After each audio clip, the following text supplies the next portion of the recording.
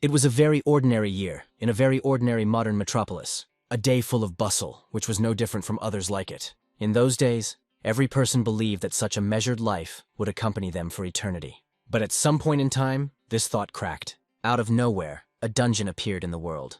The first witnesses froze in their places, not even understanding what they were looking at. The gap in the universe widened, and from there, the angry grins of monsters appeared. More and more, a whole innumerable horde poured into the streets of the city. Humanity was plunged into horror. Those unfortunates who were unable to escape awaited their unenviable fate at the hands of the monsters. So the monster's axe was already raised over a random girl. But at some point, quick steps were heard nearby. Hope, in the form of a tempered sword, slew the monster. The danger receded. The unfortunate woman rose to her feet, unable to look away. After all, where monsters had previously raged, now a fierce battle with hunters was taking place. Every time they defeated monsters, the hunters would greedily look at something in the middle of their palms. After all, every defeated villain enriched the heroes. This is how the new world of hunters was built. However, the hero of this story was only trying to get into their number. The girl at the reception, looking at the documents, said that it was the first time she had seen a person from the working class in such a place. Reading further, the girl realized that the Jiha sitting in front of her had no skills at all. The guy sitting opposite smiled slightly. Scratching the back of his head, Jiha grinned and nodded.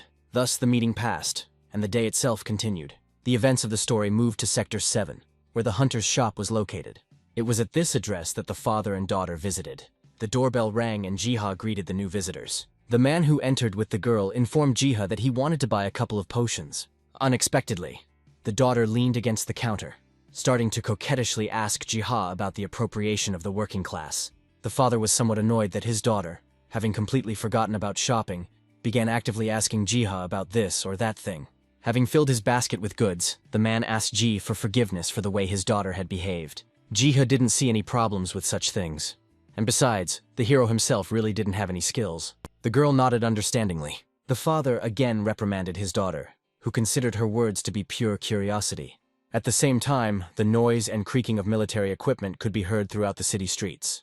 Standing by the windows, the buyers started talking about the possibility that another third-rank dungeon had opened somewhere. When the man expressed a desire to visit such a dungeon, his daughter began to boldly dissuade her father from taking such a step. Listening to all this on the sidelines, Jiha for some reason thought about the third-rank dungeon. Afterwards, he respectfully escorted the customers, who were still continuing to argue. Dreamily, Jiha himself hoped to get into the dungeon, but he knew that they would not let him in there. Afterwards, the hero opened his character window. Looking at his attributes, Jiha knew that not only was he denied access to the dungeons, but he would hardly even be allowed to speak with an active hunter. Because of this, Jiha always walked behind, taking those crumbs of treasure that the real hunters left behind. Jiha was somewhat upset that no matter how hard he tried, no one seriously recognized his line of work. In the midst of universal grief, due to the impossibility of becoming someone more, Jiha always found solace in books. He spent hours on end reading.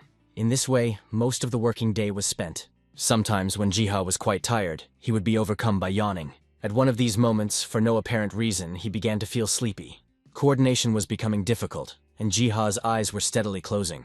Subsequently, he collapsed onto the table. The next moment, a glow appeared from the book in the direction of Jiha. Under the influence of secret forces, the pictures in the book seemed to become real. The wind blew, the rustling of leaves began to sound, and Jiha found himself somewhere in the middle of the forest.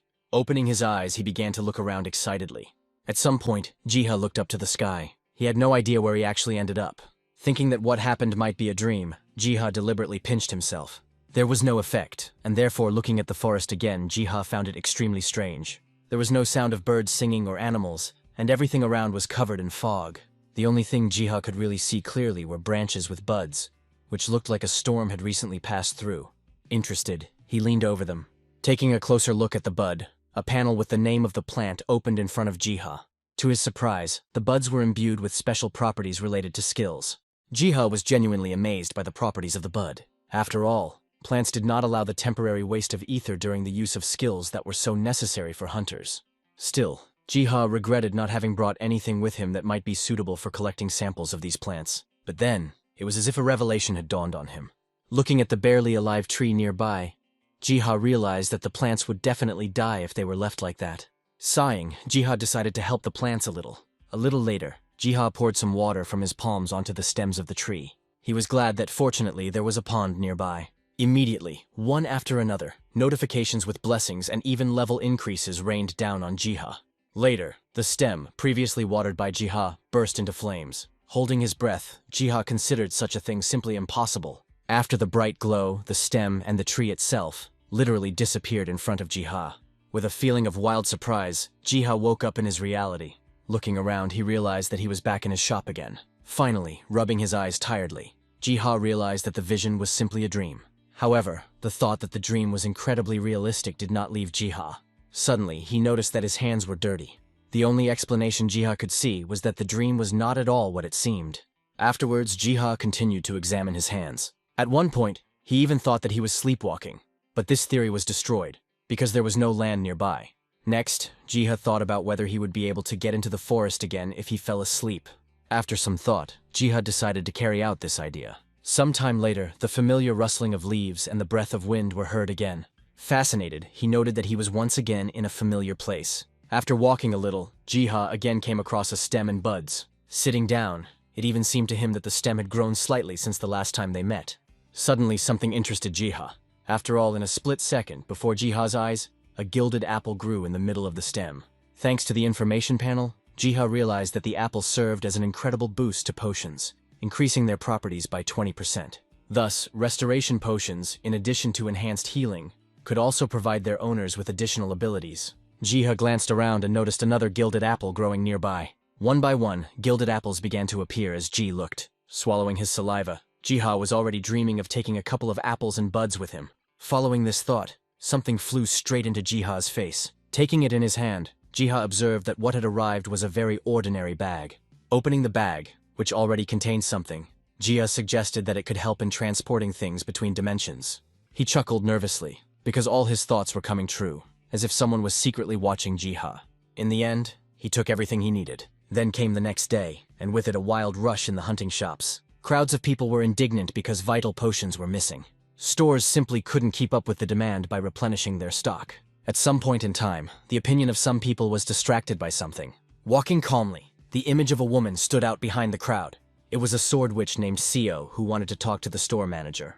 The hunters present were all discussing among themselves Seo, who had the status of a legendary character. After a while, someone called Seo. The store manager appeared in person and greeted Seo as an honored guest. Despite all the manager's persuasion, Seo unequivocally stated that she could not wait for her potions to be made. Having no time to wait, the girl picked up the phone, deciding to look for more stores in the area. At the same time, in Jiha's store, a golden mixture was splashing around in a transparent container. Having mixed all the necessary ingredients, he himself looked at the result. Later, Jiha decided to modernize the formula.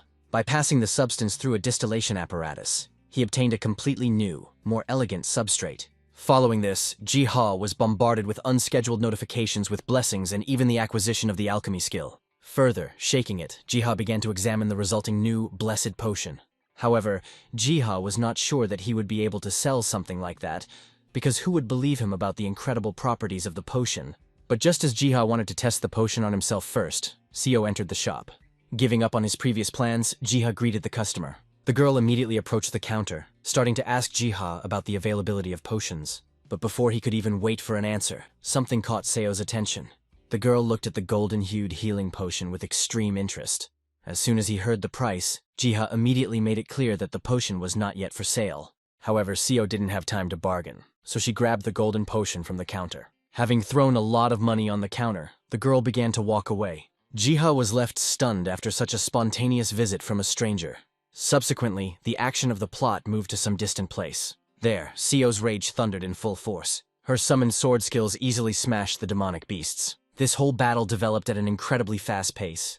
Afterwards, Seo moved on, leaving behind her defeated enemies. A little later, scavengers appeared at the scene of the battle. After briefly discussing the prospects of becoming hunters like Seo, the scavengers eventually decided to focus on their work. At some point, one of the scavengers remembered that Seo always works alone after one tragic incident.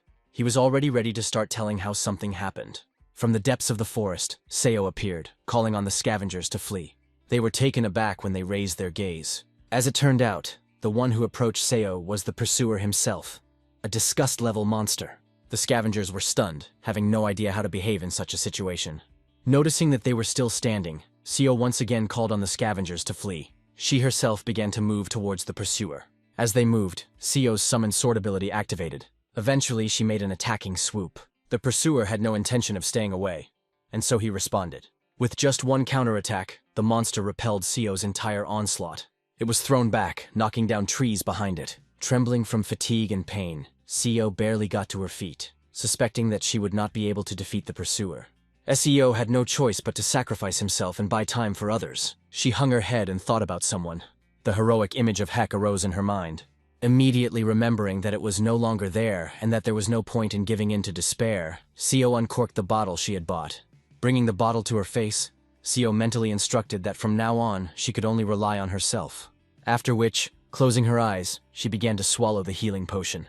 The girl didn't even notice how quickly she drank it to the bottom. For the first time, Seo learned that a healing potion could be delicious, and also seemed to fill one with the power of ether. And this meant that the girl could continue her fight. With renewed strength, Seo rushed towards the pursuer again. Once she was at a sufficient distance, she used a special cutting skill.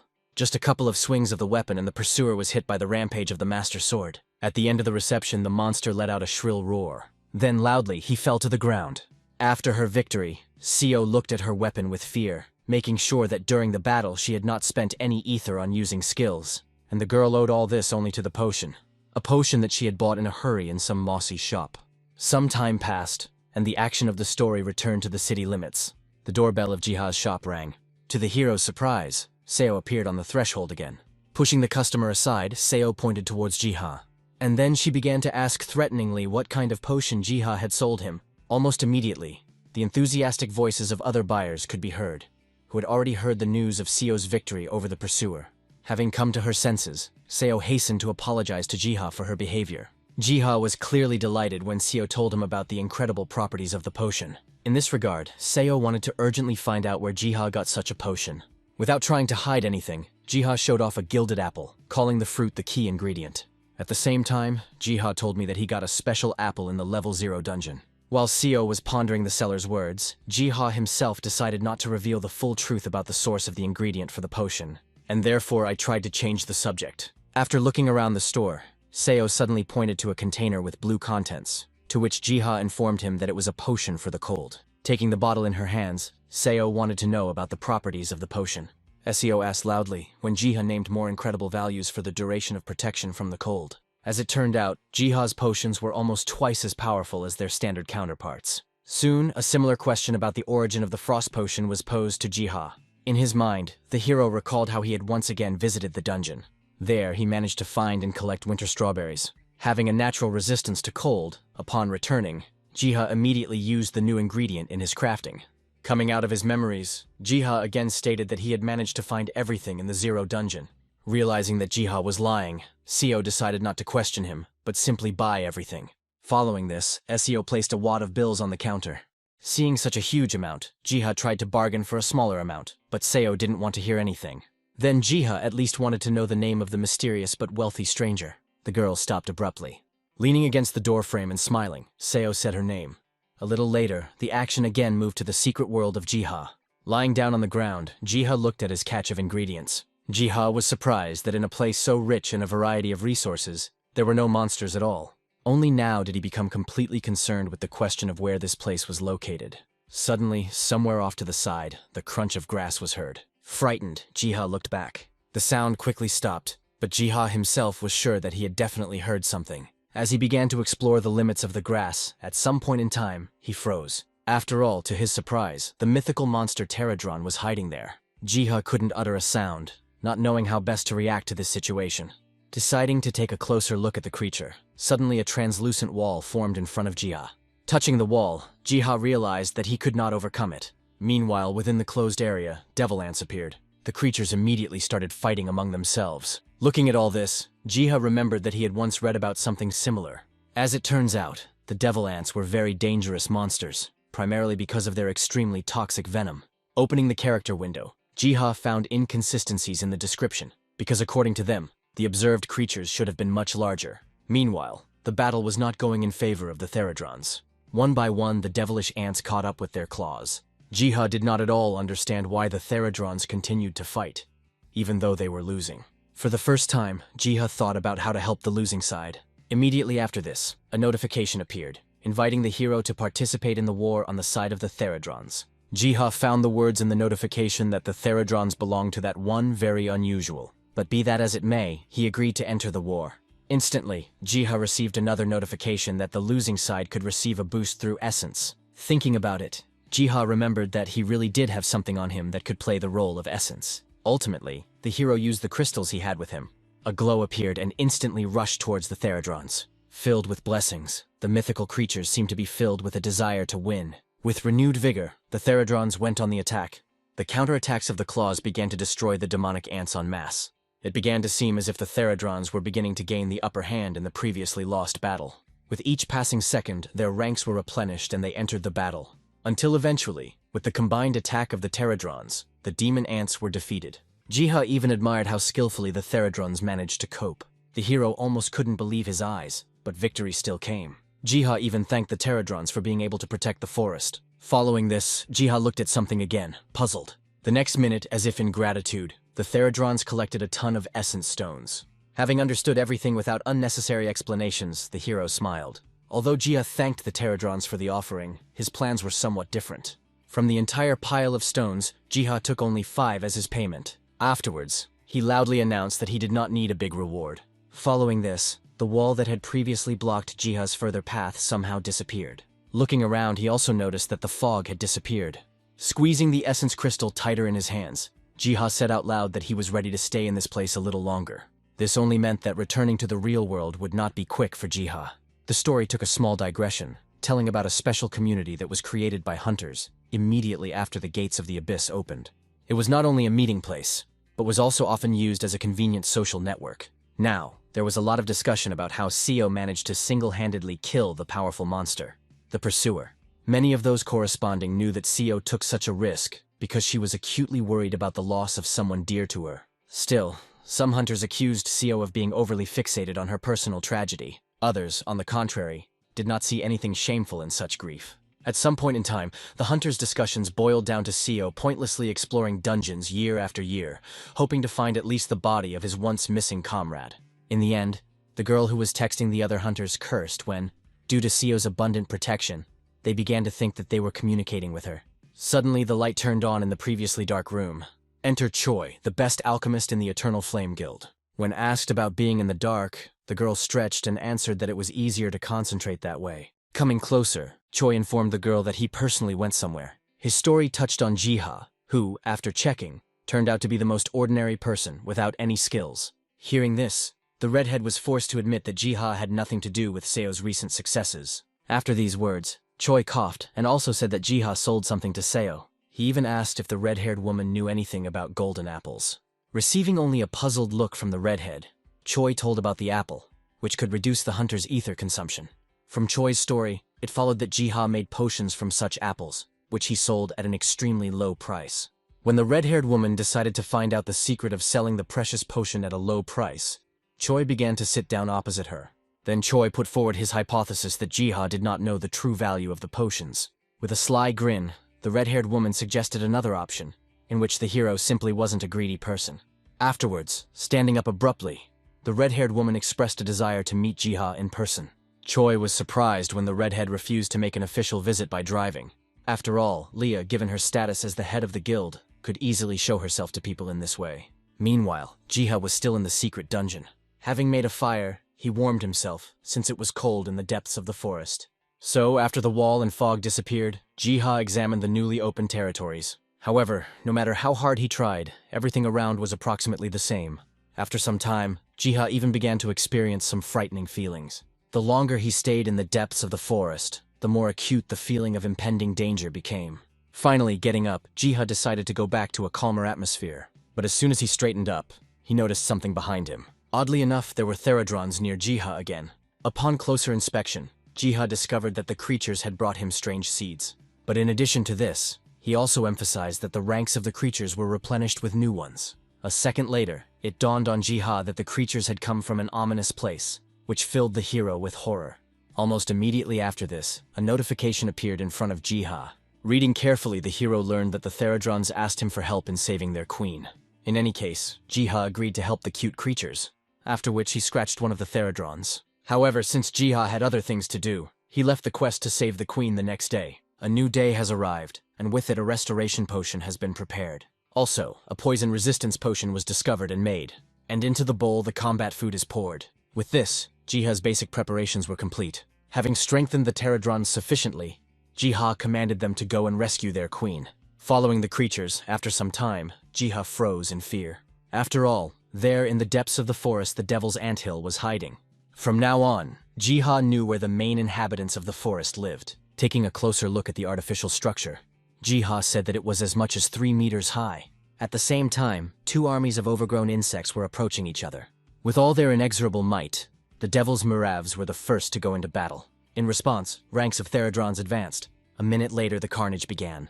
Watching from the sidelines, Jiha was amazed that this time, the Pterodrons were fighting even more successfully. However, even they were not completely protected from danger. Suddenly, a notification appeared, informing that Jiha could help the Pterodrons once. Reading it, Jiha was surprised, because he was offered to kill hostile insects. Even with such a strange proposal, Jiha was only allowed to perform such an action once. But right after that, Jiha heard a chirping sound. A messenger ant with wings appeared from the hive. A notification immediately appeared, informing the hero that the devil ants were trying to call for reinforcements. Having no other choice, Jiha decided to stop the ant. With a gleam of overwhelming power, the hero clenched his palm. Meanwhile, the messenger ant had already spread its wings and even taken off. To his shock, something huge loomed over the ant. And the next moment, Jiha's palm fell on the insect. Like a titan, the hero overthrew the ant. Afterwards, Jiha happily said that the ant was caught. Then, events returned to the real world. Arriving at the address, Leah looked at the sign of the very same shop where special potions were sold. Remembering Sio's words, Leah preferred to check everything rather than trust her eyes about the initial simplicity of the store. Because of which, Leah smiled slyly. Taking hold of the door handle, she was ready to reveal any secrets. To her surprise, after a couple of tries, it turned out that the store was closed.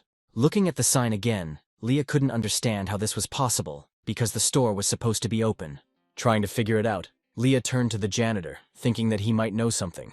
After thinking about it, the janitor informed Leah that the store was working intermittently, and that Jiha himself rarely showed up. While the janitor was hissing, blaming everything on the laziness of the youth, Leah herself saw something suspicious in this situation. Afterwards, Leah looked at the sign again. The redhead definitely decided for herself that Jiha was hiding something.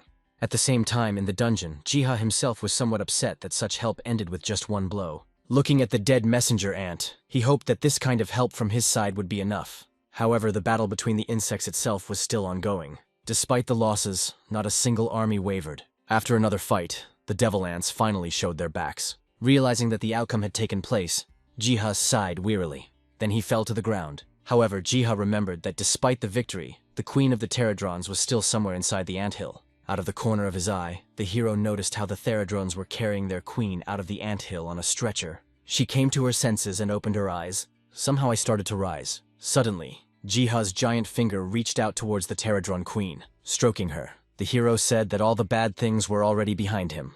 Instantly, a notification appeared, offering Jiha an alliance with the Pterodrons. Jiha, of course, agreed, not only for good reasons, but even for somewhat selfish ones. Immediately after this, the commander of the Pterodron army soared into the air. Light enveloped him, and evolution happened. Subsequently, the Pterodron warlord became much larger and clearly stronger. Suddenly, the military leader gave a command to his troops. To the hero's relative joy, the insects were again carrying a ton of offerings. Sitting in front of the piles of essence stones, Jiha said again that 10 from the total pile would be enough for him. At some point, Jiha turned his attention to his palm. After all, there were seeds there that the Pterodron commander gave to the hero. Reading through the notifications, Jiha realized that these were tree seeds. And if Jiha left the care of the seeds to the forest, then the hero intended to build the hut himself. A day has passed since then, and the events have moved to one dungeon. A portal opened, and hunters began to emerge from there, talking among themselves about the Queen of the Ants. The hunters were actively discussing among themselves not so much the battle with the ants, but the plan to plunder the anthill of those. Their discussion was interrupted by shouts from other hunters. Everyone froze, seeing what was clearly an unpleasant scene. As it turned out, the anthill was already empty and cleared. The disgruntled raid leader dismissed the idea that the anthill could have been cleared in a different area, as the dungeons were not opened twice. While surveying the area, some of the hunters suggested that a battle had indeed taken place in this place. The raid leader was not going to leave empty-handed, not believing that there was nothing left in this place. At some point, they all turned their attention to the ground. As it turned out, the hunters were standing in the middle of a giant palm print. They were all amazed, hoping that a giant had not left such a mark. In another version, such an imprint could only have been left by a destruction-level monster. Enraged, the raid leader suddenly started running, shouting after everyone else that they needed to retreat. The raid leader screamed and explained that it was impossible to deal with someone who had single-handedly destroyed the devil ants. Subsequently, the hunters also decided to tell the association about their discovery. That's how the mysterious photo of a giant palm on the ground ended up on the monitor screen. Looking at this, the office was actively discussing the find. There was no further information on the matter, and so a man named Malik ordered that any information be delivered to him first. Based on the appearance of the prints, Malik himself knew that the monster was not a simple one.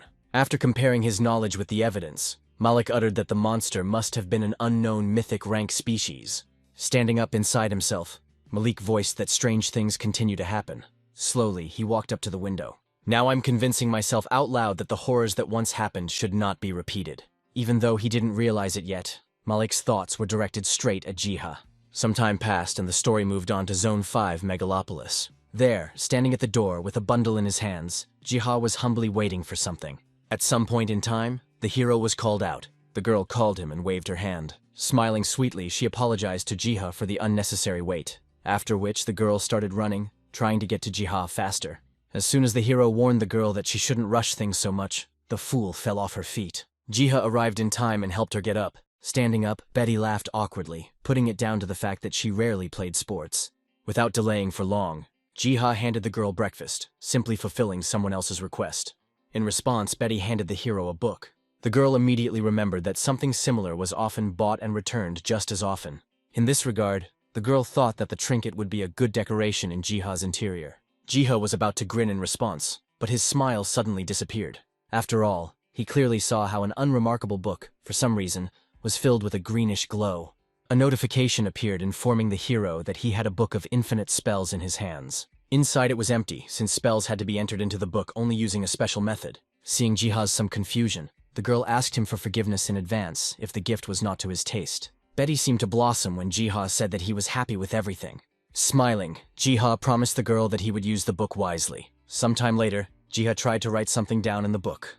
Remembering the text from the notification, Jiha was sure that he would be able to get only one of the ingredients. Once again, a notification from the system appeared, describing the required ingredient, which was obtained only from the feathers of a giant bird. The problem for Jiha was not only the size of the bird, but also the fact that it was incredibly rare. Annoyed, Jiha pressed his palm to the page of the book. Without expecting it, he was once again endowed with a ton of traits. Moving his hand, Jiha did not feel or see any particular changes. Taking a breath, Jiha had no doubt that the occurrence of such skills at such moments could not have been just a coincidence. And so, he picked up his pencil again. Using his writing skills, the hero easily wrote a short text, thereby raising his level. After improving his writing skill, Jiha tried to use the book to obtain items, which led to him learning two important facts. The first fact was that, regardless of skills, any written text disappeared from the book. The second fact only indicated that Jiha had finally learned to write beautifully. Suddenly, a strange feeling came over him. Without saying anything out loud, the hero began to guess something. Afterwards, Jiha left his shop, just beyond the threshold, meeting an open portal. As it turned out, the portal led straight to the Storm Petrel, to a dungeon that had no level and no threats. Even though Jiha was wary of the aura coming from the portal, he still decided to trust the description in the absence of a threat level. A little later, entering the portal, the first thing that caught Jiha's eye was a radiant waterfall. Seeing such beauty, the hero held his breath in admiration. Then a noise was heard, to which Jiha immediately turned around. The petrel appeared, spreading its powerful wings. Finally, Jiha found his target. Still, he emphasized how huge the bird was. Almost crying, Jiha had no idea how to catch it. The next moment, a bluish feather landed on his head. It seemed as if the bird would take pity on the poor fellow with poor eyesight and share its feathers. Dexterously, Jiha caught one of the feathers in his hands. Looking at this, he said that all that was left was to find ink. Almost instantly, an idea came to Jiha's mind. Subsequently, the action moved to the dungeon of a mysterious forest, where Pterodron held an extract of green herbs in his claws. Jiha was pleased that his request to find the necessary ingredient was fulfilled almost instantly. Now, Jiha could firmly tell himself that everything was ready. From now on, all that was left for him to do was to unravel the mystery of the book itself. Armed with a pen, Jiha prepared to do so. Slowly, he lowered his pen to the pages of the book. Just one touch was made and the magic began to happen. The world changed overnight. Secret symbols and writings surrounded the hero. Branching out, they began to leave the boundaries of Jiha, heading somewhere else, touching the nearest tree and along the branches, flowing into its very center. Watching, Jiha humbly waited to see how it would all end. Afterwards, the hero sighed in surprise. After all, when the brightness faded, runes were imprinted on the tree trunk. The hero immediately recognized the runes, because he had once read about them. At one time, the ancient tree taught some tribe spells, creation and harmony, made it clear how one can destroy and change. But it was difficult for the tribe to remember all this, and therefore, they created runes. Leafing through the pages of the book, Jiha retold the story out loud. Yet he had never heard of runes being used. However, Jiha did not know at all why the runes were engraved on wood and not written in a book. He even suggested that it was somehow connected with the tree itself, which Jiha had grown during his first visit to the dungeon. Considering such thoughts to be stupid, Jiha decided to concentrate on transferring the runes to the pages of the book. Meanwhile, the longer Jiha looked at the runes, the more it seemed to him that they seemed familiar. Suddenly, before Jiha's eyes, an image of a raging flame and a saying appeared, as he called it. After a short time, Jiha transferred the phrase to a page of the book. Instantly, the system notified Jiha that he had received the skill to summon runic destruction magic. Now, the hero only had to tear a page out of the book, thereby turning it into a scroll. After a few manipulations, the scroll was ready. Overjoyed, Jiha was ready to continue this business. But something stopped him. To his amazement, an exact copy of the text appeared on its own on another page of the book, and this only meant that the spell book really was endless. Even though Jiha was ready to continue writing new spells in the book, he himself didn't really know anything about their properties. Sometime later, Leah showed up again at Jiha's shop. Realizing that this was exactly the person the girl was looking for, Leah began to aggressively approach him. Leah quickly walked up to the counter and slapped her palm loudly. In a menacing voice, the girl scolded Jiha for the fact that she had not been able to catch him at work for a long time. Rubbing his head, Jiha apologized and attributed his absence to personal circumstances. Looking at the guy, Leah noted that there really wasn't anything special about him. However, Leah was not very interested in such questions, because she had come for completely different reasons. The girl's gaze was directed over the hero's shoulders, straight at the goods. And so coughing, Leah reached for her wallet. Taking out a business card from there, the girl introduced herself as the head of the guild. And also that, according to rumors, in Jiha's shop, one could get unique items, but the girl was still deciding what product to name it. Having already figured everything out, Jiha offered the girl a healing potion based on the golden apple, as well as other consumables. Suddenly, Jiha decided to give Leah a gift in honor of the fact that the girl had previously been unable to find the seller. Rummaging through the drawer, Jiha's voice suddenly became sad. To the girl's shock, the seller informed her that the goods were out of stock. In fact, Jiha was too carried away by the other world and did not devote any time to work. Quite upset, Jiha suggested that the red-haired woman come to the store the next day. Leah herself had no words to comment on what happened. Without even knowing whether Jiha was too kind or too stupid, the girl began to turn towards the exit. She had no choice but to drop by tomorrow. Suddenly, Jiha stopped Leah, remembering that she was a mage, and also from the Fire Guild. Having received confirmation of this out of the blue, the hero gave the scroll to the girl. Excitedly, Jiha revealed that the scroll was a tester, but should be suitable for a fire mage. Leah didn't mind and immediately opened the scroll. In an instant, flames spread around her, and even the phrase of the spell pleased the red-haired girl. Then, on this note, the characters said goodbye. When the girl was leaving, Jiha noticed her staff. It seemed to the hero that the staff had never shone so brightly before. A little later, the events of the plot moved to the spider dungeon. There, a bolt of fire struck the guardian spider. As a commanding officer, Leah led her party members, skillfully striking down monsters with fire. At that moment, for some reason, the girl felt that her strength had increased compared to everyday life. Leah's unusual feeling was so strong that it was even reflected in the vibration of the runestone. At the moment of these thoughts, someone shouted for Leah to take care. The girl jumped back in time, avoiding the poisonous stream. Luckily for the team, the redhead was not hurt. The problem, however, was that Leah clearly saw many more enemies in front of her than she expected to encounter. Even though the difficulty of the dungeon had increased, Leah herself was not going to give up so easily. Then a fire flared up in the red-haired girl's eyes. Feeling an unprecedented surge of strength, Leah began to summon magic. Afterwards, she ordered all her party members to retreat back so as not to be hit. Tongues of flame and vortexes formed around Leah and reached towards her staff. This terrifying heat engulfed the spiders. With just one single spell, the hard-fought battle was won. At some point, Leah guessed, remembering the package she had recently received from Jiha. Meanwhile, Jiha finished making a batch of elixirs. Wiping the sweat from his forehead, the hero hoped that the manufactured goods should be enough. After spending a lot of time, there were boxes of healing and resistance potions on the counter in front of Jiha. Looking at his watch, Jiha decided to hurry before an important guest arrived at the store. But at that moment, the bell on the front door of the store rang. Turning around, Jiha noticed the red-haired girl already inside the store. As it turned out, Leah did not come to the store alone. However, the girl first wanted to discuss something and not buy elixirs. Subsequently, a case filled with money was opened in front of Jiha. To the hero's puzzled look, Leah explained that there was money in front of him. Jiha explained his behavior by incredible surprise, because the guy saw such sums in front of him for the first time. Afterwards, Leah started talking about the scroll that Jiha had recently given her, which upon inspection turned out to be S-class. Leah explained that she could not leave such a valuable gift unanswered. Slightly hesitantly, Jiha agreed understandingly. Still seeing Jiha's certain stiffness, the red-haired woman even offered to transfer the money to the account if he was embarrassed by cash payments. Unexpectedly, Jiha informed the girl that he could not accept the money. Even though Jiha himself made noble speeches, in reality, he had no intention of receiving payment for the test that he conducted in the dark. Sighing, Leah informed the hero that it was very easy to turn a good person into a fool. As an example, the redhead cited a fairy tale about a goose that laid golden eggs that would be available to everyone. After thinking about what was said, Jiha assumed that in such a case, everyone would become rich. However, Leah thought differently, saying that then they would have tried to kidnap the goose. Next, Leah changed her voice to a menacing one, trying to convey to Ji that he could become a danger at any moment. In connection with this, the red-haired woman was ready to make the hero one tempting offer. In all seriousness, Leah offered Jiha to join the Eternal Flame Guild. This proposal was extremely unexpected for the hero, even though Leah did it with good intentions. The money itself, Leah called a reward for Jiha's abilities, which from now on would serve the guild. Urgently, Jiha recalled that Leah's guild was famous, in particular for its generous benefits for its members. The redhead replied that she only wanted to convince Jiha of the guild's good intentions. At the same time, Leah introduced Choi, who was also the guild's alchemist. Therefore, Leah was sure that Jiha would enjoy conducting her research in the dungeons of the guild.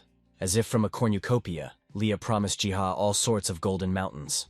At the same time, the hero himself showed more and more uncertainty. A few seconds later, Jiha thanked Leah for everything and accepted the sign of goodwill. Thinking that Jiha had agreed to everything, Leah shook Choi so that he would quickly prepare the contract. However, a second later she came to her senses. Only now did it dawn on her that the hero had refused to cooperate in an extremely polite manner. Jiha himself only made it clear that he does not consider himself worthy of such a position. The redhead's anger began to take hold again, which is why even Choi had to intervene in the situation. Unintentionally, the hero informed Leah that he was previously only an insignificant hunter with the lowest rank.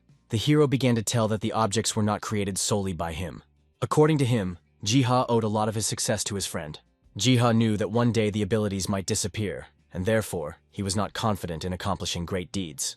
Additionally, Jiha attributed his reluctance to join the guild to his store, to which he had become quite attached. Choi got involved in the situation, persuading Leah to take her time and let Jiha think it over. However, the hero was not going to forget the red-haired woman's advice, and therefore promised to raise the price of the potions. Exhaling, Leah had no choice but to accept Jiha's refusal. Realizing that Leah also meant the lack of protection, Jiha asked her not to worry about the fate of the merchant. After all, Jiha had already taken care of some kind of early warning system that would notify him in case of danger. Some time has passed since this conversation, and new gates have already opened in the world. Thus, many picturesque places of rest were captured by monsters. But there was still one place that was not subject to external factors. This place was the Forest of Dreams, something that Jiha could always enjoy to his heart's content. As it turned out, in addition to the thicket in the dungeon, the hero managed to find a section where the coastline was located.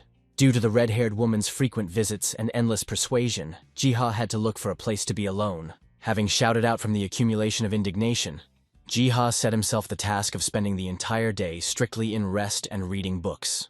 Thus began Jiha's rest. The warmth of a fire and a pile of books was all the hero needed for a good rest. However, there was one detail in this whole situation that Jiha had not thought about at all. Even there, unexpected guests visited him. After this, the events of history rewound 2 hours back. Having settled in, Jiha was enjoying the total relaxation. His ears were caressed by the splashes of coastal waters, while in the real world, the waters became a refuge for monsters. Jiha even began to dream that one day he would bring the girl he liked to this place. Following this, the hero heard a quiet meow. A sound similar to a cat's meow came from somewhere in the depths of the cave. Armed with a torch, Jiha set out to explore the sound. The special flower was silent, which meant that whoever made the sound did not pose any danger to the hero. Suddenly a buzzing sound was heard somewhere above Jiha's head. Now, together with Pterodron, the hero hurried towards the sound. Jiha eventually found the source of the sound. A character panel appeared, where a cat-like creature was called Actus. Taking the animal in his arms, Jiha immediately realized that it was not in the best shape. When the hero thought about giving Actus some healing potions, Pterodron sat on his shoulder. Jiha hastened to apologize for having completely forgotten about his even smaller friends.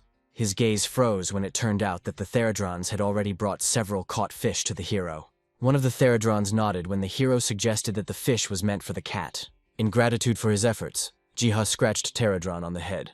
Later, the healing potion and the fish were eaten by the cat. Looking at the cat's current behavior, Jiha admitted that now, apparently, everything was fine with him. Then, Jiha thought about how, after exploring the forest, he had met an animal for the first time. However, the question of where the cat could have come from did not give Jiha any peace. Suddenly, the cat came to his senses with a meow. The hero was frightened by the fact that he interrupted the animal's sleep. However, Actus let out a benevolent meow as he stroked her in his direction, and then he completely collapsed with pleasure. Having picked up the cat, Jiha almost began to dance. He was so touched, and yet the hero did not like the name Actus given to the cat by the system. In the end, calling him Bem. Besides, Jiha was not against Bem staying with him. A little later, in the real world, one of the customers was crazy. More and more people were touched by the sight of Bem in Jiha's arms. Jiha had no intention of hiding the truth about Bem's origins. To each and every one, he honestly answered that he found a cat in the dungeon. It goes without saying that people wanted to pet Bem every time. However, the cat, surprisingly, reacted aggressively to strangers' hands. Bem's behavior came as a surprise to Jiha. Even though the hero scolded the cat for his behavior, he still understood that Bem was only affectionate with Jiha himself. And this meant only one thing: Jiha could not keep Bem in the store, much less at home alone. And yet Jiha really wanted to show off his pet's cuteness. Soon, Seo came to the store. Seo herself wanted to say that she dropped in on Jiha for a short while, but her speech was cut off mid-sentence. The girl's attention was immediately captured by the cat. Seriously frightened, Seo huddled in a corner, holding a hanger in front of her. For the first time, Jiha saw Seo afraid of something, even if it was a small cat. Having come to her senses a little, the girl handed the hero a tube of coffee. Afterwards, Seo stepped back again as soon as Bem stood up.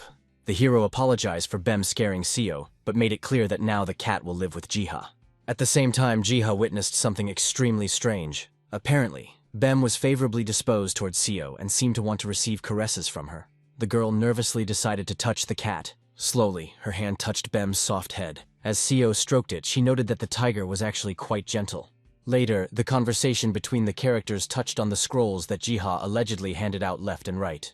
It was a revelation to Seo when she learned that Jiha had given Leah a scroll worth a couple of million for free. And yet, the girl convinced herself that Jiha was simply an extremely kind and sympathetic person, rather than a naive fool. In her mind, Seo guessed that it was for this very reason that she visited Jiha's store so often. At that very moment, the plant began to crackle, alerting the hero to the danger. The hero stared at the plant, seeing such behavior for the first time.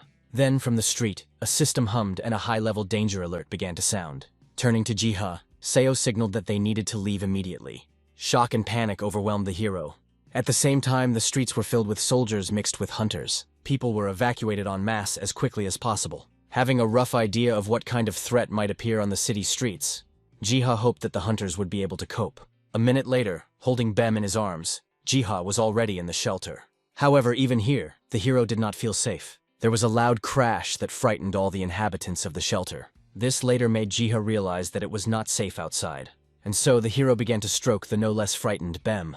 Trying to calm him down, Jiha kept saying that everything that was happening was nothing. Meanwhile, outside, a catastrophe was happening, caused by the fact that the hunters did not complete the dungeon.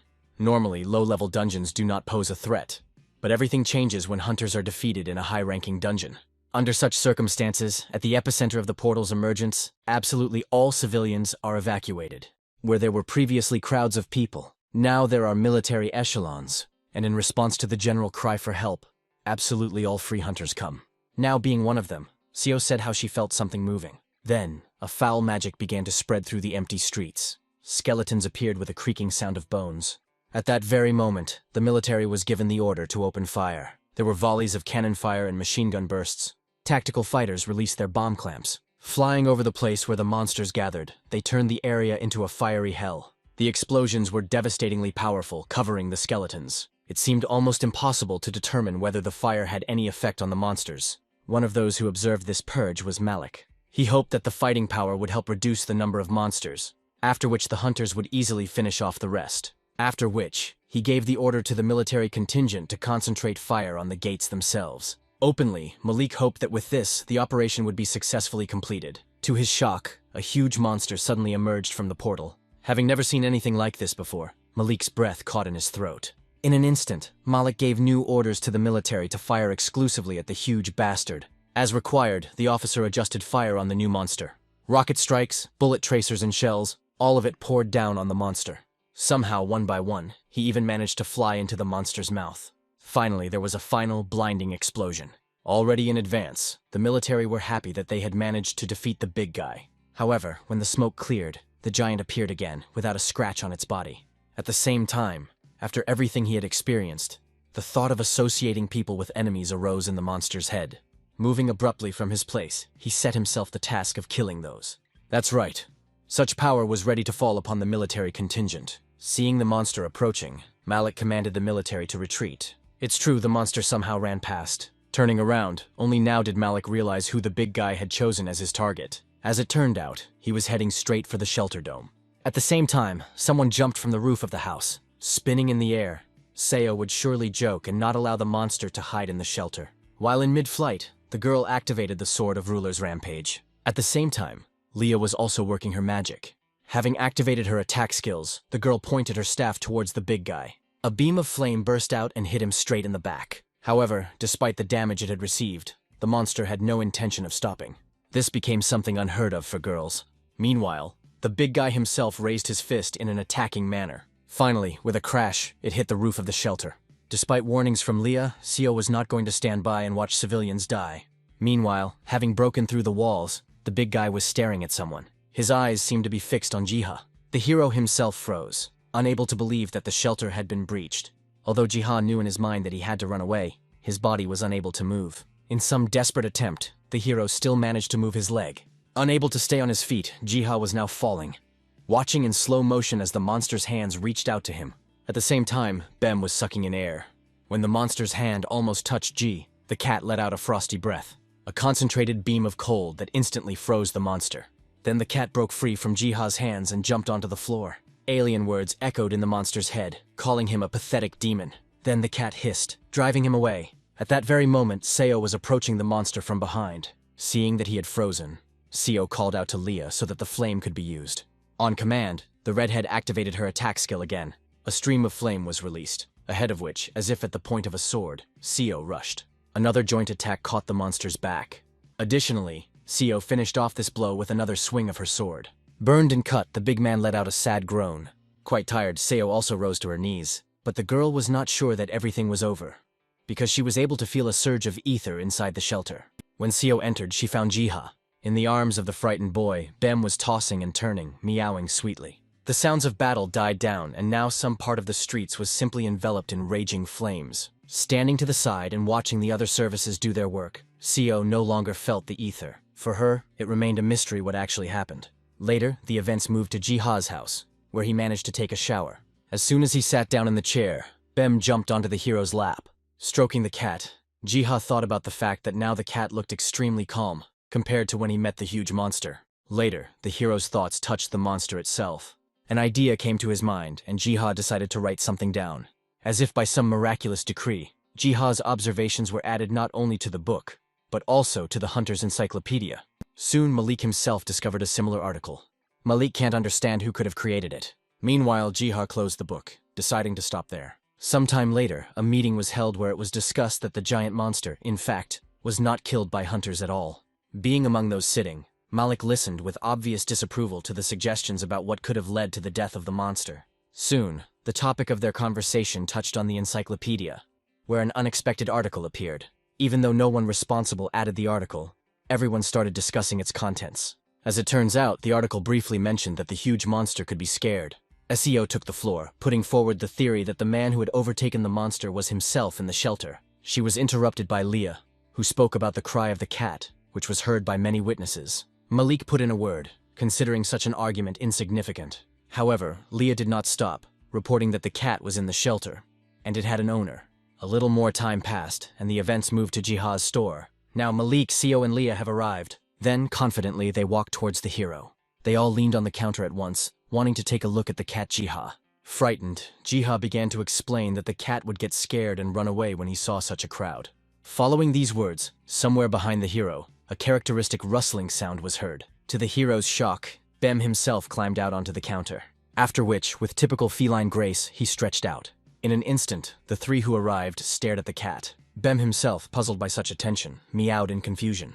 Immediately, Leah grabbed and lifted the cat, trying to understand whether it really caused a wave of ether. Convulsively, Jiha tried to convey to the red-haired girl that it was not recommended to take a cat in this manner. However, the girl did not feel any special energy from the cat. Her serenity was interrupted by Bem's bite. After that, Bem broke free from Leah's embrace. Seo spoke up next, reminding them that Jiha was in the shelter during the incident. The hero's face changed when he heard the story about the cat's cry that supposedly stopped the monster. Adjusting his glasses, Malik confirmed Seo's story. To the chagrin of the trio who had arrived before their eyes, Bem began to behave like the most ordinary, mischievous cat. Among others, Malik even thought about recruiting Jiha, but he realized that the moment was not right. After all, Malik did not want to enter into open competition with the Flame Guild. For this reason, Malik decided to leave the store. Then Leah followed, hoping to see how the cat would also bite Malik on the hand. Now, only Seo's gaze was directed towards the hero. Letting out a languid sigh, the girl promised that she would visit the guy again. Smiling, the hero said that he would be glad to see everyone again. A little more time passed, and the action moved to a secret dungeon. There, lying by the fire, Jiha read about a certain lost continent. This land was called Gehenna, where many races lived under a great tree. The tree itself created the gods of nature. They, in turn, had to protect Gehenna. Reading about one of these gods, Jiha listed details such as white fur, spots, and fangs. And at that very moment, the hero guessed. Apparently Bem, purring on his lap, was one of such gods. Jumping up from his seat, Jiha couldn't believe that the little cat could be someone like that. And yet, Jiha rejected the version about coincidence. Surely the cat was behind that huge explosion of ether that they talked about so much. Looking at the cat again, Jiha was convinced in his thoughts that Bem really was the god of nature. In that case, mentally, Jiha touched upon the following question regarding the tree in his dream. After thinking for a while, the hero understood everything. Jiha guessed that the tree gave him a job, assigned him to the worker class. Putting the book down and folding his arms across his chest, Jiha said that he had become a victim of the tree's plans. At that very moment, the pages of the book opened and began to glow. A character panel appeared which displayed information about Jiha himself, who was assigned the worker class, and a ton of blessings. Subsequently, the glow of the book intensified. The story then took a digression, showing a character wrapped in a blanket. The character was watching a TV channel where the hosts were actively discussing the stalemate in the fight against the Lich and calling for radical solutions. When there was no agreement among the presenters on what was being said, the character turned off the TV. He sighed and said that hunting the Lich was a very difficult task. Afterwards, the story returned to normal, where Jiha stood in front of a tree, looking at the very crowns. Jiha was not particularly upset by the task that the tree endowed the hero with. Under the rustling of the wind, Jiha gave his word that he would help the tree in any way he could. At some point, off to the side, a pinkish cloud began to swirl above the ground. Jiha immediately turned around. Looking closely, Jiha could not understand what was happening. Suddenly, a voice was heard cursing all those who breathe. Later, the Lich revealed his face, calling on everyone to bow before his greatness. Immediately after this, bone warriors rose up near the Lich. Jiha couldn't believe his eyes as he witnessed the arrival of the Lich himself, a horror-ranked monster. However, Jiha considered Lich a cute little boy, having barely managed to catch his speech.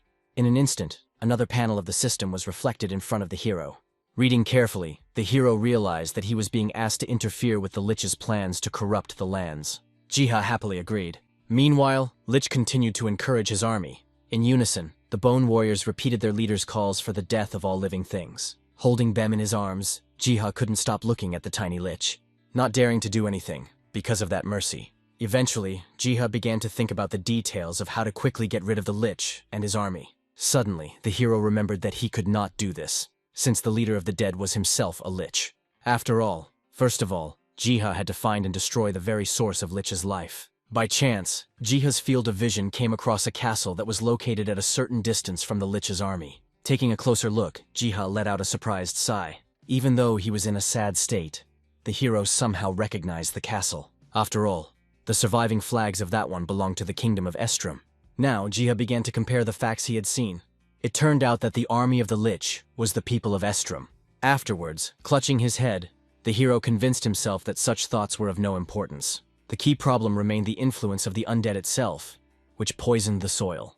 However, Jiha could not intervene directly, and therefore, I decided to use the army of Pterodrons at my disposal. Soon a problem arose. The Pterodron army could not continue its march due to a huge stone in its path. For this reason, Jiha decided not to shift the care of the stone to the Pterodrons.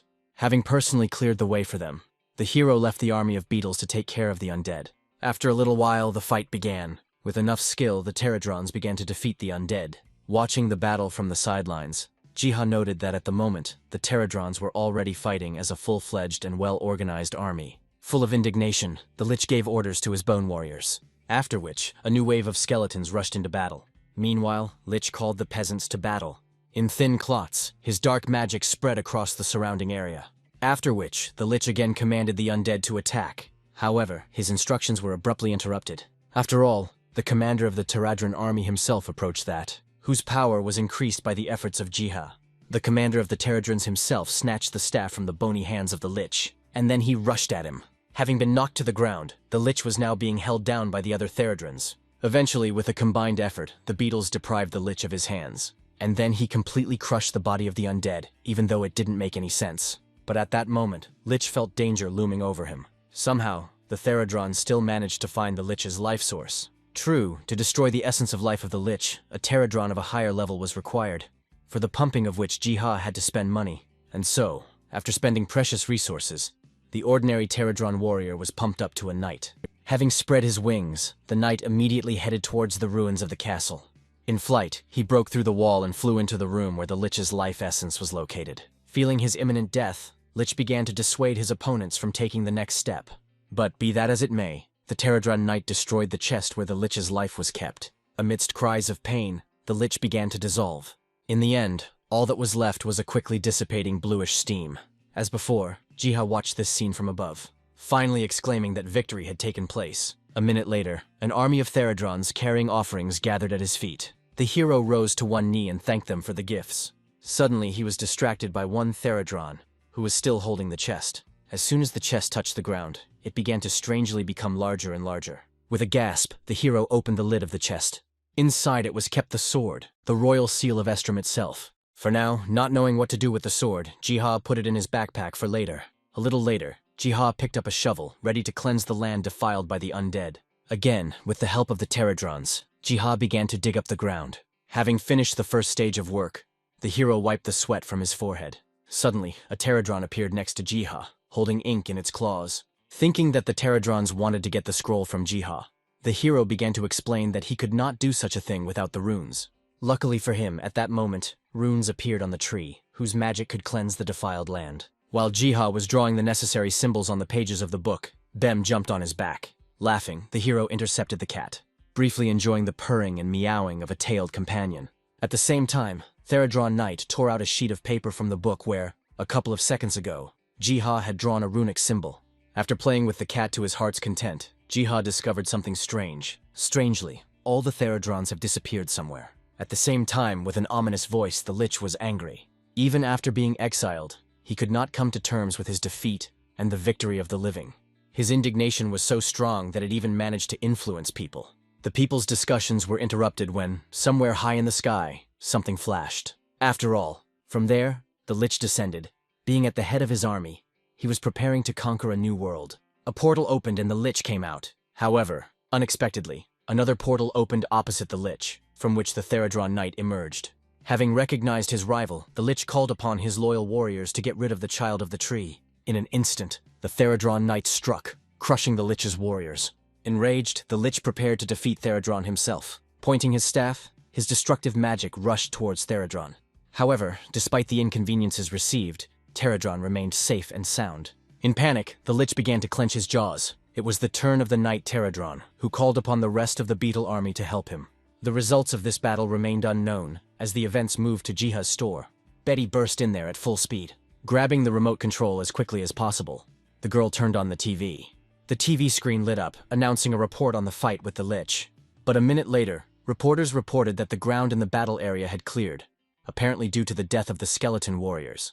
Many cameras recorded a previously unknown monster that was observed in the battle area. Trying not to show it, Gia began to think about what the Pterodrons were doing in the mountains. Malik was also currently reviewing this report, assessing it from the point of view of the negligence of assigning the rank. Secretly hearing this same news, Seo said that the rank of the new monsters was no less than mythical. Only Leah was puzzled by what was happening. Later, in the secret dungeon, Jiha visited the Pterodrons. Being serious, the hero believed that he was about to have an extremely difficult conversation with the beetles. Gia started by not blaming the Pterodrons for what happened. Afterwards, the hero mentioned a scroll that the Pterodrons clearly used to get into the human world. Unexpectedly, the Pterodron knight shuddered, and then he started running away altogether. But all this was done in order to return a minute later with new gifts. Carefully, the Pterodrons placed a stack of rare ingredients in front of Jiha.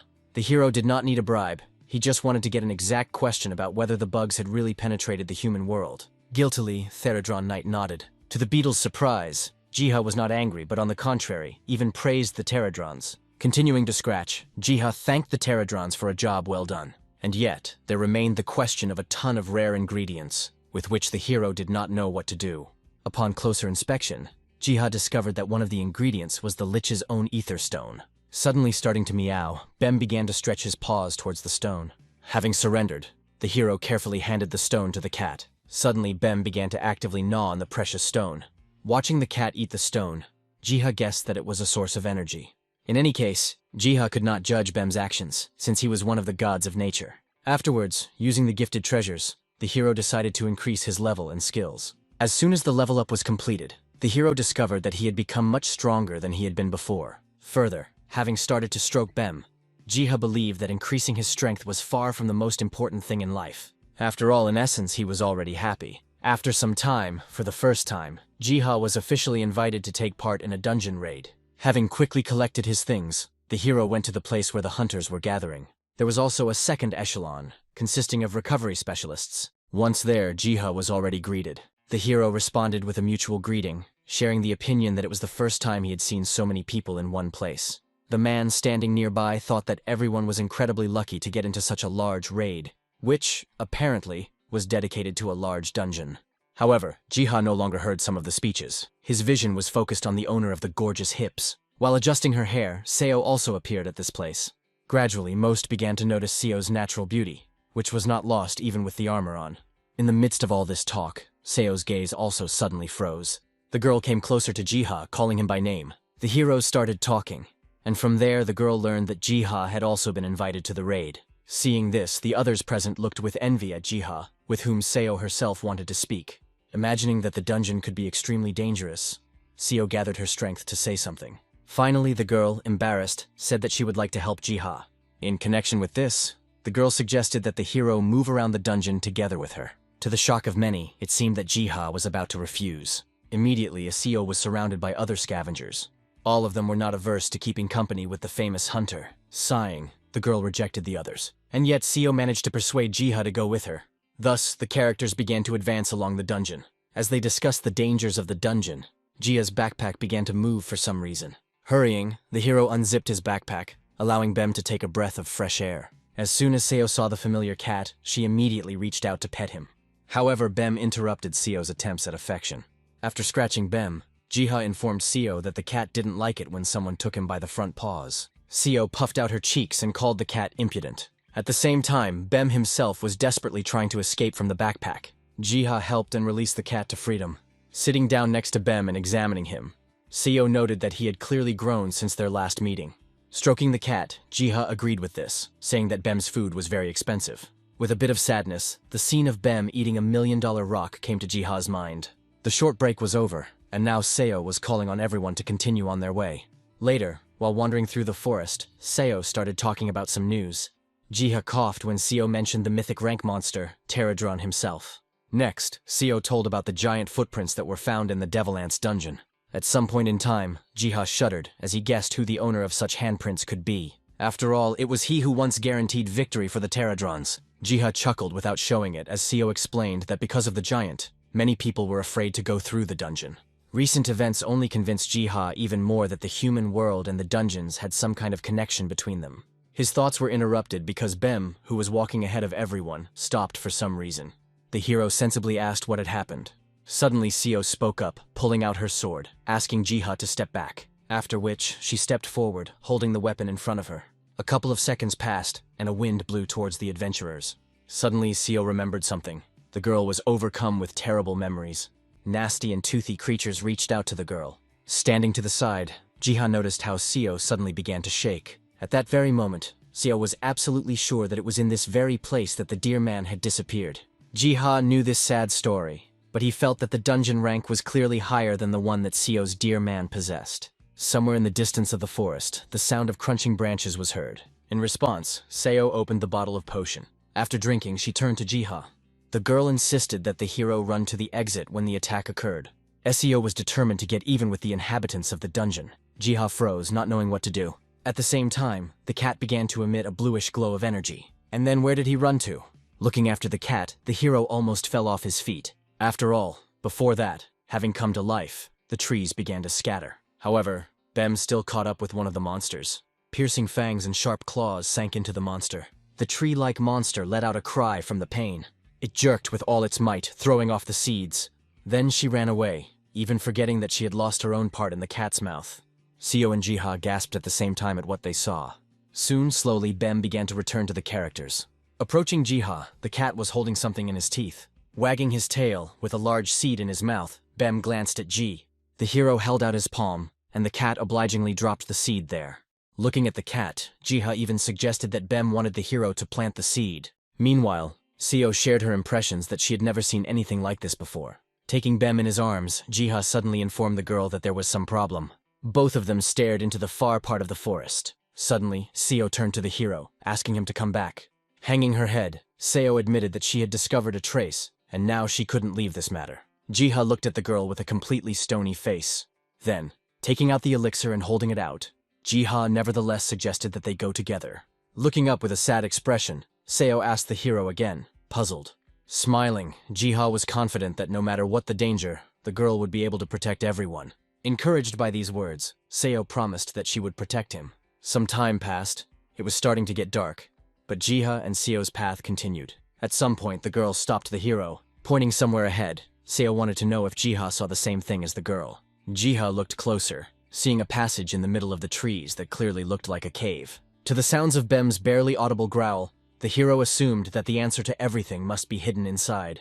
Afterwards, the characters approached the cave. Taking out a torch, Jiha noted that the erosion that had struck the rock did not come from within. Having gone inside, soon Seo pointed out another thing to the hero. Approaching the wall, the characters saw clear traces of blood. Excited, Jiha and Seo came to the same conclusion to speed up the pace. In the midst of the deathly silence of the cave, their journey continued.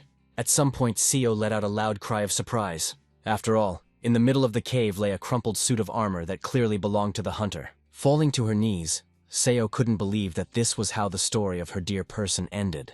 Very quickly, the girl grabbed the armor. Pressing it to herself, she cried bitterly. Jiha sat down next to her and tried to console the girl. Seo turned to Jiha, who began to draw up a logical chain of events in which the hunter could have been cured, and left the cave. Through tears, with difficulty, Seo tried to believe in the hero's words. At some point, Bem even approached the girl. In all this, Jiha saw something strange. And indeed, while demonstrating, the cat was squeezing something in its mouth. Thanks to the system panel, Jiha learned that the strange object was a symbiote egg, although the hero had no other information about the egg. Just as Jiha was thinking about looking up information about the egg in his free time, Bem bit him on the arm. As much as possible, the cat sought at least some praise from Ji. Finally, the hero began to stroke Bem. Returning to the pressing issues, Jiha said that the man Seo was looking for was definitely still alive. Clutching the mangled armor and wiping away tears, the girl also hoped that these words would turn out to be true. Afterwards, Seo said that it was worth going back. Over time, after leaving the cave, the girl thanked Jiha for his help. Even though Jiha himself thought otherwise, Seo saw in the hero an incredible tracker who managed to find traces. At the same time, Seo said that she was always lucky when Jiha was nearby. Being a little embarrassed by these words, Jiha rubbed the back of his head. Next, Seo said that Jiha could always rely on her. The hero had no choice but to give his consent to such a friendship. At that moment, Bem tried to hit Seo's hand with his paw. However, the girl deftly avoided the blow, starting to pet the cat. On this note, Jiha suggested that they separate, also complaining about the need to feed Bem. At the same time, Jiha was going to close one case. Much later, while in his store, the hero was fiddling with a book. Leafing through it, he tried to find some important information. Meanwhile, the pile of books on top of which Bem was sitting began to tilt. Subsequently, the whole crowd flew down. Trying not to get angry at the chaos the cat had caused, Jiha laughed awkwardly. And yet, the hero could not find the necessary information. So, Jiha simply decided to take a nap, promising that there, in his sleep, he would see Bem again. His eyes closed, and the Morpheus of sleep took possession of his body. A breath of wind was heard, and a fresh coolness touched the hero's face. Stretching, he found himself in the middle of the secret forest again. The next second, Jiha almost collapsed from shock. As it turned out, the previously small tree had grown to gigantic proportions since Jiha's last visit to the secret forest. At the same time, the hero noticed that in addition to leaves, fruits also grew on the tree branches. Immediately, the system panel informed Jiha that the fruits were nothing other than the fruits of the world tree. Afterwards, a familiar rustling sound was heard among the pieces and the characteristic squeaks of beetles. Looking down, Jiha saw the pterodrons, which he had already seen many times. Squatting down and taking out a pouch, Jiha wanted to show something to the pterodrons. Next, the hero pulled a greenish egg out of the bag. Suddenly, Therodron Knight began to emit excitement. A system panel appeared, informing Jiha that the pterodrons were offering to hatch an egg. The hero readily agreed and handed over the egg. The pterodrons, in turn, immediately began to drag the egg somewhere under the tree. Looking at how diligently the pterodrons carried out their orders, Jiha had no doubt in those. Next, the events moved to the Therodron hive, which was located under the tree. It was there, in the chambers of the queen herself, that the Knight Pterodron brought the egg. As respectfully as possible, he handed the egg to his queen. Amidst many other treasure offerings, the queen accepted the egg. Then she carried it to the pile of crystals. Afterwards, with all love and tenderness, I hugged. Meanwhile, Jiha was playing with Bem. At some point in time, Bem jumped up on his paws in excitement. Frightened, the cat jumped into the hero's arms. At the same time, Therodrons began to crawl along the great tree in a continuous line. Seeing this, Jiha even sighed in surprise. At some point in the middle of this swarm, one Therodron appeared, which was completely different from its relatives. At first, without even understanding it, Jiha thought he saw some kind of symbol. After all, there, above the treetops, in the brilliant light, something like a butterfly was visible. Without moving from his place, Jiha watched all this, fascinated. This performance lasted for about several minutes. After some time, the system informed Jiha that a squad of symbiotes had awakened, and at the same time, the restoration of the world tree began. A little later, touching the tree, Jiha felt that it was full of life and healthy. But at that very moment, Jiha himself felt something opposite to himself. The world tree blessed the hero, awakening the sleeping destiny within him. Again, after some time, Jiha was already walking through a blooming and colorful forest. Every time he found himself above the fruits hanging from the trees, Jiha gasped in fascination. Such views caused Jiha to feel undisguised delight. Finally, at the top of his voice, he shouted out how much the forest had expanded. Also, the hero noticed that in addition to the renewal of the forest itself, golden apples also grew in the level. In his mind, Jiha was already anticipating how, with such a harvest, he would be able to create twice as many potions. In a flash, a plan for incredible enrichment arose in his mind. Suddenly turning his head from side to side, Jiha drove away such mercantile thoughts. Afterwards, he considered the titles he had given himself, thinking that perhaps Jiha's destiny really lay in saving the world tree. These reflections were interrupted by a loud meow from Bem. Having noticed the cat, the hero decided that he was hungry. Immediately, Jiha reached into his hiking backpack. Very quickly, the hero pulled out a fishing rod from there, triumphantly promising Bem a tasty catch. Sometime later, Jiha was already sitting by the pond, throwing the bait into the water. Suddenly, with all his strength, Jiha pulled the line towards himself, pulling a fish out of the pond. Victoriously, the hero raised it above himself. Almost immediately after this, a system panel appeared in front of Jiha. After all, as it turned out, the hero's catch consisted of a supernatural Arctic tuna. Having handed the fish to Bem, Jiha reached into his backpack to get something out. Soon, an interdimensional bag was born, allowing the storage of items that could be used in other worlds. Rubbing her chin, Jiha came up with an idea that would save him from having to explain the potion's effects. Right there, the hero picked up Bem from the ground. Having tucked it under his arm, Jiha now intended to return to his shop as quickly as possible. Some time passed. Events returned to the real world, where pandemonium was now visible. Many did not understand where so many people could come from in one place, believing that a first-rank dungeon had opened somewhere nearby. At the same time, walking among the crowd of people, holding a number in his teeth, Bem appeared. The girl hunter tore off the number when the cat approached her. Among those present, two hunters suddenly recognized each other. As it turned out, both of them came to the same place to buy a potion. Potions, for the sale of which Jiha had thoroughly prepared in advance. These were potions for every taste and occasion, unlike their analogues, having increased characteristics. But people were attracted not only by the quality and characteristics of the potions, but in particular by the extremely low price. In this whole situation, there were so many people that, due to the waiting and, at times, unfair distribution of numbers by Bem, some people's nerves gave out. Returning to the store, Jiha was already reaching out his hands to Bem, praising him for his efforts. After all, now as much as he could, Jiha enjoyed the gifts of the great tree. But the hero did this not solely for himself, but for the good of all people. Thus, the bustling trade of Jiha continued. By chance, Betty showed up inside the shop. Jiha was glad to see her friend, who, however, saw so many people inside the store for the first time. Approaching the counter, the girl showed the hero the phone screen as quickly as possible. Showing the Hunter's encyclopedia, Betty pointed to the article about the sanctuary, which, for some unknown reason, was now Ji's own store. Not understanding anything, Jiha laughed awkwardly. Smiling sweetly, Betty believed that from now on, she would have to stand in line in order to see Jiha again. Then, having grabbed one of the bottles, the girl could not believe her eyes regarding the properties that were indicated on the label. While punching in the next product, the hero confirmed the information on the label, stating that everything was written down exactly as those who tried it said. Then, Betty continued to be surprised out loud. However, when Betty wanted to take one more bottle, Jiha flatly refused. Not wanting to upset his girlfriend, the hero was ready to present her with something completely different. Smiling, Jiha presented a bundle of paper. Opening the package, Betty realized that it was a scroll, but written in an unknown language. Jiha deciphered the brief gist of what was written in the scroll, promising good luck. Not yet knowing that the scroll could fulfill any small wishes, the first thing Betty wanted was to get a rare book. Sometime later, Betty took part in a raid. The hunters in front fought fiercely, defeating one monster after another. Just then, one of the hunters threw the flying monster away with a blow from his shield. Having made a turn in flight, it suddenly fell on Betty herself. The girl didn't have time to do anything before the monster fell on her. One of the hunters quickly asked Betty for forgiveness for how things turned out. Approaching Betty, the hunters began to discuss among themselves that the whole fight had not gone according to plan. Even after the monster was removed from Betty, she didn't seem to be able to recover very quickly. Only after receiving assistance, still staggering, did the girl manage to get to her feet. At that very moment, the scroll of wishes lying next to Betty began to sparkle. As it turned out, the scroll believed that Betty had made a wish that was about to come true. The magic worked, and the ground beneath the adventurer's feet began to crack. There was a hum, and then vibration began. Ultimately, the floor beneath everyone's feet collapsed. Some of the hunters landed on their feet, and some were caught, and only Betty suffered once again, even if it was only with her butt.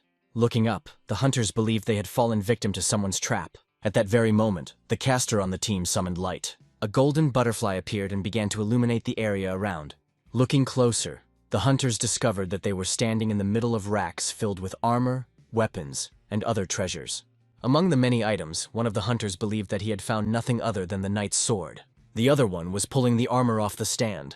Betty's attention was drawn to a grimoire that surely belonged to the legendary Lion Knights of the Jimark Empire. Immediately grabbing the book from the floor, Betty exclaimed that the girl's wish had come true.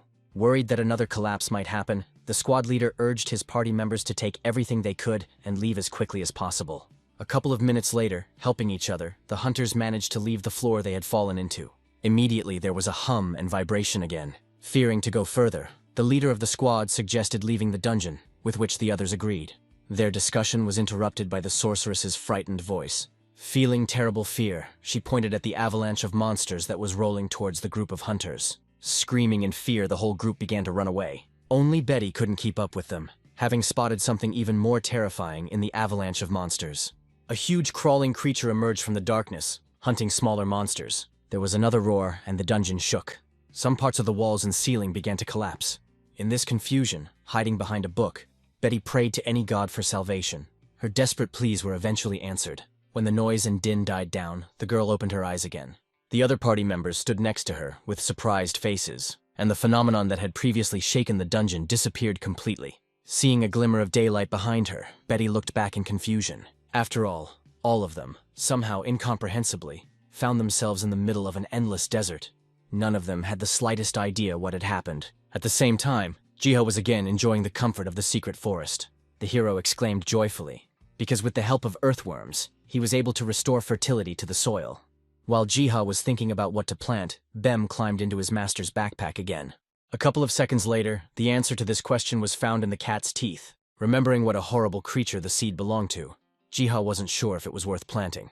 While Jiha was unsure and was examining the seed, Bem was already digging a hole with all his might. Having finished, he meowed contentedly to the hero. Eventually, Jiha gave in to the cat's pressure. Later, they buried the seed together.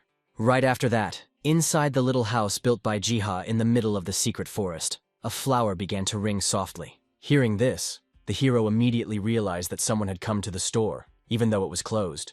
Jiha had no choice but to return. Once in the human world, the hero began to clean Bem from dirt. But the very next moment, I almost lost my senses from surprise. After all, behind the panoramic glass, there was a group of hunters who clearly wanted something from Jiha. Having opened the door, the hero immediately asked what had happened to them. Almost immediately, Betty tried to attack Jiha, accusing him of charlatanism. Betty handed the scroll to Jiha, and a description window appeared, where the item already had additional lines related to failure. After scratching his hair and laughing, Jiha suggested that the girl first go in and wash herself. A minute later, the entire group had settled inside the hero's store.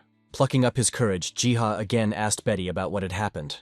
The leader of the group spoke up, describing the entire journey, which ended with the sudden destruction of the dungeon. But there were also happy notes in his tale, connected with the secret hideout and the riches there. Jiha was taken aback when he heard the words about the knight's secret hideout. Betty woke up and confirmed what she had said earlier, also pointing out that the shelter clearly belonged to the Gimark Empire. Next, the girl sat down and reached for her backpack.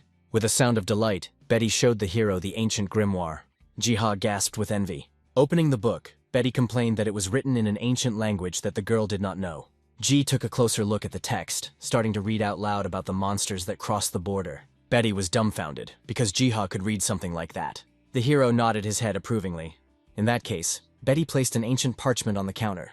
Looking at the faded parchment, the system informed Ji that before his eyes was an ancient map of Gehenna. Jiha shouted out the name at the top of his voice. Even after Betty asked again, the hero had no doubts. Then Jiha froze, starting to think about something about the map. Suddenly he grabbed Betty's hand. With a sparkle in his eyes, the hero asked the girl to lend him the card for a couple of days. In exchange, Jiha would put out a wooden box with potions.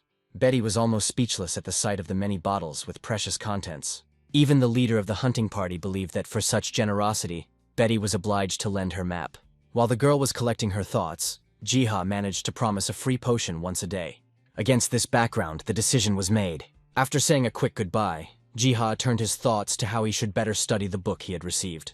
Having patted the cat on the back, the hero decided to take care of that first of all. Already inside the store, comfortably seated on a chair, Jiha was preparing to study the map. Having placed the card in front of him, Jiha began to voice out loud all the details that it contained. Running his finger over the names, Jiha composed a story that concerned the Lich who came from the southern border. Adjusting his glasses, Jiha regretted that the map had little specificity, and therefore it was impossible to determine the exact location of the dungeon. But then it dawned on the hero. Having smoothed Bem, Jiha believed that the Pterodrons would be able to answer such a question. And so, the hero had no choice but to go back to bed. A short, peaceful sleep turned into Jiha's awakening next to the World Tree. Just like that, Bem woke up nearby. However, looking around, Jiha could not find any drones. At that very moment, a loud ringing sound was heard from the flowers, warning of danger. Looking at the red glow nearby, the hero knew where the danger was. There, surrounded by a swarm of Pterodrons, was a Cyclops. The hero watched his movements from the side. Aside from his height and appearance, neither Jiha nor the other hunters knew very little about the Cyclops.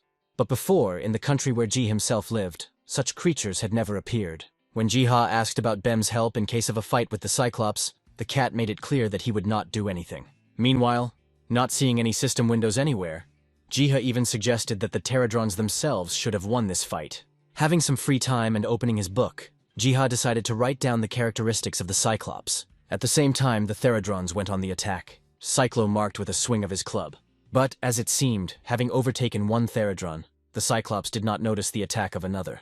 The previously defenseless eye of the Cyclops suddenly began to fill with energy. The trap worked, and Jiha even tried to warn Pterodron about the danger. However, the next moment, a beam of energy burst out of the Cyclops' eye. Such power swept away and destroyed everything that stood in its path. Disappointingly, Jiha stated that the difference in strength was too different. However, after the first defeat, the Pterodrons came up with a plan. In a flash, they brought back a huge crystal of essence. Then, using claws, they chopped it into small pieces. Incredibly quickly, shields were recreated from the crystals. The Cyclops' eye moved, noticing the golden hues of the shields. Having completed the stance, the giant prepared to unleash another beam of energy on his enemies. The pterodrons closed formation and prepared to take the blow. Sweat ran down Jiha's face. The next second, the Cyclops fired a beam that hit, and then reflected off the pterodrons' shields. This reflected energy hit the giant's hand straight. The Cyclops' scream was heard, and after it, a severed hand fell to the ground. In an instant, Jiha began to enter this battle tactic into the book. At that moment, the pterodron warlord gave the command to his troops, and everyone took to the air. Growling in pain and holding his injured arm, the Cyclops began to stamp his feet violently. He didn't notice how one of the pterodrons flew past his feet. A couple of turns in the air and the Cyclops was inflicted with cut wounds. Then, without making a sound, the giant fell to the ground. Jiha exclaimed joyfully at the pterodron's victory over the Cyclops. Immediately after this, pterodrons began to flock to Jiha. They were led by the military leader himself, who ultimately saluted the hero. Jiha similarly congratulated the military leader on such a success, following which, the hero rewarded the pterodrons for their unprecedented victory. Jiha insisted that they should take all the ether stones without a trace. Immediately, the system notified Jiha about the arrival of a notification. Upon opening the notification, Jiha was bombarded with a ton of notifications about essence accrual. At the same time, people began to learn about changes and additions to the Hunter's Encyclopedia. Leah began to actively move the mouse in order to find out even more information. The news of the price being 10 essences came as a surprise to her. That's how long it took to read the basic strategy for fighting the Cyclops. And yet, Leah decided to go through with such expenses. The strategy was unlocked, detailing the Cyclops' weaknesses. Leah began to read it greedily. Afterwards, she began to move the mouse even more actively. The girl grabbed her head when the system demanded additional payment to reveal the final strategy for the battle with the Cyclops. Shaking her head in indignation, Leah began to shout that she no longer had any essences in reserve. Clenching her fists, she swore that she would take revenge on whoever created such a guide. And after that, Leah wouldn't mind burning him to the ground. Meanwhile, Jiha felt a strange chill run across his skin. After some time, Malik arrived at his workplace. As soon as he left the car, he froze. Slightly worried, Malik decided to ask his assistant if anything had happened. As it turns out, a recent post in the encyclopedia brought together a considerable number of hunters in one single place. Taking out his phone, the assistant showed Malik the screen. Malik spoke with surprise about the basic strategy against the Cyclopes. The assistant revealed to Malik the details regarding the payment for fully unlocking the entire guide. Now even Malik agreed that the price of 20 essences to fully unlock the guide was prohibitively high. Finally, Malik could understand what had caused such a pandemonium. Later, he began to comprehend the information about the Cyclops, which had never been seen in such areas before. And yet the dungeon where one could meet this monster opened. Trying to avoid the wild excitement of the Cyclops hunt, Malik decided to take matters into his own hands. Later, Malik called a meeting to discuss the problems of the encyclopedia, in which new data suddenly began to appear. As it turned out, due to the complete anonymity of the system, it became simply impossible to find out who created the articles and also received payments in the form of essences. Little by little, Malik began to feel that from the string of all these problems, his head began to ache. Afterwards, Malik stood up and ordered surveillance of all the hunters who had left a request to hunt the Cyclops. Much later, Seo's squad entered one of the dungeons. Leah also came there with her eternally hot sense of rivalry. Their groups united, after which Seo spoke, giving orders to the tank players. Further, touching on the topic of finishing off the boss, Seo left such things to Leah. Leah didn't mind, especially since she was under a buff after partially reading the guide. Sometime later, their group finally came across the Cyclops. As stated in the tactics, the deadly beam from the Cyclops' eye collided with the tank player's shield. Seo rushed at him from the side with her sword. Leah ran and fried the giant with magic. Cyclops was defeated, which Jiha tired of hearing from the news report. Later, the presenters started talking about the free sharing of information on the fight against the Cyclops with other countries. After what he saw and heard, Jiha was absolutely sure that the texts in the Book of Spells were transferred directly to the Hunter's Encyclopedia. Instantly, an interesting thought arose in Jiha's head. The hero thought about writing down the pterodron's strategy in a book, thereby providing himself with an endless flow of essences. But his plans were interrupted by the ringing of an alarming plant. Having realized everything, Jiha grabbed Bem, returning as quickly as possible to the world of the secret forest. Jiha discovered something strange. Somehow, the hero woke up on an island in the middle of the sea. Very soon, pterodrons began to gather on the distant shore. One of them, a military leader, was already flying towards Jiha. A notification from the system immediately appeared, informing about help for the wounded World Eater. Trying to find it, Jiha turned his head in different directions. Pterodron flew around Ji and, attracting attention, pointed the hero to the ground. Jiha looked closely at what he was standing on. realizing that it was not the island's soil at all. Suddenly, the island began to move. A hole opened up, and water shot out at the hero like a fountain. Confused, Jiha began to cough. Luckily for him, Pterodron managed to catch the glasses knocked off by the water. Having come to his senses a little, Jiha refused to believe his assumptions about the World Eater. However, everything pointed to the World Eater being a whale. A minute later, when Jiha moved into shallow water, the whale emerged. As Jiha approached and touched it, he felt the whale's life force weaken. Suddenly, Jiha remembered that he had previously obtained a considerable amount of essence. By donating the crystals, Jiha hoped that they would help the whale recover. As soon as the whale swallowed the crystals, its eyes widened. Seeing the whale's strange behavior, the hero took a couple of steps back. The next moment, with a roar, the whale opened its mouth. This scream was so deafening that Jiha even covered his ears. After which, the whale went back under the water surface. The noise ended, and little by little the hero came to his senses. A notification from the system appeared, stating that thanks to Jiha's efforts, the World Eater had returned to its original form. Having finished reading, Jiha rose from the sand, feeling terribly dizzy. Nearby, a whale appeared from the water, which had significantly decreased in size. Seeing such cuteness, Jiha immediately rushed to the whale, hugging it. However, such strong affection and attention to the whale seriously infuriated Bem. Eventually, after finishing the hug, Jiha would let the whale go, believing that all the essences had been well spent. Returning to the shore purely rhetorically, Jiha asked Bem about this.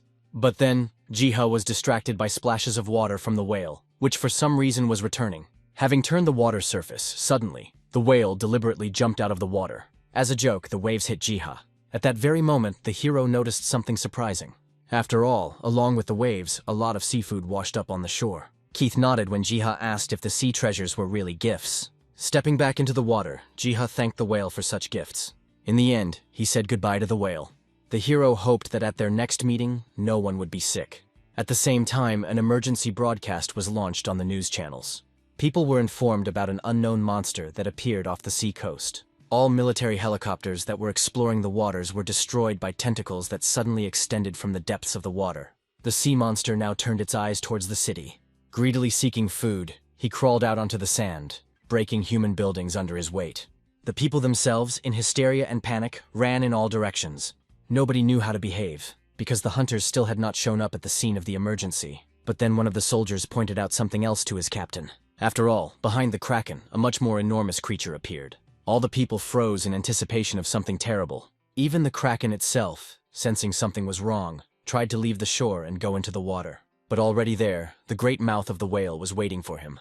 Despite desperate resistance, the kraken, along with volumes of water, was sucked into the whale. Only a piece of a tentacle remains from the once formidable monster. Malik, who was watching all this from the cameras, was speechless. Briefly, he discussed with another man the identity of the whale, coming to the conclusion that it was a demigod. True, all this did not explain how the monster whale ended up so close to these shores. Having slammed his palms down on the table with all his might, Malik had absolutely no idea what was going on. Meanwhile, Gia sat quietly at the table with Betty. The girl was beside herself with happiness, because in front of her lay a whole pile of rare books. Next, Jiha handed Betty a drawn map of the Kingdom of Estrom. Betty looked and was amazed at the quality and meticulousness of the hero's work. Even though the girl didn't know, most of the information was obtained by Jiha through the Pterodrons. Jiha openly stated that to complete the picture, a couple more details remained to be added. Still, Betty didn't understand where Jiha got so much passion for restoring the old map. The hero honestly said that he was simply counting on helping other people. Immediately, Jiha remembered the person Sio was desperately looking for. The hero was sure that he was alive and somewhere in the lands of the kingdom. After all, apart from the mangled armor and fragments of the sword, he left no other traces of his death. Jiha was confident that by using the tree's abilities correctly, finding this person would not be difficult. Noticing Jiha's thoughtfulness, Betty assumed that he really wanted to help a certain girl. Afterwards, Betty stood up, citing the fact that she had to get up early, which meant it was time to take her leave. Seeing Betty off, Jiha said that he would give the girls' group additional potions with resistances. Betty thanked the hero, at the same time switching from walking to running. Having closed the door, Jiha immediately moved on to more important matters, namely, the recently found runes. Approaching the table, the hero's gaze fell on the spellbook. After flipping through a couple of pages, Jiha came across a spell for finding living beings. Remembering Sio once again, Jiha tore a page out of the book. Immediately, a sparkle appeared in Jiha's eyes. The magic worked and began to permeate space and time. More and more, the spot of light expanded, filling Jiha's visual space, until finally, it turned into the image of Sio herself. the hero exclaimed in surprise, because he managed to find the girl with the help of the scroll. At that very second, the awakened Bem jumped onto the table. Taking the cat in his arms, the hero apologized for leaving him for a short time. Next, he suggested that Bem visit the garden and have lunch there. Returning to the secret forest, Jiha discovered that the water there had become cleaner than before. Jiha associated such changes with the recovery of the World Eater. Besides water, in its quality and rank, the fruits on the trees also grew. After walking a little more through the forest, Jiha was soon met by Pterodrons. Having bowed to them, Jiha apologized for his lateness, because he was engrossed in reading books. Then, the Pterodron commander made the gesture, and all the other beetles began to bring the collected fruits to Jiha. The hero thanked the Pterodrons for such help. Following this, the military leader pointed Jiha somewhere upward. It seemed to the hero as if Pterodron wanted the hero to climb the tree. Clumsily, Jiha began to climb up. After putting in a lot of effort, Jiha still almost reached the top of the tree. Finally climbing up, Jiha sighed in fascination. Standing on a branch and looking into the distance, he collected his thoughts. Finally, pronouncing the name of Mount Apido in the distance, it dawned on Jiha that the lost content was actually not that far from the garden. At that very moment, for some reason, Bem growled, staring somewhere down. Jiha thought that the cat simply wanted to eat, and therefore decided to begin the descent. Then, approaching the edge of the branch, Jiha said in fear that the descent would hardly be easy. And yet, having managed to do so, the hero began to slide down the tree. Suddenly, something grabbed his leg. The hero screamed as the tree-like monster's vines grew tighter and tighter around him. Slowly, the monster's toothy mouth approached his face, who was temporarily frightened by Jiha's hysterical scream. Afterwards, with all his might, Jiha began to call at least someone for help. Meanwhile, the monster came to its senses and was preparing to bite into Jiha's body. However, his grip began to weaken sharply, and Jiha himself was carefully lowered to the ground. As it turned out, the monster was not at all aggressive towards the hero. Realizing this, Jiha thanked him for the soft descent. Then the monster grabbed Jiha and began to rub himself lovingly. Later, Jiha assessed what places he would have to cross to get to the Lost Kingdom. Lost in thought, Jiha remembered a certain Afeto, where people once fled from a collapsing kingdom. Jiha reasoned from the point of view of the information that the Pterodrons had once obtained, all of which pointed to a river, not far from the borders of the kingdom. Opening the map, Jiha immediately noted that the nearest river flow passed right next to the mountain. Putting the map aside, Jiha stared at the slope behind which was the place the hero needed. Afterwards, opening the map again, Jiha began to draw the route of his upcoming journey. But at the moment, all of Jiha's plans were just assumptions that still needed to be studied. Afterwards, Jiha said goodbye to the Pterodrons, entrusting them with the protection of the garden. Next, Jiha intended to grab Bem and go home for dinner. To his surprise, the cat mysteriously disappeared, because of which, Jiha was forced to look for Bem.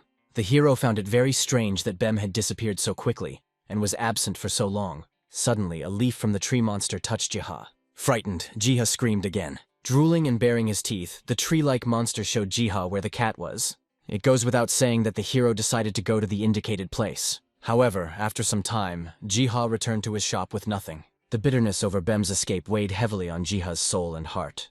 Jiha lamented how many things both characters had yet to accomplish. Jiha was torn from tears and memories by the voices of Seo and Malik. Jumping up from his chair, Jiha greeted everyone, even though he wasn't expecting any visitors. Malik shook Jiha's hand, this time introducing himself as a man from the Bureau of Hunters. He pointed at Seo, thanks to whom he was able to find the hero's shop again. Afterwards, Malik approached the stand with potions, calling them wonderful. Jiha thanked them for the compliments and was ready to treat the guests to tea. Very quickly, the hero brought cups of tea. A conversation started among the characters, in which Jiha wanted to give something to Seo. Afterwards, Jiha handed Seo a scroll, giving his word that he would help find the girl. Seo opened the scroll in surprise. Smiling, Jiha guaranteed that with the help of the scroll, Seo would be able to find the person dear to the girl. Then Malik spoke up, not expecting that Jiha could read ancient texts. Seo hinted to Jiha that things like this should have been kept secret. However, Malik could no longer be stopped from asking about signing a contract with the god of nature. In his mind, Jiha was worried about Malik's knowledge, and so, the hero decided to pretend that he didn't know what Malik was talking about. However, already guessing everything, Malik did not demand an answer from Ji. And so, Malik turned the discussion to the person of Ji himself, who had become an important person among the hunters. Taking the cup in his hands, Malik attributed the increased survival rate of hunters to Jiha. In connection with everything said earlier, Malik handed Jiha a business card. The hero accepted the business card hesitantly. As it turns out, Malik simply used Seo to invite Jiha to the Hunter Bureau. Urgently, Seo began to apologize to Jiha, complaining that Malik was very zealous in recruiting people. However, in response to all this, Jiha simply said that he would be glad to treat everyone to tea again. This answer came as a blow to Malik. A little later, having given out potions for the road, Jiha saw Malik off. Seeing Malik leave for home, even Seo felt relieved. Finally, Jiha had the opportunity to finish the conversation he had recently started with Seo. A couple of minutes later, inside the shop, Jiha was scribbling something in a spellbook. After finishing, the hero showed the girl the sights of the kingdom of Estrum. Thus, Jiha indicated to the girl the places of search, in which she would have to think about the lost person. Jiha insisted that the scroll would notify Seo if the person he was looking for was nearby. Afterwards, scratching his head, Jiha trusted Seo with the scroll test, since the hero himself did not have the ink for another one like it. Suddenly grabbing Jiha's hands, the girl thanked him. Tears began to flow from Seo's eyes, and Jiha himself assured that he would help the girl in every possible way in her search. Having calmed down, Seo called Jiha a good person. Jiha chuckled and called himself and Seo friends. Coming closer, Seo said that she would help Jiha at the first call. The girl was distracted from such closeness when she noticed Bem's absence from the shop.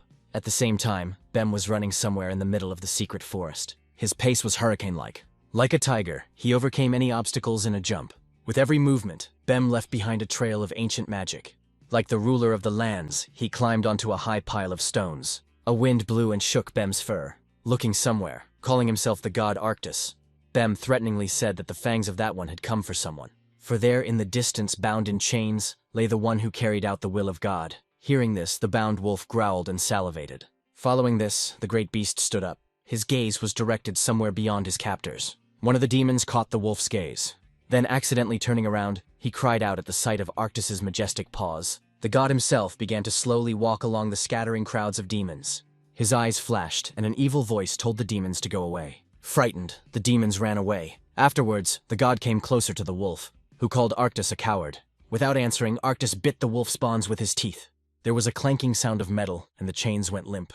Now, circling opposite each other, Arctus expressed that the stupid atonement of the wolf Growlo was over. Arctus reported that, despite everything, the world tree began to recover. Growlo chuckled in response, not intending to obey the overgrown cat even with such news. The next moment, Bem grabbed the wolf by the scruff of the neck, and then he threw it over himself. In flight, the wolf did a somersault, becoming smaller and smaller with each rotation, ultimately falling into Bem's teeth again. Afterwards, Bem carried the twitching Growlo somewhere. Somewhere in this same time period, a group of hunters reached the limits of a ruined castle in the dungeon of a secret forest. Looking at Je, Betty did not understand why the hero had led everyone to the ruins, where there was nothing to gain. Jiha explained that he wanted to reveal the secret of the records of the Black Lion Knights who helped the survivors escape to the kingdom of Estrum. In response, Betty sighed loudly and with encouragement. Then one of the hunters spoke up, believing that this venture would not be a waste of time.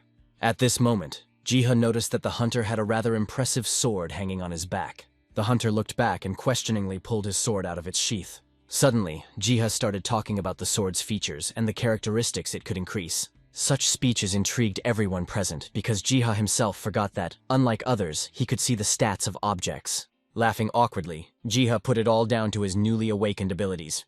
Betty slammed her fist into her palm, openly understanding how Jiha could have known exactly how potions worked. Next, the tank player spoke up, asking Ji for a few comments about his armor. After looking closely, Jiha announced certain and not very impressive percentages of increased defense. Finally, the spellcaster girl Nuna spoke up, congratulating Jiha on his newfound powers. Following her, other hunters began to express their wishes. Their excessive obsession with Jiha was interrupted by Betty. By handing out the slaps, Betty made it clear that she would not allow anyone to try to manipulate Jiha. Approaching Jiha, Betty urged him to be more careful. Later, walking with everyone, in his thoughts, Jiha agreed that there was no need to tell everyone and everything about his gift. A plan was born in the hero's head to enlist Malik's advice, so that he could teach him how to properly handle the gift. But these thoughts were interrupted, because one of the hunters, calling out to everyone, pointed at something. Everyone looked closer, seeing a hole in the outer wall of the castle, obviously made by monsters. Afterwards, they were all surprised at once. After all, right behind the hole, there was an exit to the Tails River. Approaching the shore, Jiha immediately realized that the river was too deep, but there was no secret passage anywhere nearby. Afterwards, Jiha grabbed his spellbook and began sketching the river in it. This was noticed by other hunters who were unaware of the merchant's hidden talents. However, the hero was not interested in praise. His gaze suddenly stopped on Betty, who was standing to the side. As it turned out, Betty's calm and pleasure was caused by the Scroll of Desire. Realizing this, the hero jumped up from his seat in order to stop the girl. Betty looked at Jiha, who was shouting something, confused. But the next moment, due to the chance of error in the execution of the spell, an unknown force pushed Betty into the water. Jiha didn't arrive in time, only finding himself under a hail of water. Already deep underwater, Betty mentally grieved that all sorts of unpleasant things were happening only to her.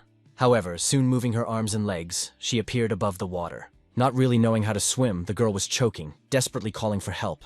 Without a second's hesitation, Jiha rushed to her rescue. All the hero asked for at the moment was for Betty to hold out a little longer. However, at that very moment, when Jiha was swimming, he felt something enormous approaching him from behind. Urgently, he turned his head. Immediately, he was placed on the back of the World Eater. The giant whale surfaced, holding Jiha and Betty on top of it. Having managed to crawl up to Betty, Jiha began to ask if everything was okay with her. A minute later, the girl was pulled to the shore, where she was coughing. Jiha himself thanked the whale, which was shrinking again, for his help. Soon the hunters began to call for Jiha. Returning to those, the hunters took the hero to one place, pointing out the find. After all, somewhere away from the river, a magic circle was found abandoned on the ground. Jiha reacted to this discovery with a certain degree of enthusiasm. After some time, they all said goodbye to the whale. Only Betty was not tipsy, believing that she was under a curse due to her frequent falls. One of the hunters calmed Betty down, because in revenge, she received a seemingly expensive brooch. Opening her palm, the girl glanced at the brooch, hoping that it also had some kind of ability. Taking a closer look at the brooch, Jiha called the thing an art artifact. Hearing this, Betty instantly tore several pages out of her book. To Nuna's amazement, almost immediately, the girl created a dragon out of paper. Jiha was also delighted, believing that such an artifact was perfect for Betty. Their joy was interrupted by one of the players, who suggested that they return, since the dungeon was about to close soon. When saying goodbye, the characters agreed to meet again in the future and continue their journey. Shortly after, Jiha opened his spellbook, where the previously found symbol was displayed, which in fact served as a teleportation point. The hero hoped that he would be able to reveal the secret of the magic circle as soon as possible, thereby opening up new routes of movement for the Pterodrons. A little later, Jiha returned to his shop, but to his dismay, Bem was still not home. The hero decided not to shed tears, but to distract himself through work. Soon, Jiha returned to the secret garden, already greeting his friends there. However, no one came out and met Ji himself. Having decided to start searching, the hero began to wander around the garden. Behind the branches of thick bushes, Jiha discovered a large cat that resembled Bem. Daring to approach, Jiha began to stroke Bem's forehead.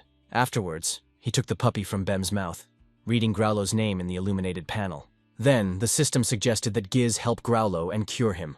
Having instantly agreed, the wolf's body began to be filled with the life-giving essence of the world tree. Growlo was recovering right before our eyes. Having come to his senses, the wolf opened his eyes, backing away in fear at the sight of Ji, and then he even growled at the hero. However, this did not stop Jiha from hugging the wolf cub.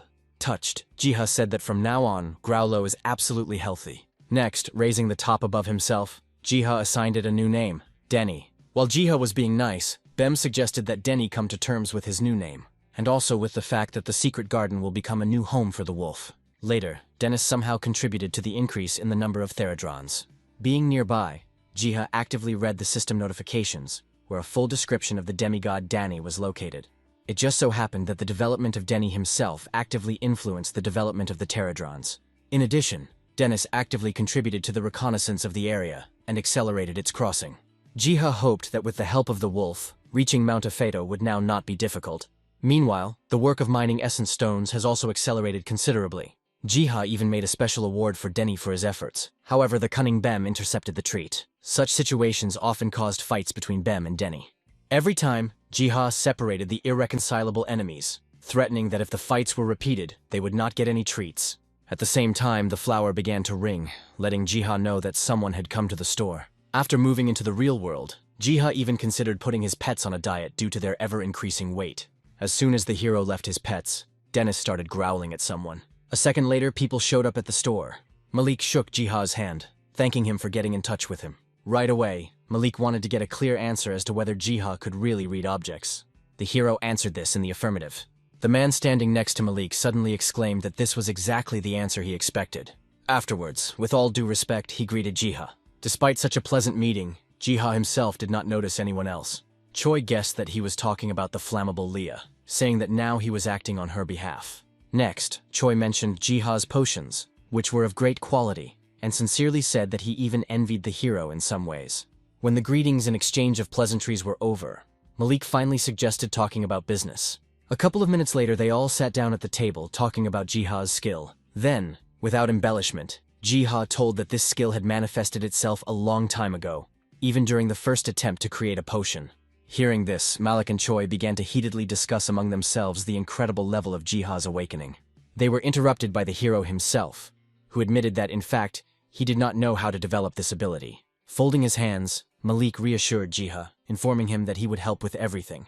Jiha's eyes lit up with enthusiasm. He was willing to help the hunters. Malik spoke next, starting with the fact that there were only a couple of people in the world with a gift similar to Jiha's. Malik warned Jiha that news of the hero's abilities could attract unnecessary attention. Immediately after this, smiling, Malik reassured the hero that he had prepared for such a case. Sometime later, a section regarding the recognition of artifacts appeared on the Hunter's Encyclopedia website. This recording was discovered by Leah, who could not believe that a person with such skills had awakened. Next, she actively moved the mouse. After clicking on the link, Leah was perplexed, because the evaluation of artifacts took place right on the second floor of her guild. Leah's mouth dropped open in shock. The next minute, the redhead was tearing her hair out, because all the places for evaluating the artifacts had already been booked. So a new day began, moving on to the queue for the evaluation of artifacts. Under the mask, Jiha briefly, but to the point, assessed the artifacts brought.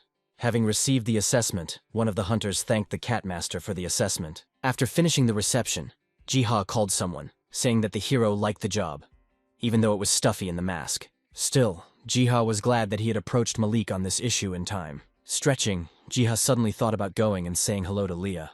At the same time, the redhead herself was banging on the furniture with unbearable rage. Choi tried his best to calm Leah down, worrying that she would find out that Jiha was a Catmaster. Having stopped wailing, Leah lamented that she had missed her appointment with the appraiser, and now the girl's turn would only come in 3 months.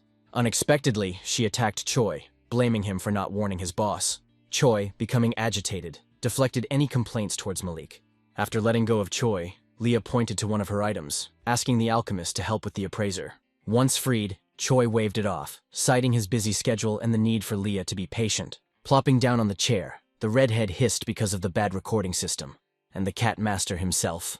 Clenching her fist, Leah vowed to herself that she would crush and enslave the Catmaster once she discovered his true identity. At the same time, Jiha felt how his ears began to warm up in a strange way. Later, after work, Jiha showed how exactly he made the potions. Choi repeated after Jiha. But as it turned out, the speed and quality of the prepared potion depended primarily on the ingredients themselves. But in reality, it all lay in the hero's highly developed alchemy skill. Be that as it may, both characters were pleased that in a short time, they managed to make a lot of potions. Suddenly, taking a bottle with one of the potions, Choi said that additional alchemists would be hired to help Jiha in order to expand production.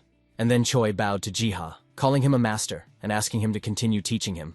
When all the business for the day was settled, Jiha dreamily thought about visiting the secret garden. A second later, the hero's eyes began to close.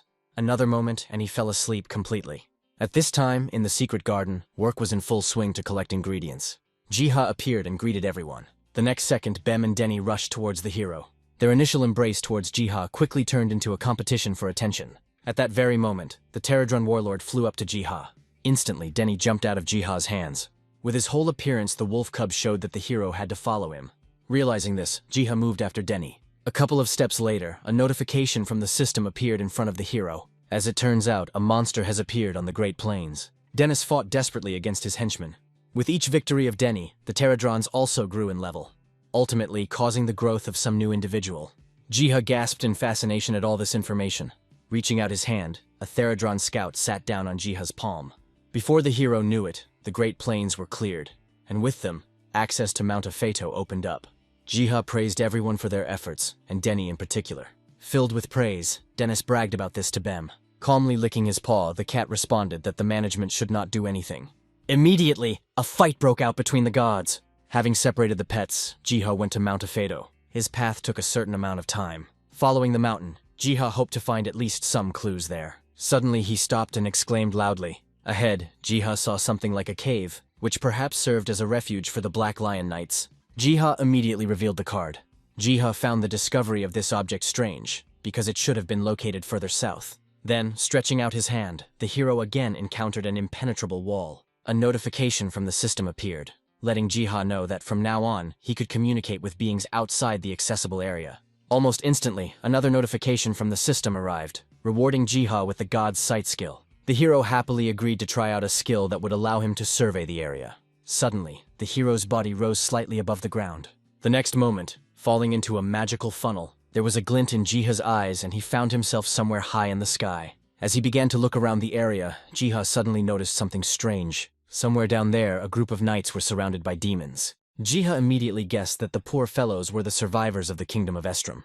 After a short delay, a battle broke out between the demons and the knights. Despite the fierce battle, the knights defeated the creatures. Among all of them, only one person seemed somehow familiar to the hero.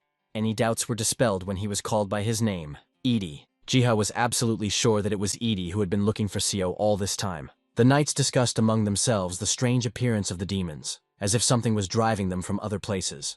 After pushing one of the dead demons down the cliff, Eddie lamented that they had no food on them other than their weapons. Having cheered up, one of the knights for some reason said that even in case of hunger he would not die. Approaching him, Eddie started talking about a certain Parojak, who was clearly in cahoots with Grom and was stealing food.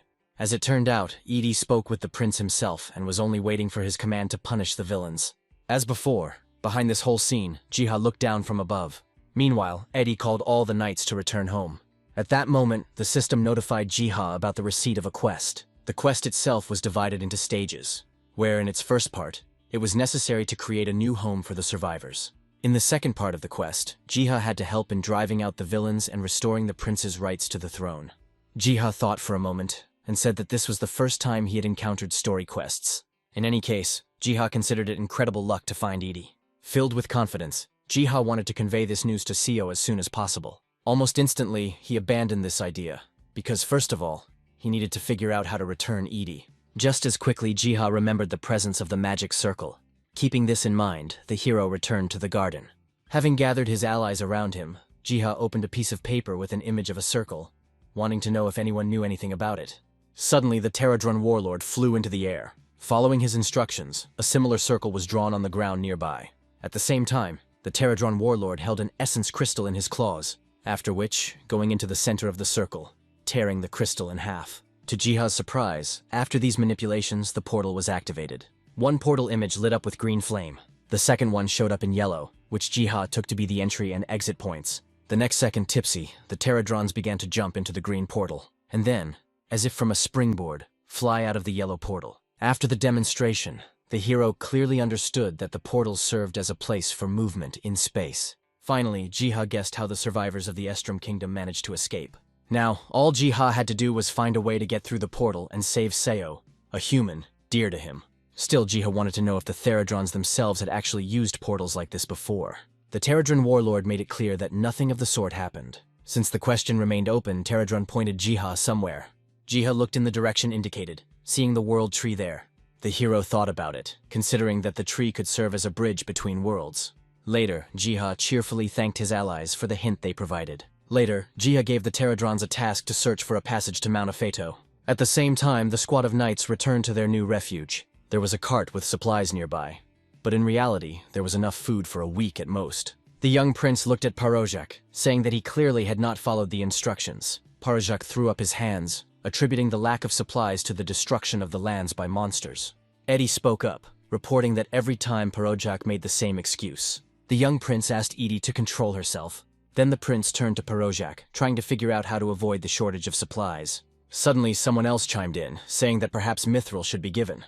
Baron Grom himself came onto the stage. The Baron once again confirmed his previously spoken words. The prince was angry, because it was very difficult to obtain such material, and even more so when the city was besieged by monsters. To this, Grom made it clear that he had received some information from the wild elves.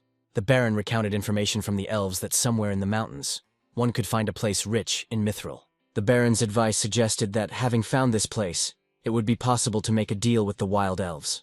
Parojak supported this idea. Such proposals made the Knight Zion quite angry. Having calmed him down, the prince wanted to hear how it was possible to get to such a place. Hoping that the prince and his knights would be devoured by the griffins, the Baron reported that the path lay to Mount Afeto, where everything would have to be checked personally. After hearing this, the prince's hand trembled and grabbed the sword.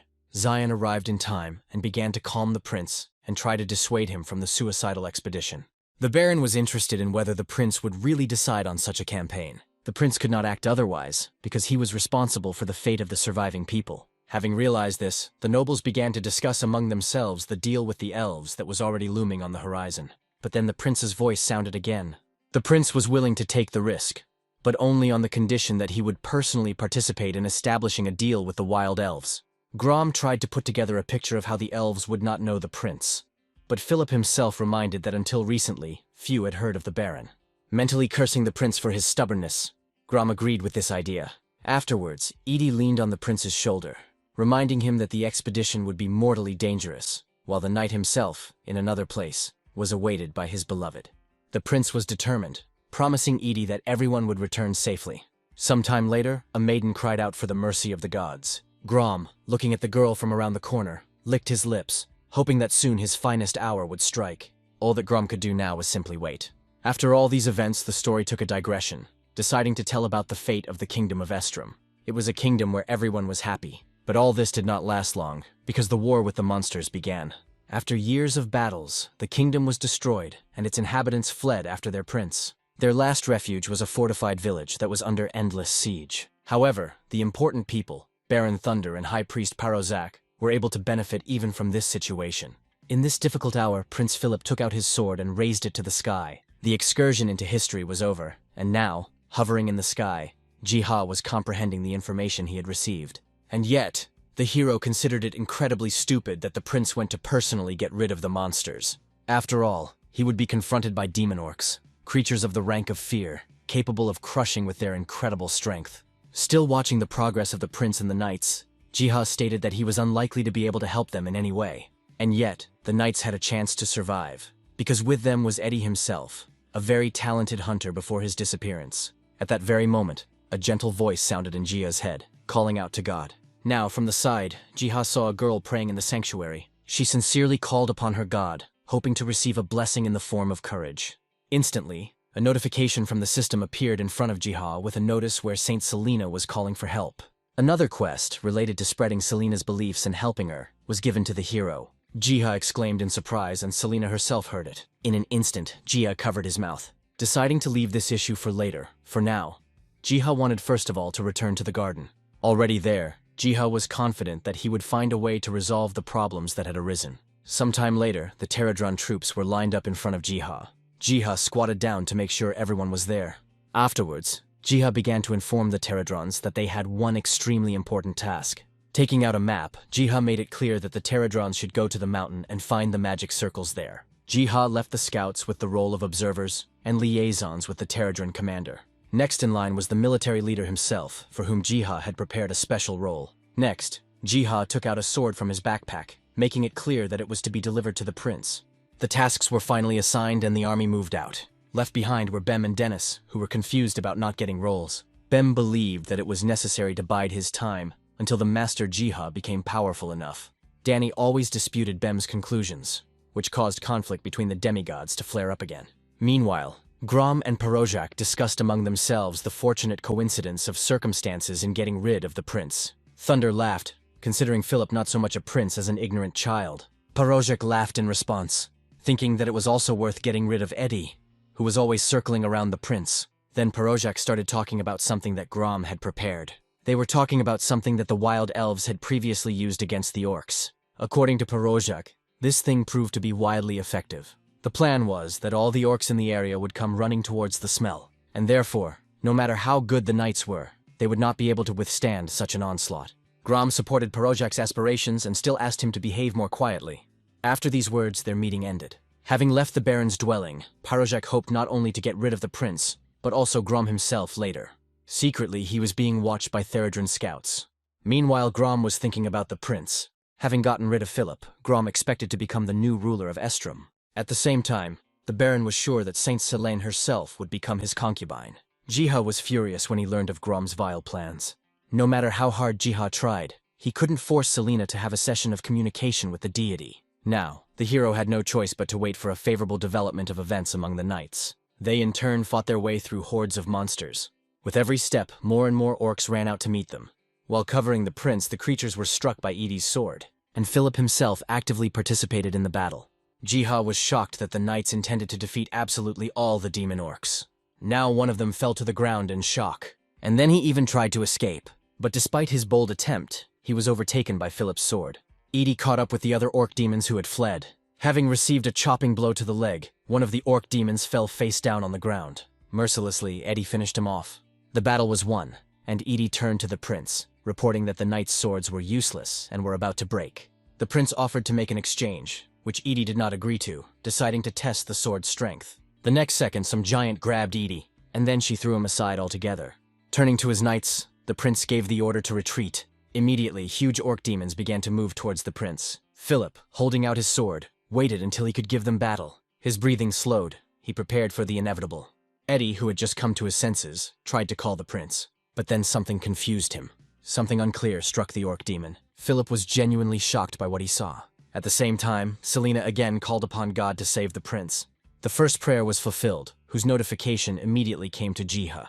Immediately after this, the system offered the hero to answer the prayer and provide assistance. Not very confidently, but in the end, Jiha agreed. In the role of a god, Jiha sent his apostle, who was the warlord of the Pterodrons, to help. Meanwhile, the strange scene of the death of one of the demon orcs continued. As it turned out, they were overthrown by the Pterodron warlord who came to help.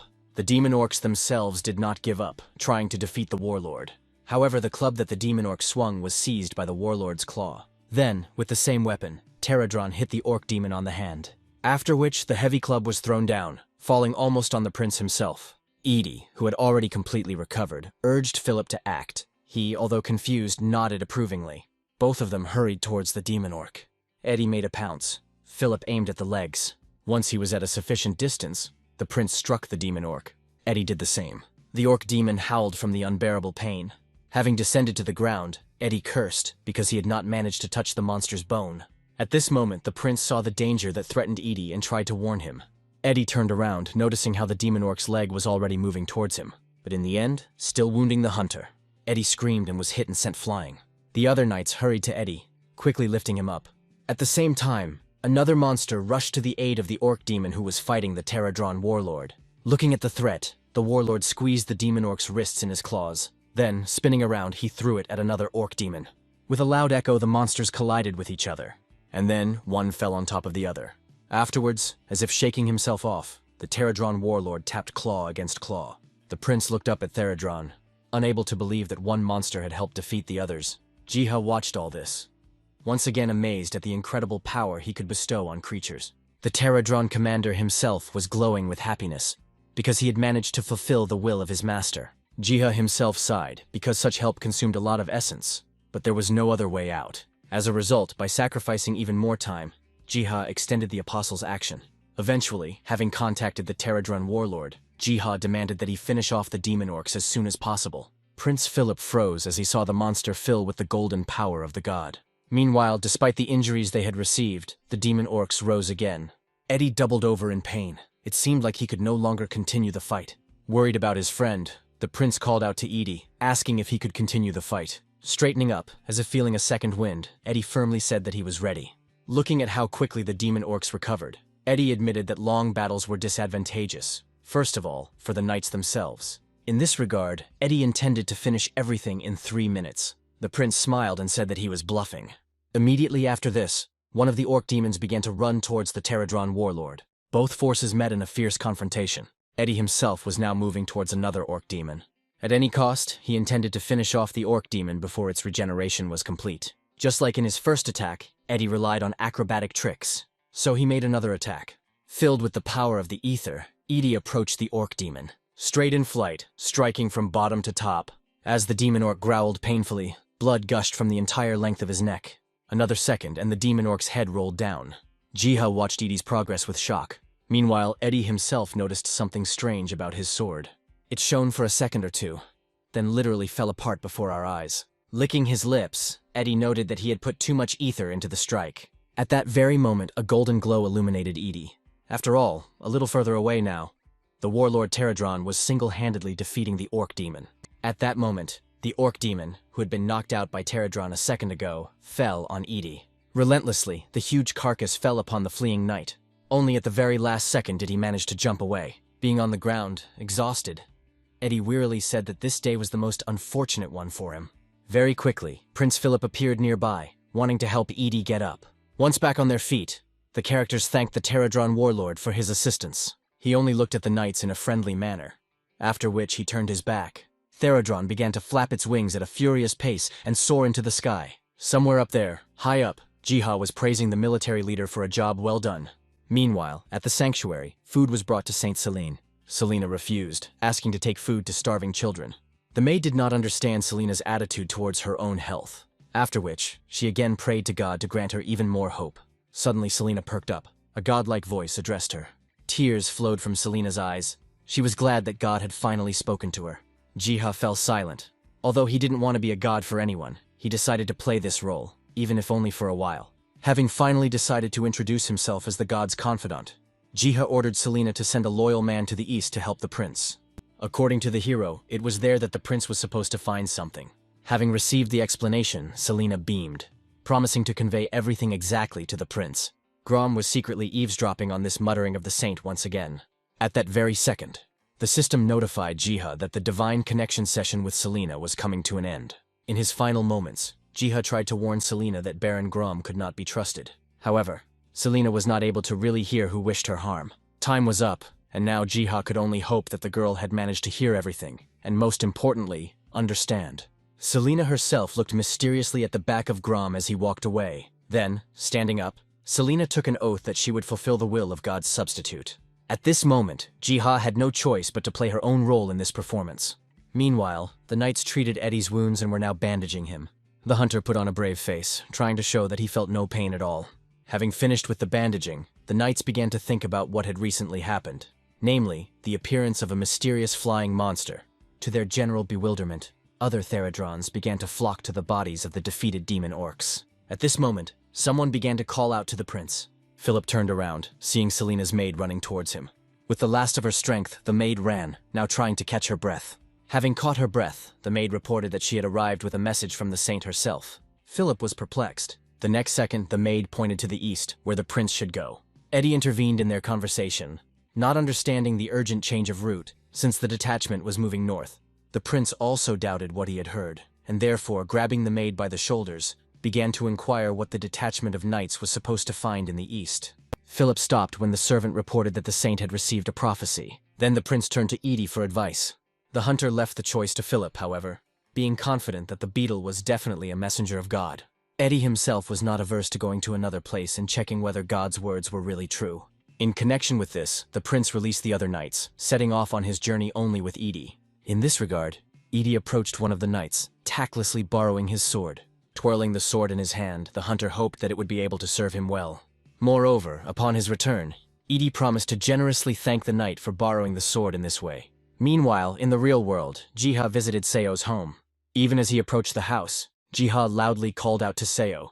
Although she was glad to see the hero, the girl was somewhat shocked by this visit. Having already approached the gate, Jiha informed Seo that he had one request. Seo was not averse to talking, but first, she asked the hero to come into the house. Already there, sitting at the table, Jiha asked Seo for Eddie's sword. The girl wanted to know why Jiha could possibly need this sword. Jiha said that he found out the location of Eddie, who was in the dungeon. Seo immediately covered her mouth, not believing her ears. Jiha continued, concluding that it was for this very reason that Eddie should receive the sword, so that he could be helped. Instantly reviving her spirit, Seo answered affirmatively to the hero's request. Then the girl asked Jiha to wait, and she herself began to climb up to the second floor of the house. She soon returned, holding a sword in her hands. Jiha surprised the girl once again when he said the name of the sword out loud. The hero had no choice but to admit that he was a master appraiser. As soon as Jiha took the sword from Seo's hands, he almost fell to the floor with it. Seo laughed as she explained to Jiha that the sword was special due to the effects of the ether, and therefore was much heavier than those of other hunters. While stuffing the sword into his space bag, Jiha thanked Seo, promising her free potions in return. A little later, they said goodbye. The hero gave the girl his word that he would find out how Edie could be returned to the human world. Seo believed the hero, calling him an amazing person. Embarrassed by what he heard, Jiha awkwardly said goodbye. After some time, he returned to his shop. There, Bem and Denny patiently met him. However, Jiha did not understand why they were at the threshold. Bem and Denai exchanged glances, after which they again quarreled about who should do what. Finally, giving in, Denny approached Jiha, touching him with his paw. Seemingly realizing that he should go after Denny, Jiha smoothed him down. Sometime later, they both moved to the secret garden. At the same time, Edie and Philip stood at the ruined walls of the castle. Their conversation touched on the ruins and the fact that the Knights of the Black Lion of the Empire once hid in a similar place. Eventually, the characters decided to go in and check what was hidden inside. However, unknown eyes secretly watched the progress of the knight and the hunter. Very soon, they found themselves inside a dungeon, whose walls Eddie recognized as one of the tunnels through which the prince himself had once escaped. Eddie strained his memory and also remembered that in a similar place, the prince had once discovered a hunter. Philip confirmed this. And at the same time, as a joke, he hoped to one day receive a reward for saving the hunter. Snatching up his sword and swinging it in the air, Edie called the prince a greedy man whose ambitions could easily lead to the capture of the Gimark Empire itself. The prince laughed in response, as if agreeing with the hunter's words. By the way, Edie was somewhat upset that only when they were alone could the prince call him a friend and communicate freely. However, further conversation, for some unknown reason, was interrupted by the prince. The prince stopped and pointed out something suspicious to the hunter. Right in front of the character's feet, on the floor, there is a mysterious symbol. Deciding to make sure it was safe, Eddie sat down and began tapping on the floor. Suddenly, from his blows, the previously smooth floor cracked and buckled. The next moment, the floor began to deform. The entrance opened, the discovery of which Eddie attributed to the prince's payment for his rescue. Having descended, Eddie pulled the sword out of its sheath, which he now intended to use as a torch, having filled it with ether. When the character's speech again touched on the issue of payment for Eddie's services, the hunter pointed to something ahead. Looking in the indicated direction, the prince's eyes widened. After all, there, in the golden glow, a sword was stuck into the ground. Seeing the prince's unusual reaction, Eddie wondered if he would be familiar with the sword. Slowly approaching the sword, Philip said that it was the weapon of the kingdom of Estrom itself. Without understanding anything, Philip touched the hilt of the sword, and the next moment, grabbing it tightly, he tore it out of the stone floor. Immediately after this, Jiha was bombarded with an avalanche of notifications from the system about completing tasks in the advancement of the global quest. Afterwards, approaching the waterfall and looking at the Valley of the Griffins below, Jiha did not understand why everyone had gathered there. For there below, lined up in long ranks, a legion of Theradrons had gathered. After receiving the notification from the system, Jiha willingly agreed to help his army. Taking a closer look at the Pterodron warlord, Jiha discovered that he could still be developed. Looking further at the other Pterodrons, it turned out that they could also be improved. Chuckling to himself, Jiha decided to focus on defeating the Griffins first and foremost. Then, with a sweeping gesture, he scattered essence crystals. After that, for some reason, Denny started barking. Jiha turned to the wolf cub. The next action, Denny deftly jumped into the hero's backpack. Very deftly, from there, Dennis pulled out a heavy sword. Then suddenly, a golden aura formed around Denny. A notification from the system immediately appeared, where Jiha read that Denny was returning his divine power. Now, even though he knew there was a chance of error, Jiha had to spend a lot of essence to help restore the wolf cub's strength. As usual, Jiha took this step. As soon as the essence was transferred, the hero was blinded by a glow. Brighter and brighter, the flame of ancient magic spread around Denny. At some point, Jiha was transported to a completely different place. He was still shielding himself from the previously unbearable light of ancient magic, but later still slowly opening his eyes. In front of him, he saw a huge wolf sitting humbly. Wanting to make sure it was really Denny, Jiha reached for his nose. In response, the giant wolf let out a threatening roar. Afterwards, the wolf spoke. Tom didn't like the fact that Jiha always addressed the demigod with a fake, and moreover, cute and affectionate name. Apparently afraid of the wolf, Jiha apologized to him. Subsequently, the wolf changed his mind, as if allowing Jiha to continue calling himself that, even if he did not approve of it. Now he thanked Jiha for giving him another chance.